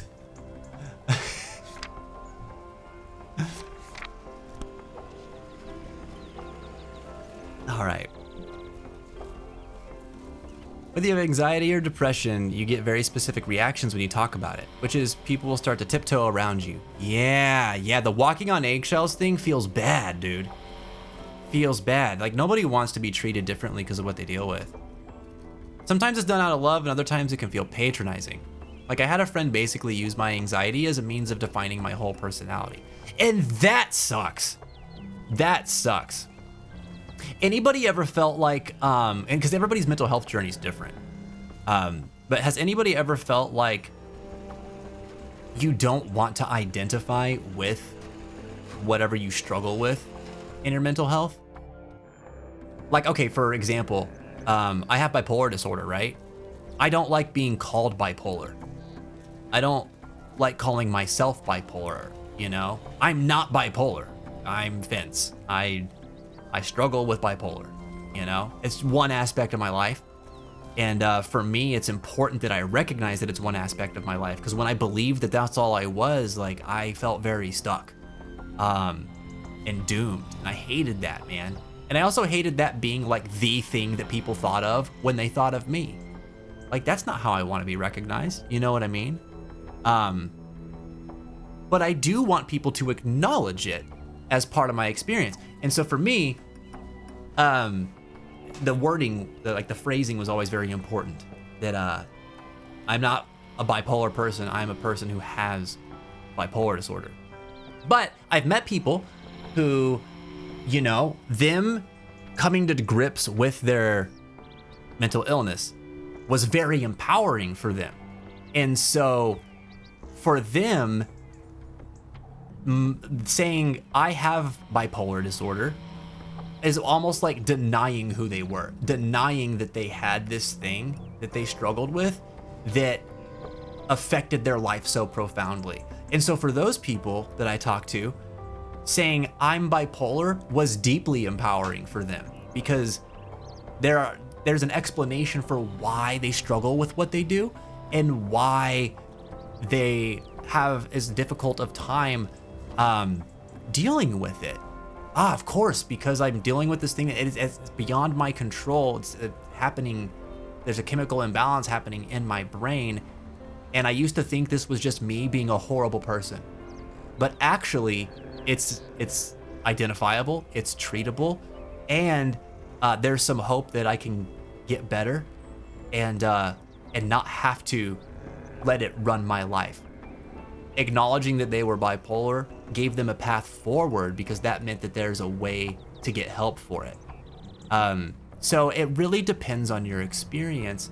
But like I said, I've met those people, and I love talking with them, because it was very eye-opening whenever that idea was brought to me, because I just never thought of myself that way. It was very opposite for me. But good example of how it's very unique to everybody. Everyone's experience is very unique with this stuff. I have to go for now, but I'll try to be back later. Okay, Ghosty. I hope you have a good evening. Thanks for all your help. I really do appreciate it. I'm sorry that you're having like FPS issues in your browser and stuff today. I hope that your computer gets better too.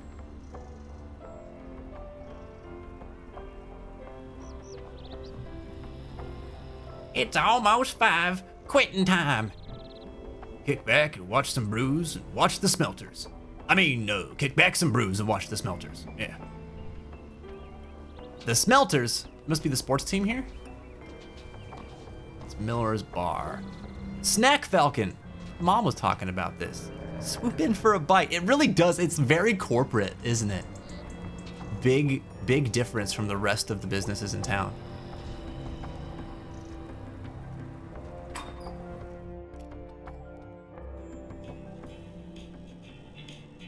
Welcome to Possum Springs. Snack to school. The Angry Pepper Crunchster. Give me that. Give me that. Oh my God. Hey, Greg. What are you doing here? I'm back. Like, back as in today? Back as in back. Too bad you didn't die at college. Too bad you didn't catch a flesh-eating disease. Too bad you didn't join a murder cult. Too bad you didn't lose all your limbs in a freak soda machine accident. God, it's good to see you. Ah! How's Angus? You two still a thing? Hold on. What are you doing? Changing the music.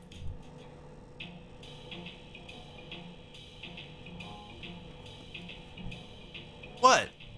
Angus? What are you doing here? I live here. Since when? Since last night? 11 or so? That's amazing. Coming to band practice. Oh my God, the band is still a thing? Sure. When's practice? Now? When do you get off work? Now! Really? He's so excited, dude. Ah! All right, we like Greg, right? We like Greg. Bestie for sure. Love it, dude. Love it. Hi, Angus. Hey, it's you. It's May. It's May. Ah! So the party barn went out, huh? Yeah, not sure how it ever stayed open. Like, how many parties are there really? You need a lot of parties to keep a barn running. I have your old bass. Oh, dude, I didn't even think I remember. Hey, B, May's back. Wow, hi. Yeah, hi. She's totally back! Wait, what? Are you, here for band practice? I play drums. That's not drums. That's computer. It's fine. And she also does your bass parts. Well, I understood them as the bass parts, but I can turn them off. Turn them off on your computer. Hey, we're totally gonna play a song. You have to play bass. I don't even remember. Those aren't even drums. Die anywhere else.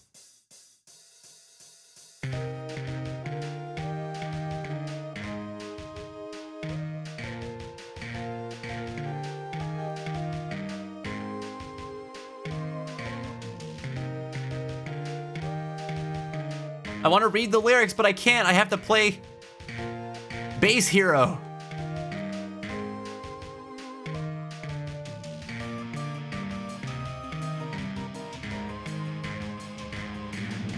Ah!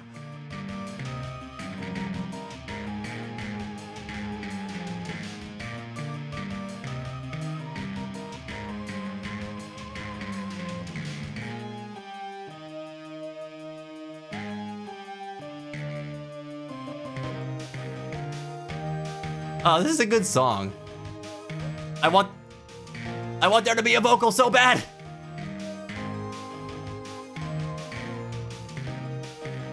I was not expecting this.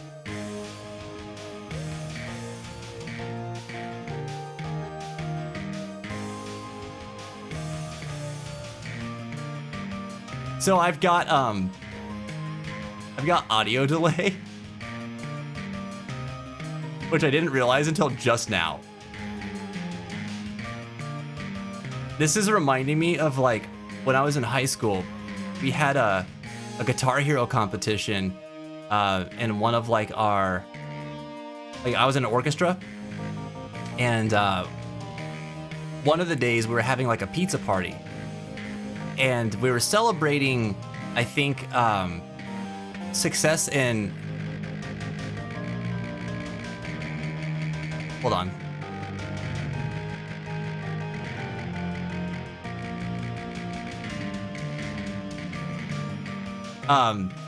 We were celebrating our performances in a recent solo and ensemble festival. So our instructor threw us a pizza party for it. And we played video games and stuff during that party. And like, the teacher brought in a TV and their PS2. And they had a game called Mad Maestro. And somebody also brought in Guitar Hero 2, I think. And we had a Guitar Hero competition. And I used to play tons of Guitar Hero back then. And somebody was like, okay, like I was bragging about it, right? Because I was all competitive about it because I used to play with a lot of friends and stuff, and we always had like little competitions with each other. And like I was pretty good. And so I was showing off at one point, and I was like, we're gonna play this on expert 2x speed. You pick the song, I'll play whatever. And they were like, okay. And I did pretty well, and they were like, I bet you can't play this game with the sound off though. And I was like, I bet you I can. And so we did that, and we had a challenge. There was like 4 of us that tried to play the game with the sound off. We had like a little competition about it, and I won that competition. And for the rest of the year, dude, everybody was like bringing it up, kind of like as a meme. And we got these like silly little awards at the end of the year for some of our accomplishments. And they weren't anything that was like meant to be competitive. It was just like for fun. And I got this ribbon that said Guitar Hero Guru. And I was so proud of it. I was so proud of it for that year. I don't know where that is anymore. But just because we were playing it with the sound off. And for me, I was like, I've had to do this before because it's like late and I want to play Guitar Hero and like people are sleeping. And I still got in trouble because the clickety clack from the strum bar. So I had to stop playing it anyway. But I used to try to play it like with very, very little sound just because I wanted to practice more. Yeah, it was fun times. Anyway, I was thinking about that because I was like, I bet this would be a lot easier to do this rhythm game section without the sound right now because everything is delayed. Like everything was about a second off on that. Anyway, I played Guitar Hero 3 nonstop as a kid. Oh, dude, talk about it. Me too. I remember unlocking like the secret songs in that game and loving Helicopter by Block Party. I was just like, dude, it wasn't even like that hard of a song, but it was so cool. I just loved the riff, man. Vince, have you ever done Through the Fire and Flames of Guitar Hero? Because neither have I. Oh, yeah. Oh, yeah. Yeah, I could pass that song on Expert. I wasn't like a savant, you know, like you'd see on YouTube and stuff. I remember back then people used to like have Guitar Hero competitions. And I remember there used to be like pro Guitar Hero players. Because you could win money at those competitions and stuff. And I remember watching videos about them. I was never that good, but you couldn't pick a song that I couldn't play on Expert.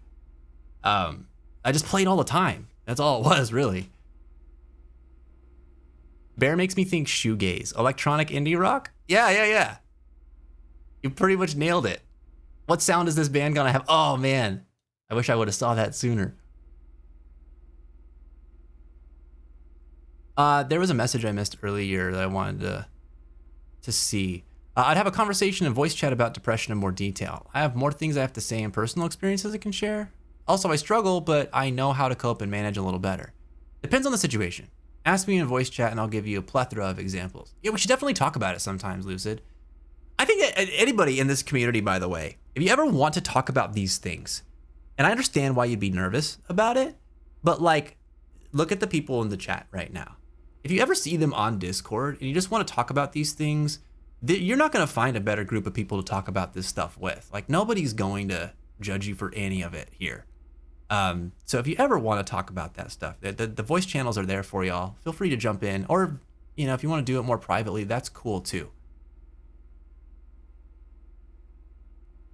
I refuse to openly discuss my mental illness outside of this chat, said Mirrors, because I will not let my trauma become my personality. It's why I decided to put the comedic aspect of myself forward facing. The world sees the funny, my therapist sees the struggle, and that works for me. Right, and I think that's cool because that is like, everybody's got different things that work for them. And nobody should ever trivialize whatever method works for a person if it works for them. I think that like, it's good to encourage people to explore different ways to open up about it and deal with it if you see somebody who is just like not addressing it at all and they're in pain because of that, right? But if somebody's got a method that works for them, dude, awesome. It doesn't have to look the same for you as it would anybody else. I totally respect that. And I get that too. Like as a person, like I'm very open, obviously, about my mental health. And I talk about my mental illness a lot. And not in a way that's like, I struggle with this and my life is really hard. But like, if it comes up, I'll talk about it. Like, I don't shy away from it. And I remember I worked at a Jewish community center for a little while. I was like a maintenance person, and there was this old guy. His name was Bill, probably still is. And Bill was a great guy, really liked him. And we would get to talking every so often. And, you know, he was asking me how I was doing one day, and I was telling him that I was really depressed. You know, I've been struggling. And he was like, "Oh, I'm sorry to hear that." And I was like, "Yeah." I was talking to him about what I really wanted to do professionally. And this was before I got into peer support, but I was really interested in peer support. I wanted to do that. And he was like, "Oh, what's that?" And so I was talking to him about it. And then he started talking about, I think it was his daughter, who was off at college. And he was like, "Yeah, she struggles with depression. And this is, you know, it's been really hard on her in the past. But she, you know, she's doing better now, but she really struggled for a while." And I was like, "Oh yeah," I was like, "I have bipolar disorder."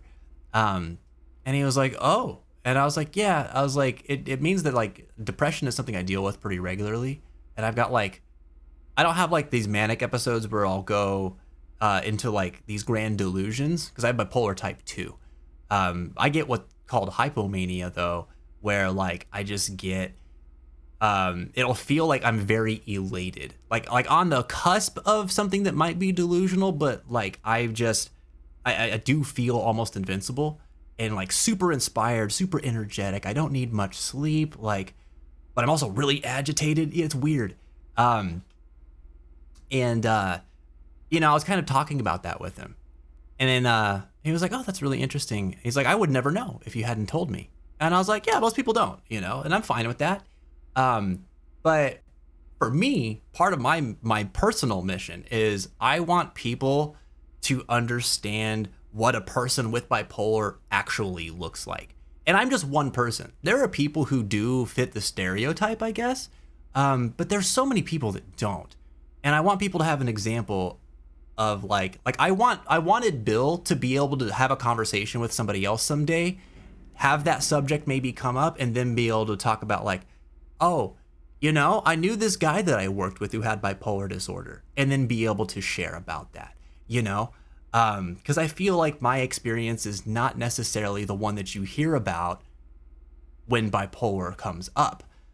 And that's kind of alienating in a lot of ways, you know, for a lot of people, because a lot of people deal with it and live, you know, successful lives, but you don't hear about them.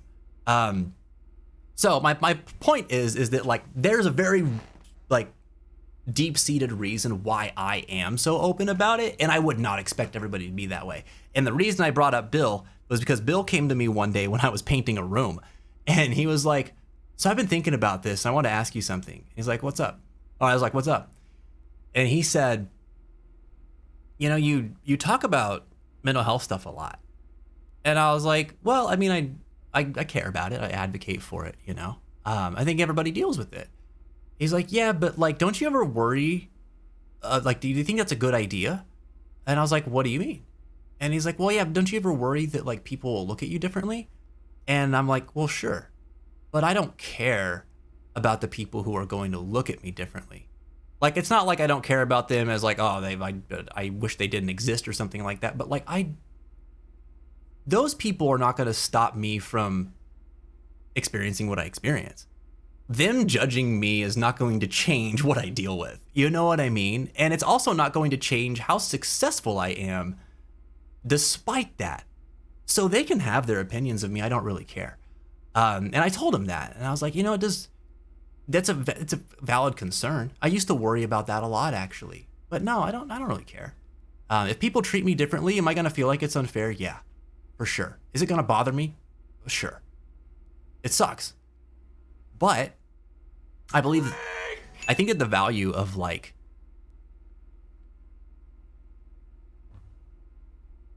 being able to provide an example, a positive example of what it can look like, that's very valuable to me on a personal level.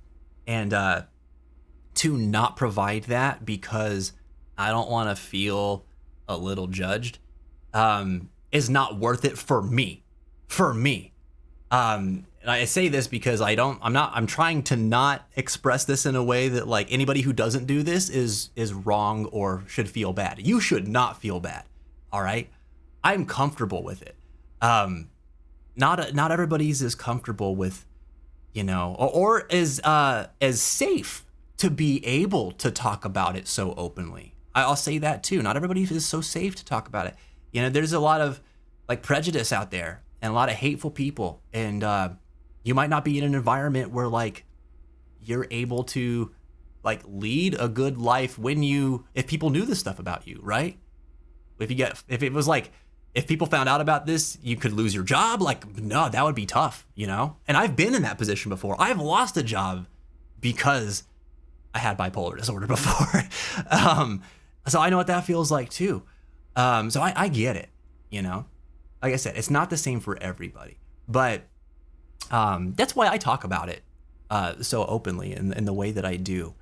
Is I think it always bothered me that people just they hear, oh, someone has bipolar disorder, their life is over. And I'm like, dude, I hate that, I hate that. And I hate that because the people I've met that have bipolar disorder, there's some of them that are like me who get by pretty well, struggle a lot, but they figure it out, And then there's a lot of other people that I've met who don't believe that they can be anything more than a consumer.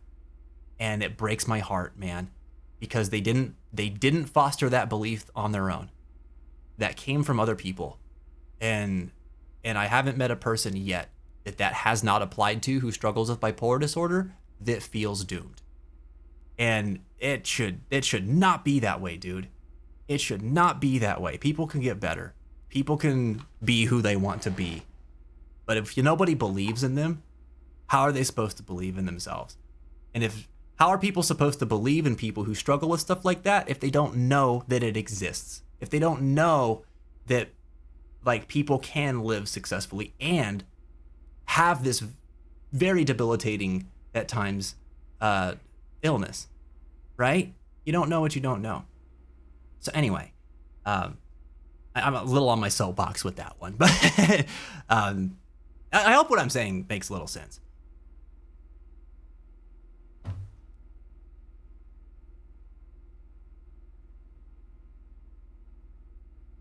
Thanks for the hydration, by the way, son of a gun. I appreciate that a lot. I definitely needed it. Ace bro, what's up? Well said, thanks. Thank you. The criticism from others is worth the chance of helping someone else, even if it's just one person. That's how I feel too. That's how I feel too. Because I've been that one person that needed it. And I've been very fortunate to have support. I met too many people who have had none. And so, like I said, it's a very personal thing for me to talk about it the way that I do. It's never something that I would ask anybody else to do either, unless it made sense to them. Because it's hard, dude. It's hard sometimes. Restarted my PC, so hopefully the stream doesn't explode for me now. Oh, good. I made it sound like I was leaving for the night, but I was actually just restarting my PC. Yeah, I thought you were gone. I really did. I'm glad you're back. Thanks, Sadistic. I stepped away to sing the Night in the Woods song you just played. It's very fun to sing. I wanted to do it so bad, dude, but I could not read the words at the same time. I'm an agent of Big H2O. Of Big H2O. Who came with me to the raid on Tank last night, by the way? Did you guys stick around for very long? She said this thing that made me laugh so much. She got really excited by somebody else that came in to raid her. And she was like, I'm going to mess it up, but she was trying to encourage them to like take care of their health, right? And she was like, you know, like you do what's good for you, and like and water, and you know, get some food, or go eat that food, and water. And she's trying to tell him to like drink water, and just, I don't know, the and water was just really funny to me. Dude, she's a good streamer. Y'all should definitely hang out in her channel. Oh, dude. Also, I put what I guess your feeling of semi-mania felt like above if you want to see how close my approximate was. Wait, what? Let me see. You feel like everything you need is fulfilled and all you can focus on is doing as much as you can. You want to do things and help people as much as you can and nothing can stop you. Not quite. Some of that kind of lines up. Like, I definitely don't feel like everything I need is fulfilled. I don't know that I ever feel like that, to be honest. I don't feel like all I can focus on is doing as much as I can, but I do feel like I want to do everything. Like everything's exciting. Everything is super cool. We're talking about depression as like sapping the color from the world. Mania is like the colors are much more vibrant. Everything is much more beautiful. It's more exciting. It's more interesting. I've never been a person who's like done hard drugs. I had some friends who used to do them recreationally back in Albuquerque. And the way that they would describe being on those drugs, I was like, that just sounds like whenever I'm going through like a manic episode or something, you know? Not quite as intense as what they would describe to me. But like, you know, like I could pick up what they were putting down because of it. Helping people is something I definitely do when I have hypomania. I think I feel like less of the negative effects when I'm like that of like the burnout, you know? The thing about mania is that it always comes to an end. And depending on how far you go when manic has a direct correlation to how hard you crash afterwards. So like with my experience, and I know we're like deep in this conversation now, man. But like with my experience with bipolar, the hardest part of it to manage for me is actually the mania. The depression is easy by comparison. And the depression is not easy in general. It sucks. But it's like way easier to deal with. It's more predictable. It's easier to recognize. When I experience hypomania, it's harder to recognize because at first it just feels like you're having a good day, you know? And that sucks to think about because I have to think about, at any time I have a good day, I have to wonder, is this just a normal good day or am I going through something right now? You know, what do I need to manage? Because if I don't think about it and I get hypomanic and I let it run, I won't sleep. I'll talk to everybody. I'll make plans for all kinds of things. I'll start projects. I will be super ambitious in everything that I do. And then the day comes where it just stops. I don't feel that way at all anymore. And if I let it just run and run and run, the crash from that is like I get horribly depressed. And the higher I go, the farther I fall down. And so if I actually manage it where I'm just like, oh no, I'm actually going through a little bit of mania right now. Let's take a step back. I'm actually not going to do all the things. I'm going to take advantage of some of it. I want to do these things. I feel much more creative. I want to take advantage of that. But I have to set cutoff points for myself for stuff so that when it ends, and it will end, I am not like crippled by the depression that follows that. So I always have to try to maintain this balance,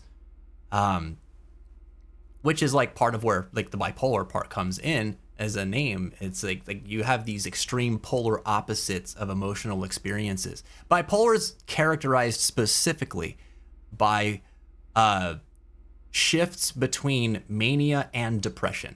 A lot of people think of bipolar as just like, oh, you just have mood swings.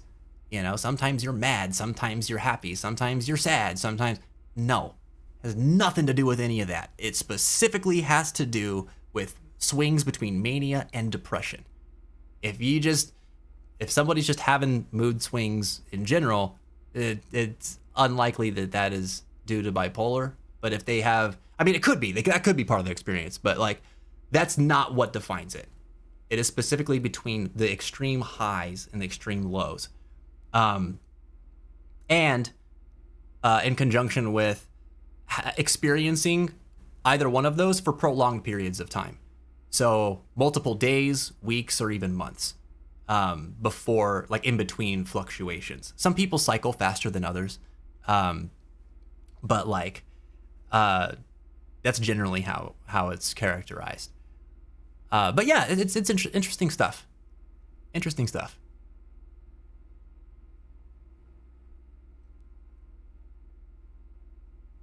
I don't have it, so I was making my best guess. That's fine. You don't have to be right about it. It's better to be curious. You know, I'm glad that you're asking about it. Hopefully you're not stuck on whether or not you were correct in your assessment of it or not. It's not your job to assess it. But trying to do that, I think, helps us to like wrap our minds around what it is. So it's good that you're thinking about it. I appreciate that. Oh, are you playing Resident Evil Hero? Hell yeah, dude.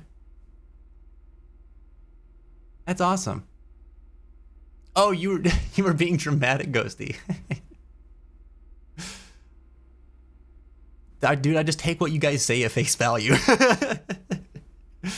Is it obvious that the crash is due to the mania, or is that hard to detect experientially? It's pretty obvious. It's pretty obvious.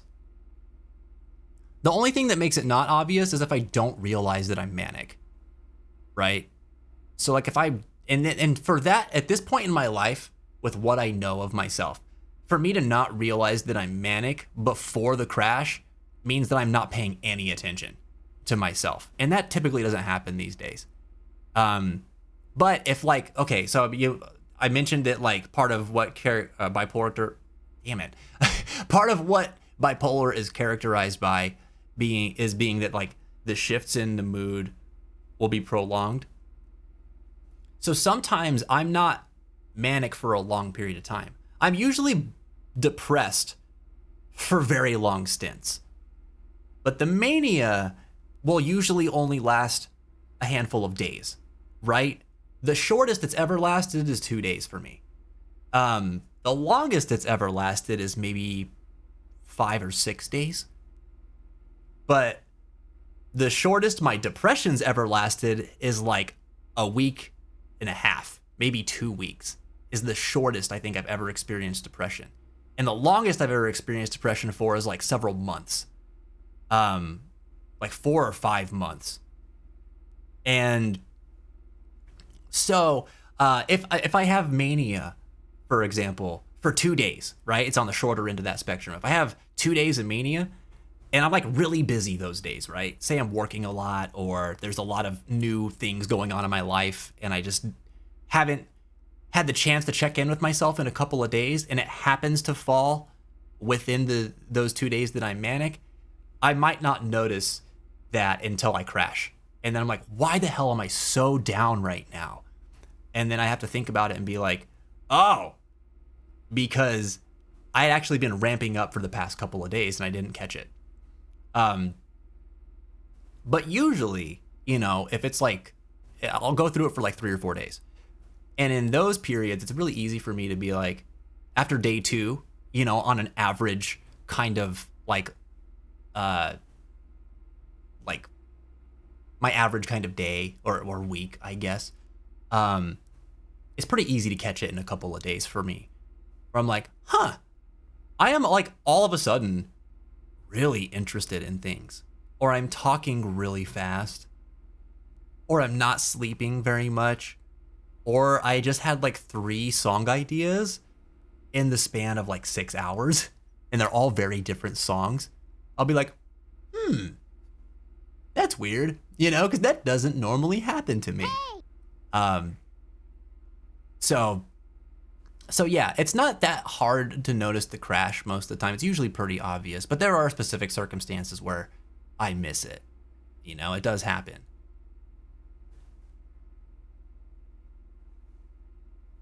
If we have snoozes, for sure. Yeah, you can snooze the ads.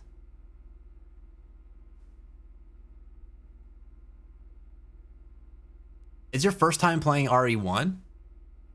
Oh, that's what's up, dude. That's awesome. Dude, Resident Evil 1 is cool. I loved that game, man. I played it a lot back in high school. I actually bonded with one of my best friends with that game. A whole bunch, man. Honestly, I should have guessed better because I learned about that. Don't do this to yourself. Don't do that to yourself, son of a gun. I'm gonna tell you what one of my mentors told me whenever I use the word should. Don't should all over yourself. All right? Don't do that. Don't should all over yourself. Should's a toxic word. Try to get that out of your vocabulary. I'm trying. It's hard. Really easy to tell yourself that, like, I should do this. I should have been able to catch that. I should have thought this, you know? Nah, doesn't matter. Doesn't matter. Just do your best. This is the thing too. I have talked to people. I have talked to mental health professionals, seasoned psychiatrists, you know, about bipolar disorder. And I've talked to some ignorant MFs about it. And I label them that way only because they have been so adamant that they knew what my experience is. And they tried to make me do things that were not going to help me or were actively going to harm me in my treatment. And I've walked out of their offices because I'm like, you don't know nothing about what's happening with me. They have textbook understanding of what bipolar is. And they don't have an understanding of what it looks like in people, right? There's a difference.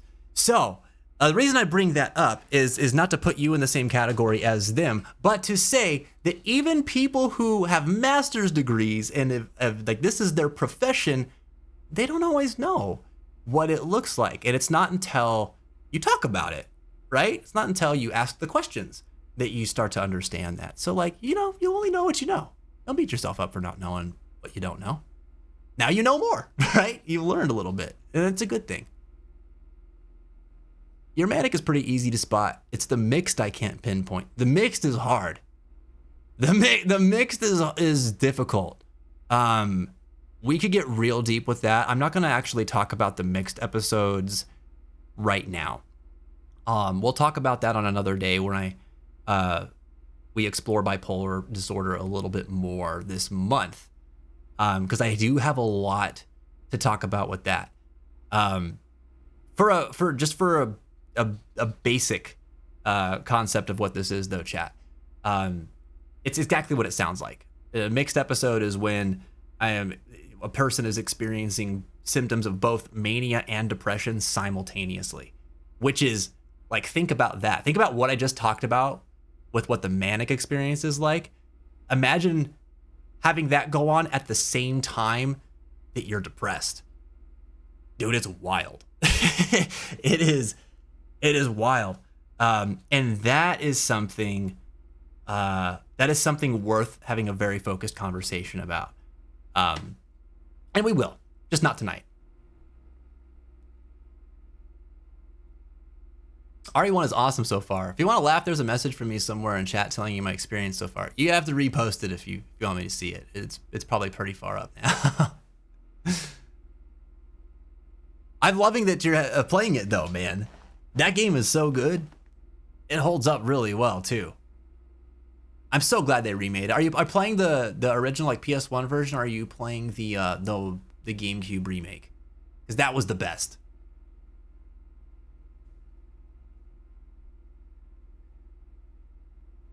Yeah, we can snooze it again. Use both the snoozes. I'm gonna play the game a little bit more. Try to get through this scene. I got RE1 and got pseudo scared. I walked through a hallway and heard noises and look at the mirror just to see a running zombie. You don't want how quickly I interacted with the door. Oh, that's so funny, dude. Where were you at? Are you still in the mansion? I think I know it. Is it a carpeted hallway? Dude, that game's got some surprises. That's a scary game. Okay, yeah, I know what you're talking about. Yeah. You just noped right back out of there. Oh my god, I love that game. There's something about the old Resident Evils that just, like, they're golden, man. I don't have anything bad to say about newer ones because the last two that have come out have been excellent. But the old Resident Evil games, something about those fixed camera angles that I just love, man. The atmosphere that they have is great. All right. Coming back to Night in the Woods. You ready? Here we go. The band just performed. Pretty good. Yeah, that was okay. Not bad considering I don't know this song. Holy crap. That was hard to do. You'll get back in practice. I hope. Jeez. My wrist hurts. That was great, man. Like, just seeing you back. Playing your old horrible bass. Okay, are we doing this diner thing? Yeah! Woo! Yay. Hip hip. Okay, I like this ragtag group of bandmates. Hell yeah. Did you miss pizza, May? They have pizza at school. Oh, cool.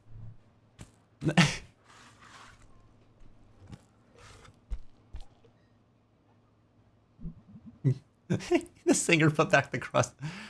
This pizza isn't great. It's pretty horrible. Dudes, haven't you heard of the pizza scale?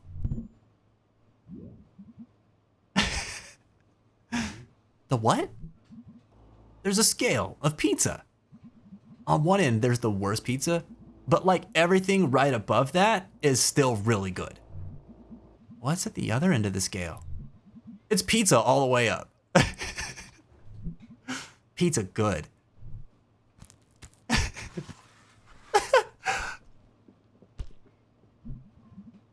I mean, it's no possibilities. I missed possibilities. I am not touching those crusts. Same. We should have gone to possibilities.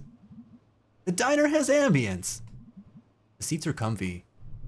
The food is terrible, but it's got charm. You too fancy for the diner now? Guys, please. I was raised in this diner. You and like a zillion rats. So when are we gonna play out? May, we don't play out. Oh, we have jobs, May. I work at the video outpost too. I'm at the old pickaxe. Isn't that your dad's store? Sure is. I'm Lord of the Snack Fountains. Snack Falcons. Greg's the best. I like Greg a whole lot. Where's Casey? Oh, yeah, you wouldn't know, huh? Casey's gone. Gone? Gone how? I hopped a train, I bet. Oh, wow. He always talked about doing that. Yeah, one day he was just gone. Made a clean break. Hasn't emailed or anything. Well, good for him, I guess. His parents put up missing person posters, but everyone knew what happened. Jeez, Casey, Huh. And what exactly do you do, May? I was in college? And why exactly are you not still there? And it didn't work out. Huh. Imagine that.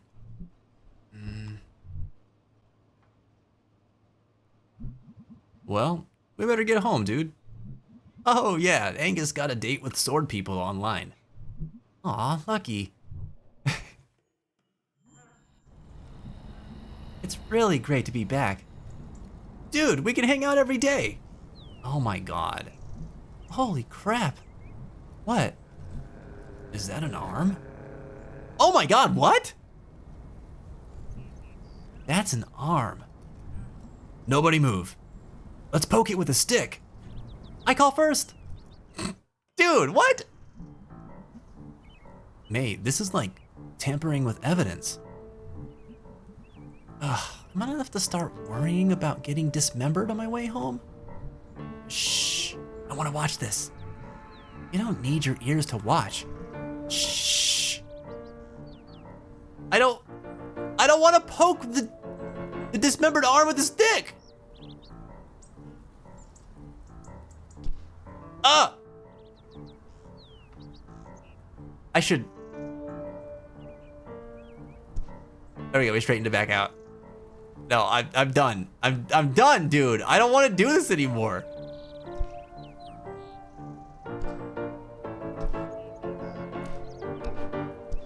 Why do we keep doing it? What?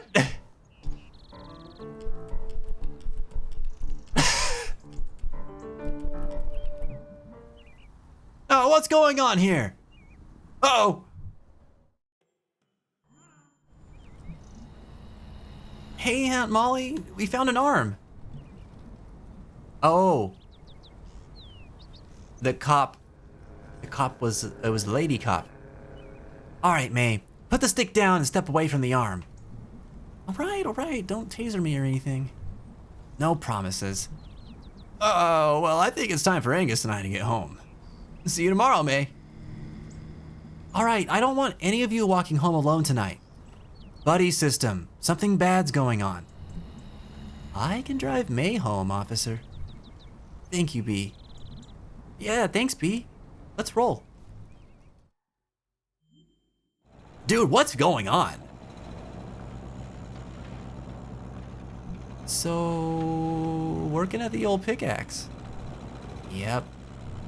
Are they training you to take over the family business? They? Your parents? Hey, look, we're here.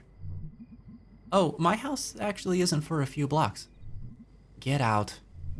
Okay. Thanks for the ride. Go. Uh-oh, we hit a sore spot.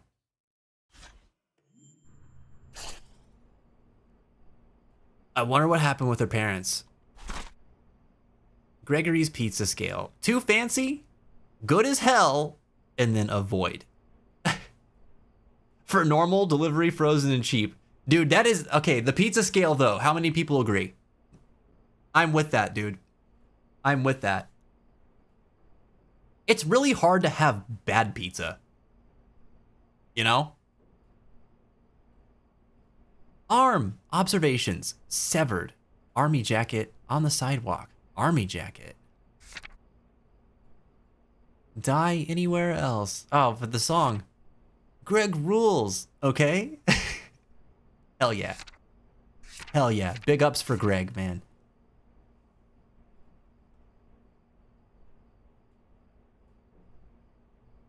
That's like when I was playing Alien Isolation for the first time, said Ghosty. I try to get on a tram to go to another section of the space station, and these people come out of it and start frantically running around for no reason. I look behind me and the xenomorph is staring right at me. I try to run under the tram to leave, but it lunged at me and killed me. I would cry. That would scare me so bad, dude. That game is terrifying. Oh no. Did you jump? Did you exclaim? Why don't some people eat the crust? That's the best part of the pizza. It depends on the pizza. It depends on the pizza. I don't like the crust on every kind of pizza. Pretty easy to eat on frozen pizza. Pretty easy to eat on most pizza establishments. But like, dude, I don't know. Like I don't, okay, if it's like a Little Caesars kind of pizza, like that, I will not eat that crust. Just something about it I don't like. Pizza Hut's pizza, unless it's stuffed crust, I don't really like. Domino's is different. I like how they do their crust specifically. And then any local pizza joint, I typically try to eat the crust. If the dough is good, it's great. But like, I don't know. I used to hate the crust. I don't really feel that way about it for the most part now. I mostly eat the crust. I didn't used to for a long time though. People can change, okay? Y'all ever tried VR horror games? The only VR horror game that I've played so far is Resident Evil 4. And I don't know that that really counts because that game in general is not that scary. Although it hits different in VR. We got ads in just about 20 seconds, chat. Shut up, it's scary. It's not that scary. It's not that scary. It is an intense experience though. I heard Greg too many times in a minute. You rang? What's up, Greg? Thanks for having us join a band. Why is this happening? Everything on pizza is bad except for the crust. Everything on... No. No. Pizza's so good. I hate Nipa pizza trays. Or like the French bread pizzas. The French bread pizzas I do like, but I don't really like most of the... Well, I didn't want to like Nipa pizza. But there is something that is kind of good about it. I will remember that like hot wing pizza forever. That was really good. All right, we are going to get hit with ads. I'm not going to take a break. We'll talk through it, but just letting you all know that they're coming. I'm between normal and fancy because I like to add extra cheese and some seasonings and stuff to my frozen pizza. That's cool. I like that you do that, son of a gun. I had a friend who did that too, and it was something I just never thought of. And I was like, dude, how have I never thought of this? Like, it's such an easy way to spice it up. When I was in Italy and took pizza making classes, I ate nothing but the crust on my pizza. Best crust I ever had, but I left that restaurant so fast so that the Italians wouldn't judge me. What, did you feel like you did not make good pizza? Oh man, I bet that was so delicious. Philly pizza is bomb. Oh my god, yes it is. I had to remember. Dude, that pizza place that we went to after your brother's rehearsal dinner. Oh my god. That pizza was delicious. And it was just like the random hole in the wall place. I don't even remember what it was called. They had like 2 or 3 tables and like it was essentially a hallway. You know, I remember that much. That pizza was great.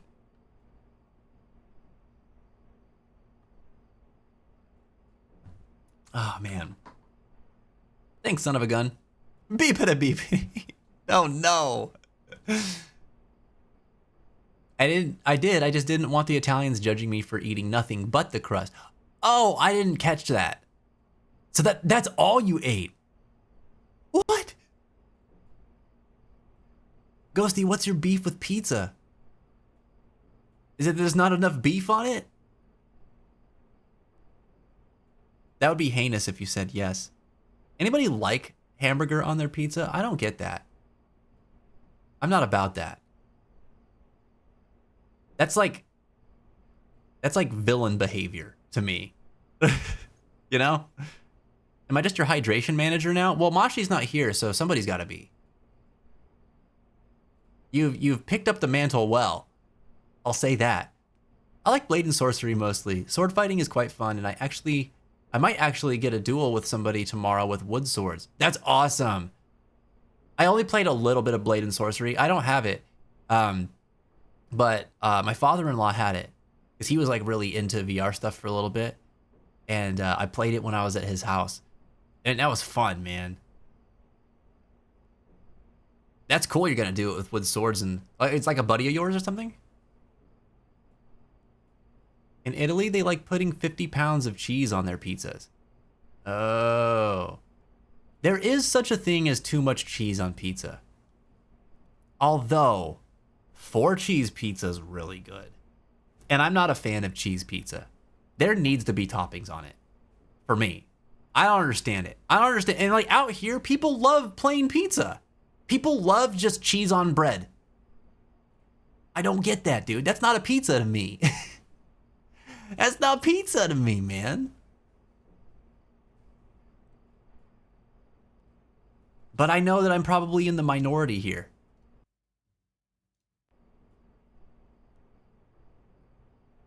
Don't forget sausage. I love sausage on pizza. It's the best. No, not burger meat. Like cheesesteak pizza is good. Yes, cheesesteak pizza is good. But like ground beef, you don't put that on pizza. My dad let you play his VR? Yeah, it was like not that long after he had it. Not that long after we got it for him. It was before... No, it was after we got ours.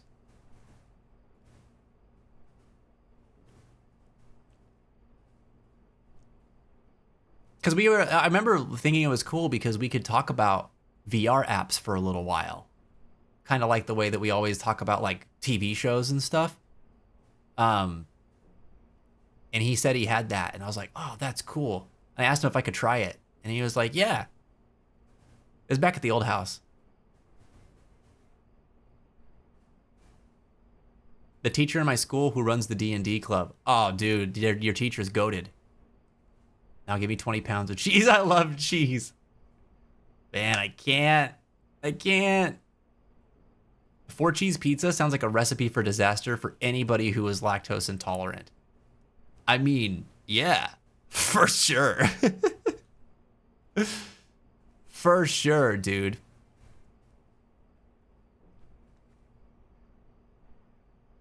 Cheese pizza is just cheesy bread with extra steps. Yeah. Yeah, like you can leave the sauce off of it, okay? Leave the sauce off of it. Just cut that into, just make it cheesy bread. Like that's way better than cheese pizza to me.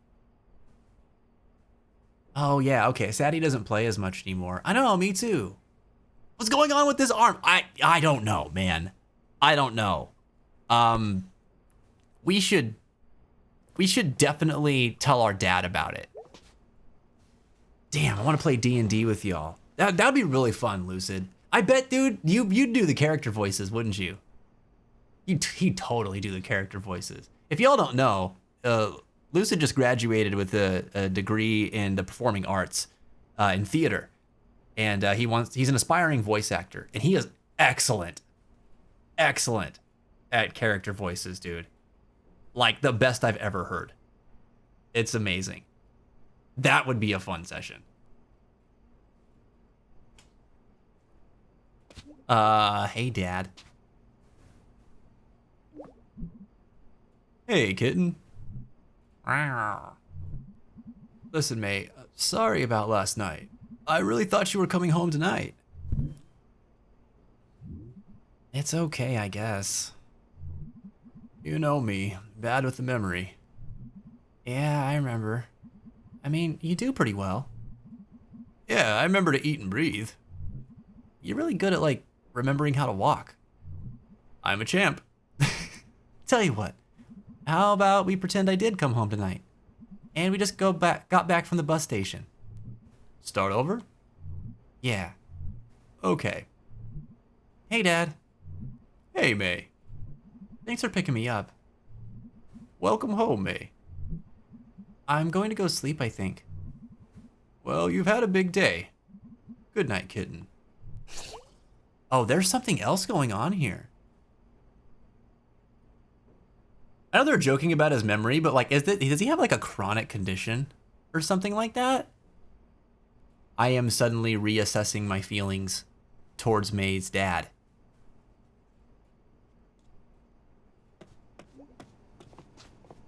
Okay, all right.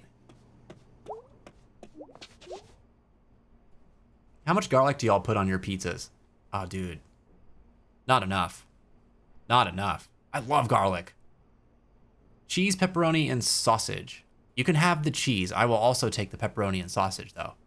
Dude, get some bacon, pepperoni. Really go ham with those toppings. Hell yeah, dude.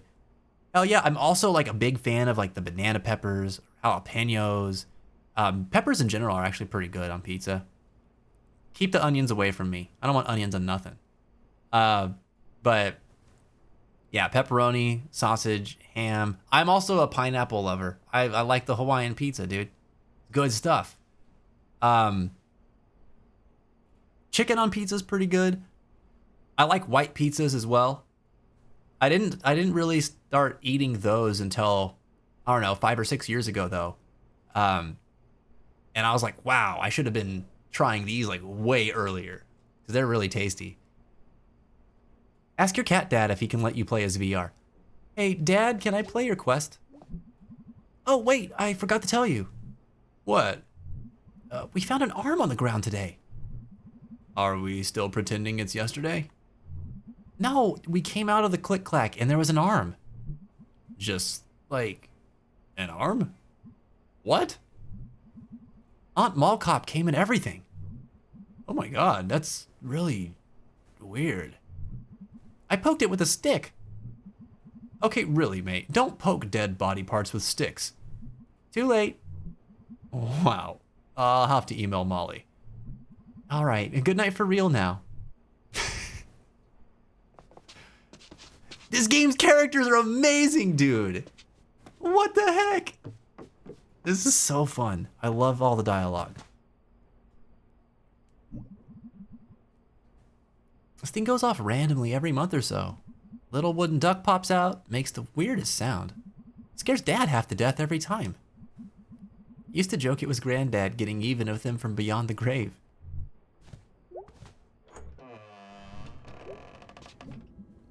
Yeah, Dad put him here, I bet. Dad should move him. It's only fair.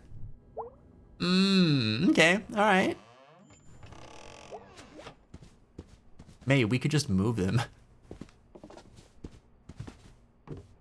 I DM, so yes, I definitely do voices, but I will do a voice for my own characters that I play as. Oh, that's awesome. That's awesome. Lucid as a DM would be so much fun. The amount of NPC variety, bro. Oh god, that would be so good. Bacon, mushrooms, and green peppers. Peak pizza topping combo. Oh man, I never thought to combine bacon and mushrooms. Sausage and mushrooms is like a classic combo for me. Mushrooms and pepperoni is also not bad. It doesn't pair as well. But bacon and mushrooms, because the flavor of bacon is pretty intense, right? Like very salty, can be very rich.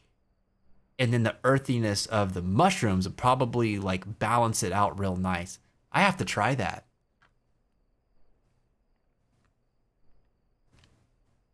Thanks, son of a gun. Damn, that sounds good.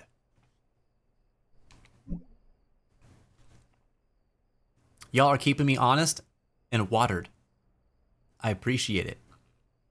Bedtime? No. You can't live in bed, May. Could play some bass. But which song? Space Dragon. Die Anywhere Else. I want to play some bass. I wish that I could fix the audio delay though. Not really sure where that's coming from. Let's try it though. Let's try Space Dragon. Wanderer in space, no matter forbidden place. Was this a Distortion of Time song?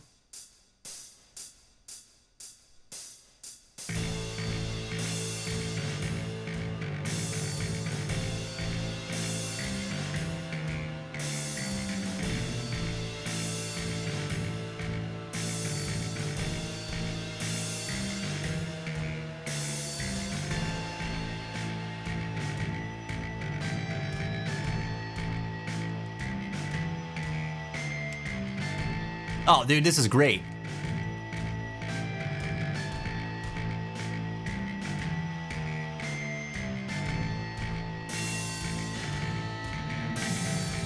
Oops.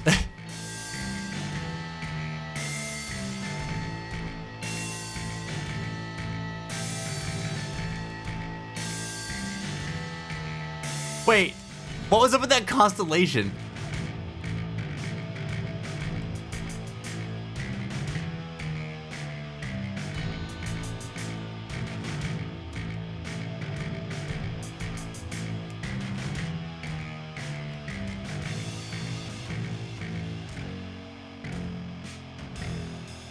Oh, dude, I love it. What is that? Look at it. I also love that May is just sort of drifting in her own little world.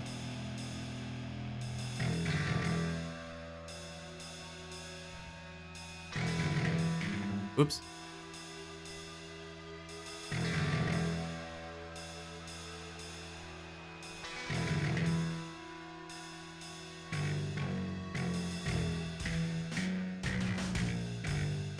Oh, sick, dude.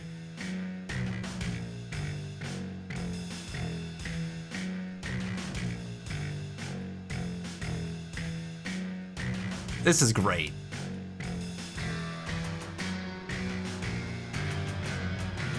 Oops.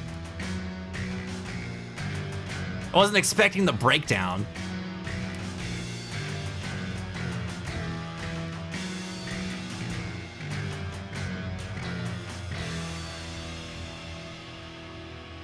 Cool.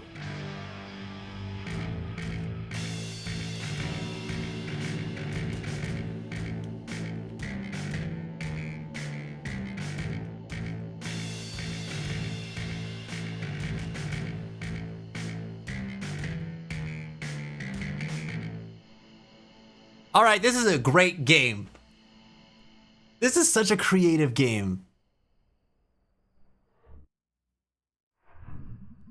Not bad, considering I don't know how to play this song. Drink! Where did she hear about this song? Where did Space Dragon come from? Ah, it's so funny. Water. Water.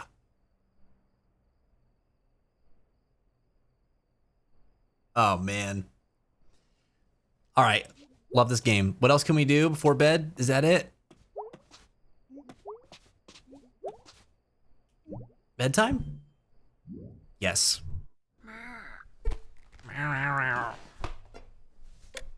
love the little montage.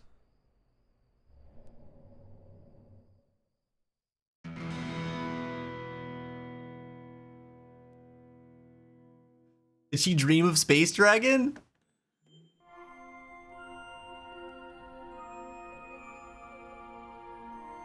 Again with the morning time music.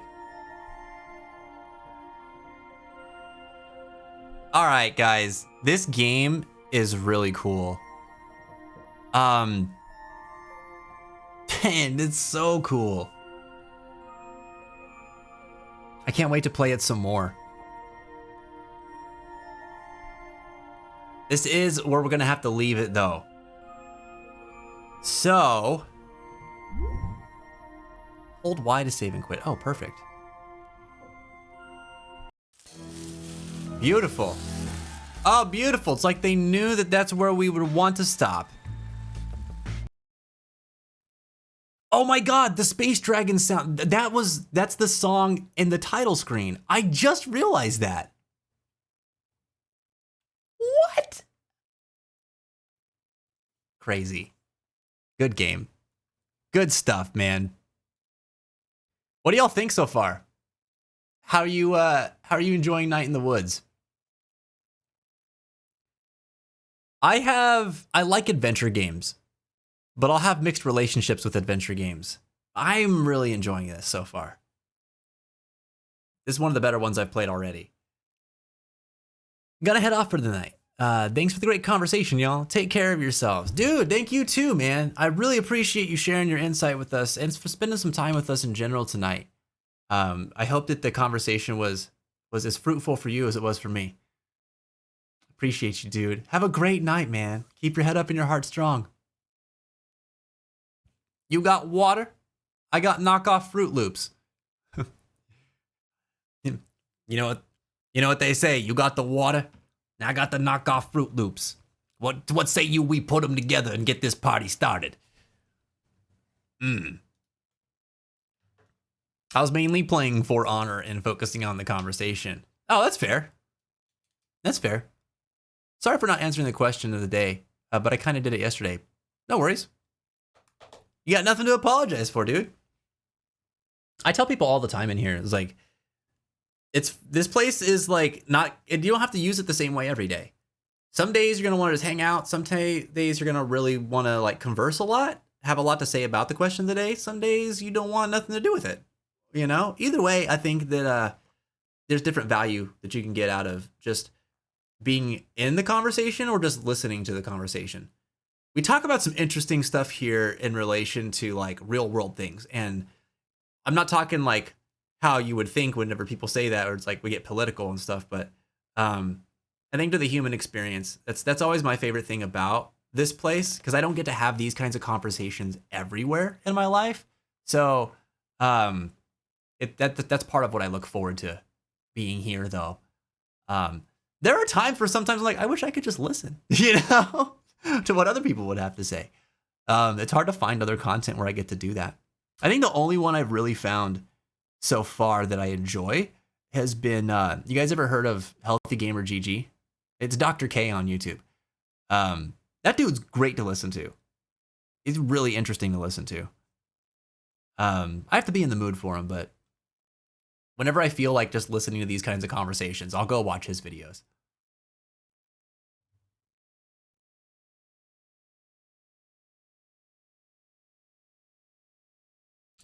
I think that's the expectation thing I might be doing. Well, you know what? Maybe that's one of those things that we can work with you on while you're here in this community, dude. Not that you have to do that or anything, but I'll always bring up some food for thought with you that you don't have to put that expectation on yourself here. You know what? That's my commitment to you. All right. Had a great time hanging out with everyone tonight, said Mirrors. Feel free to reach out if you need a Greg in your life. I need a Greg so bad in my life, man. I don't have a Greg. Everybody needs a Greg. Help me start a band. Dude, it was awesome hanging with you tonight. By the way, I saw your message. I haven't gotten around to reading it yet, but thanks for replying. I'll definitely check it out soon. We will be, just so everybody knows, we stream Monday, Tuesday, Wednesday at 5:30 Eastern Standard Time. So I'm actually not going to be streaming again until next Monday. Just as a reminder, we will be having a schedule shakeup in 2 weeks.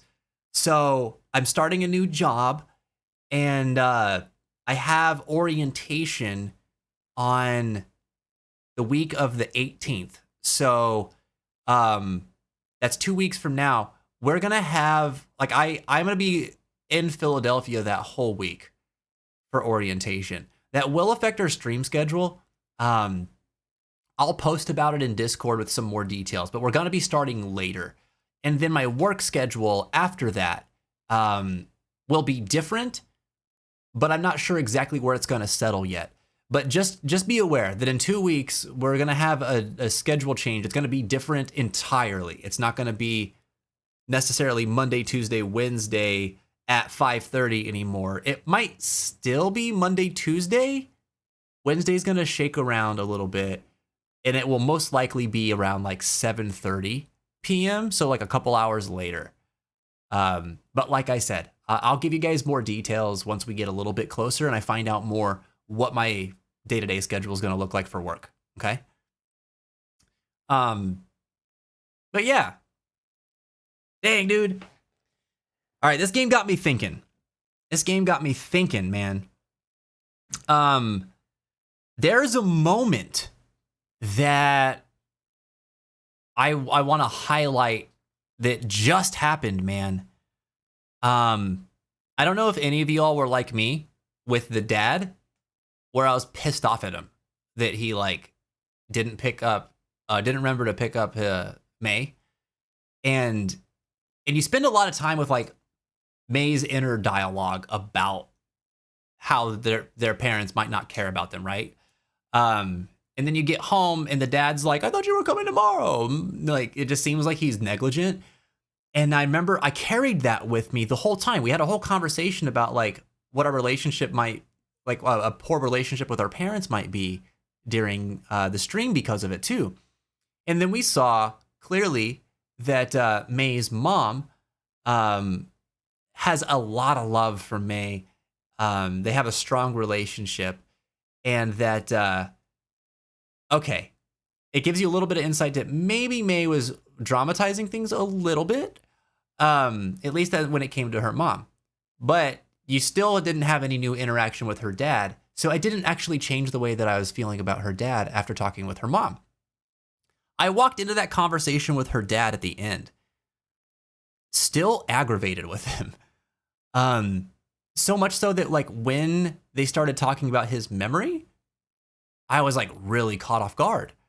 And I had this moment where I was like, what? Like immediately I was like, maybe it's an excuse.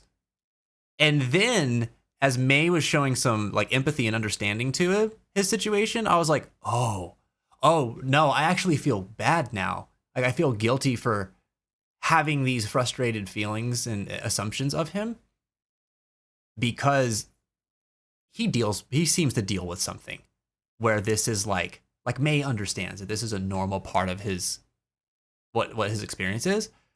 It doesn't change the fact that like it's still upsetting to May when she showed up at her hometown and nobody was there to pick her up, right? But once removed from that moment, she was definitely thinking about it more big picture. That whole thing got me thinking about like, man, it sucks when people make assumptions about me and when people jump to conclusions about my character and like who I am based on one event. But I am no different than anybody else in my capability to do that with other people. Like we all, for as judgmental as we might try to not be, like we're always making judgments. You know what I mean? So I caught myself feeling a little guilty about that. I should have probably not assumed. But that's intentional, man. The writing and everything up to that moment like set you up to feel that way. And it was very like relatable. Like I can think of other people that have like let me down and stuff in my life that I felt that way about. But even them, man, even they had stories. Even they had reasons for some things. And some are more excusable and understandable than others. But to jump to the conclusion that they're just simply negligent parents, that was the wrong conclusion to jump to, man. It's the wrong one. So I'm thinking about that right now.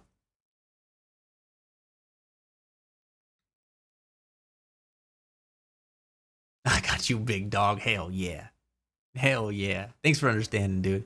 That's okay for me. I'm behind you, so it's kind of good for me. Currently 1018. Oh, right on. Okay, that works out good then for you. Thanks for the marker, Ghosty. That's going to be helpful.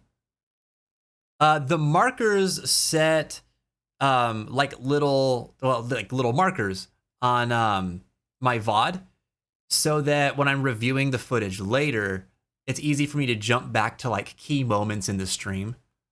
And for this month, we're doing a lot of that. So like on Monday when we're streaming again, we're going to talk about today and what we experienced in this game and some of the things that we want to explore a bit further during our discussion segment. You wouldn't see them even if you watch the VODs. It's not for you, it's for me.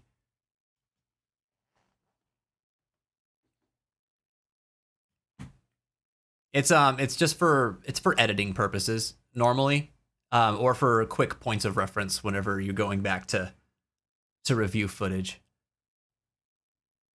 This game will do a lot to challenge your assumptions about the various characters. It makes it super engaging to play through. Dude, I live for that. I live for that. Like I already know just based on today that this game is going to be something that makes me think a little bit more about like the initial my initial reactions to things. This is actually super interesting, man. We're gonna dig into it more on Monday, because I don't want to open up the whole thing right now. We could go into such a long conversation and it's late, but that gets me very excited. Is it cool can I call you Greg Mirrors? Are you comfortable with that here? You can say no. If not, I don't mind. But like I'm like compelled to now.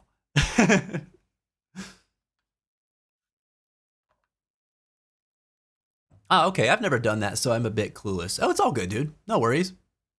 Yeah, they've been around for a long time for Twitch VODs on the streamers end, and I just never made use of them because I didn't really realize that they were a thing for many years. And also, when I did realize it, I was like, I don't edit. and I don't like make videos really, so I'm not that concerned about it. But now I've been trying to do that more recently. So like I set some stuff up so it'd make it easier for us to make markers about things, and it's super useful for what we're doing this month. But yeah, like I'm saying, I didn't even really know about him for a while. Also, I don't think it's something that like will come up in conversation very often either in a stream. Call me whatever, man. As long as I know it's me, you're all good. All right, cool. But what if I called you something like kind of rude though? Well, be careful what you wish for. I'm just kidding. I would never. I would never. I promise. There's no bully here. No bully here. Unless you're me, and then apparently I'm allowed to be the subject of mini bully. That happens. But that's you stream it all and you're just asking for it. Honestly, I always remember people by name color. Dude, I'm the same way. I am the same way. I can't tell you how often I get people mixed up because they have the same color name in chat. I do it all the time. I work blue collar, try your best. Oh, well, you're immune to anything I could throw at you. I'm too nice for my own good. Bro, I worked as an electrician for like 3.5 years, and that environment socially did not suit me because I just couldn't adapt to the mannerisms, man. I just never could. And then I woke up one day and I was like, I don't want to either. I can't do it.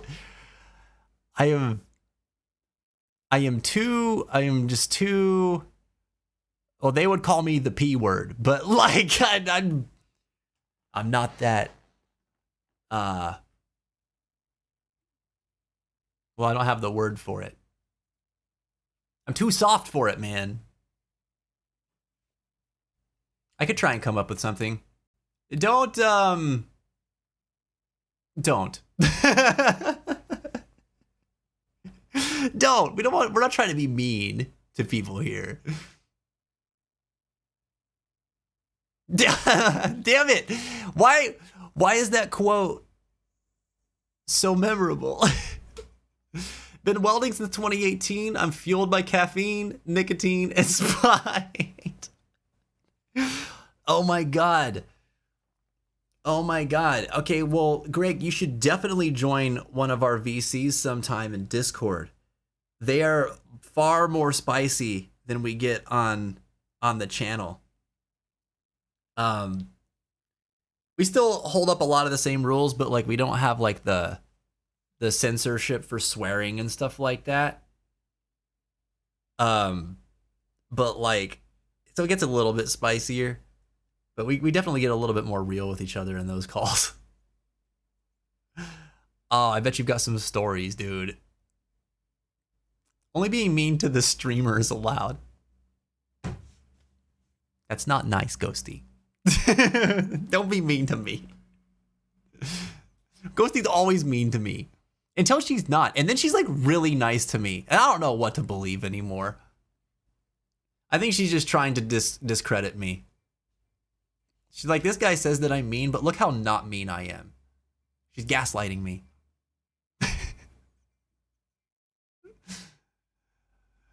Keepers of the Fence, I appreciate all your help today. Jen, you've been super busy today. You were still like contributing to the conversation, helping me out. Thank you very much. Ghosty, thank you for the markers. Thank you for helping make me aware of potential technical issues as well.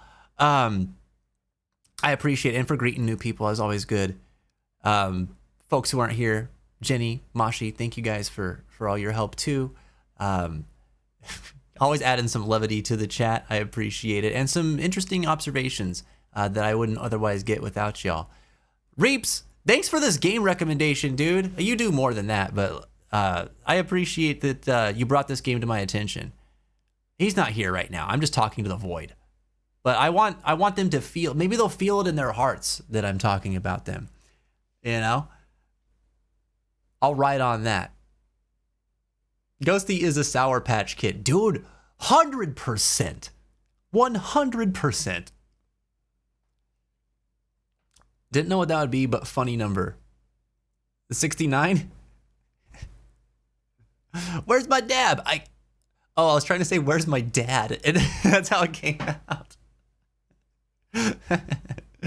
My dad was Sophie. I'm so down. Ping me on a weekend and we'll get weird. Hell yeah. Hell yeah, Greg. That'll be fun, man.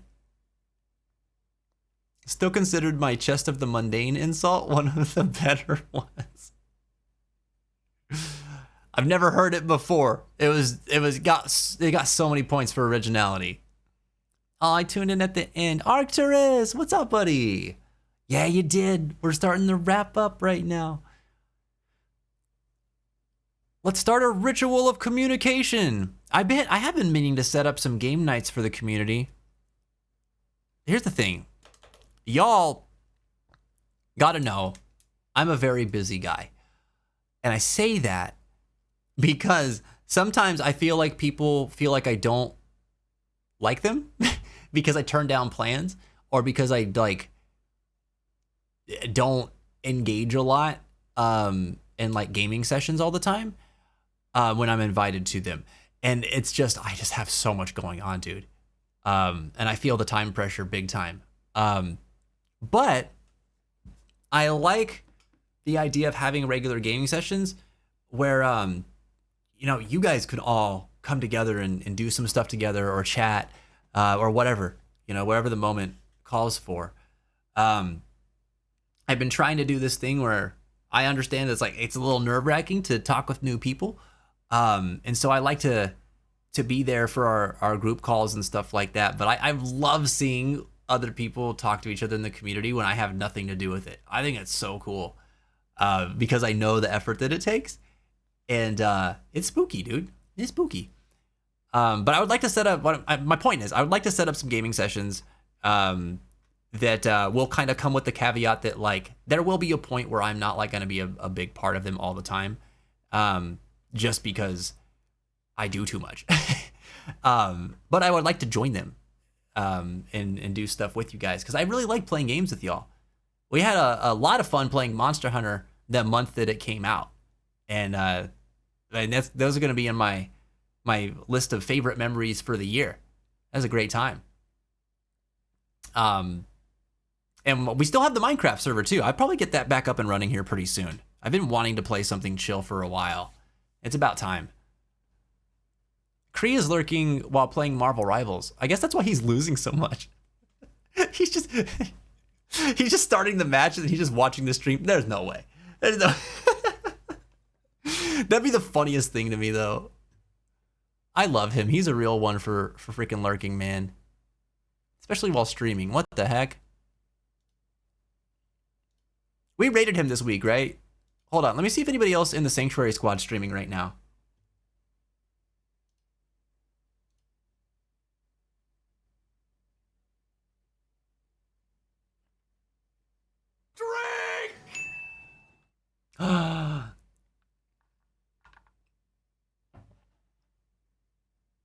Okay, nobody else is right now.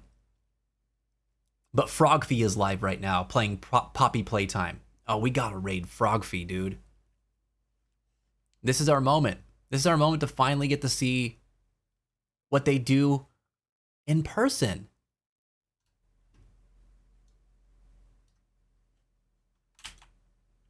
Yes. Yes. Originally is what I value most in insults. You can say a lot of bad things, but you don't know if they actually mean it or are just repeating things. When it's original, that means it was personally just for you. Yeah, I love the personalized punishment. It's very lovely. See, I'm really good at the repeating one because I just don't have the creative energy in me to come up with clever insults for people. I can't do it. I can't do it. Siege is on? Oh, really? I didn't see them on my list today. Oh my god, my list is enormous right now. Okay, listen though.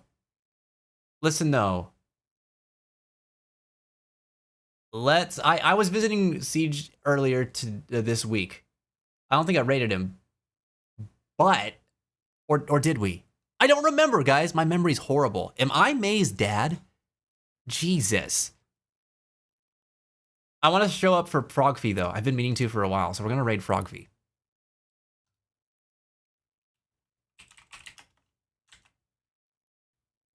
Oh yeah, we haven't raided Mimu in a little bit either. I definitely want to raid her again soon. Tonight's not the night, but we'll do it again soon. Man, look at this. This is great. We have such a wide community now of just really cool creators to reach out to. And this makes me so happy, dude. I'm so glad that you guys are like connecting with each other too. I think that's awesome. That's one of my favorite things about Twitch. All right, let's get ready to raid, everybody. We got the raid messages for you in the chat. If you're not following us on social media, all my links are there. I'm on Blue Sky. I'm on Instagram. I'm kind of on Twitter. I don't pretend Twitter doesn't exist. It's stupid. But follow me anyway. Also, TikTok, YouTube, all that stuff's there. Check it out.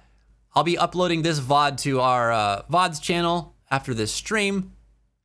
And yeah, if you're not in the Discord already, join the Discord. You'll get to hang out with all these lovely people just whenever you want. It's cool. Thank you all so much for joining me today. I appreciate your support so much, and thank you for sharing everything. Like this month, we share stuff all the time, but this month especially, I think that we're going to get into some really deep and powerful topics, and you guys are doing your part to help me raise awareness for mental health, and I just couldn't do it without you. So thank you all for sharing your experiences, being vulnerable, and allowing other people to learn alongside you. It means everything, truly. We're gonna go and raid Frogfee. Again, they're playing Poppy Playtime. Let's go scare them with some love, dude. Let's do it. I want the 10 extra squats. I want 10 extra dollars. I'm just kidding. I would, seriously, I'm just kidding about that. Anyway, thank you all so much for watching. Have a great night. Let's get to raiding Froggy.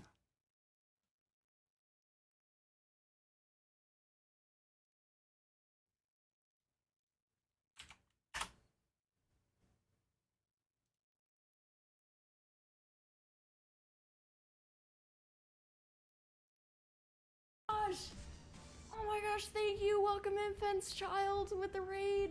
Oh my gosh, I don't deserve this. You're awesome.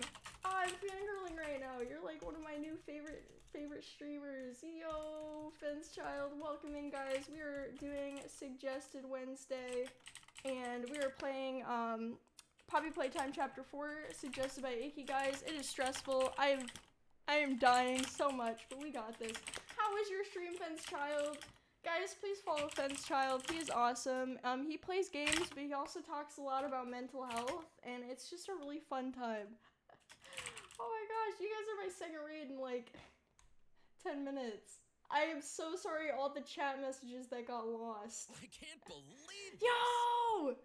Yo!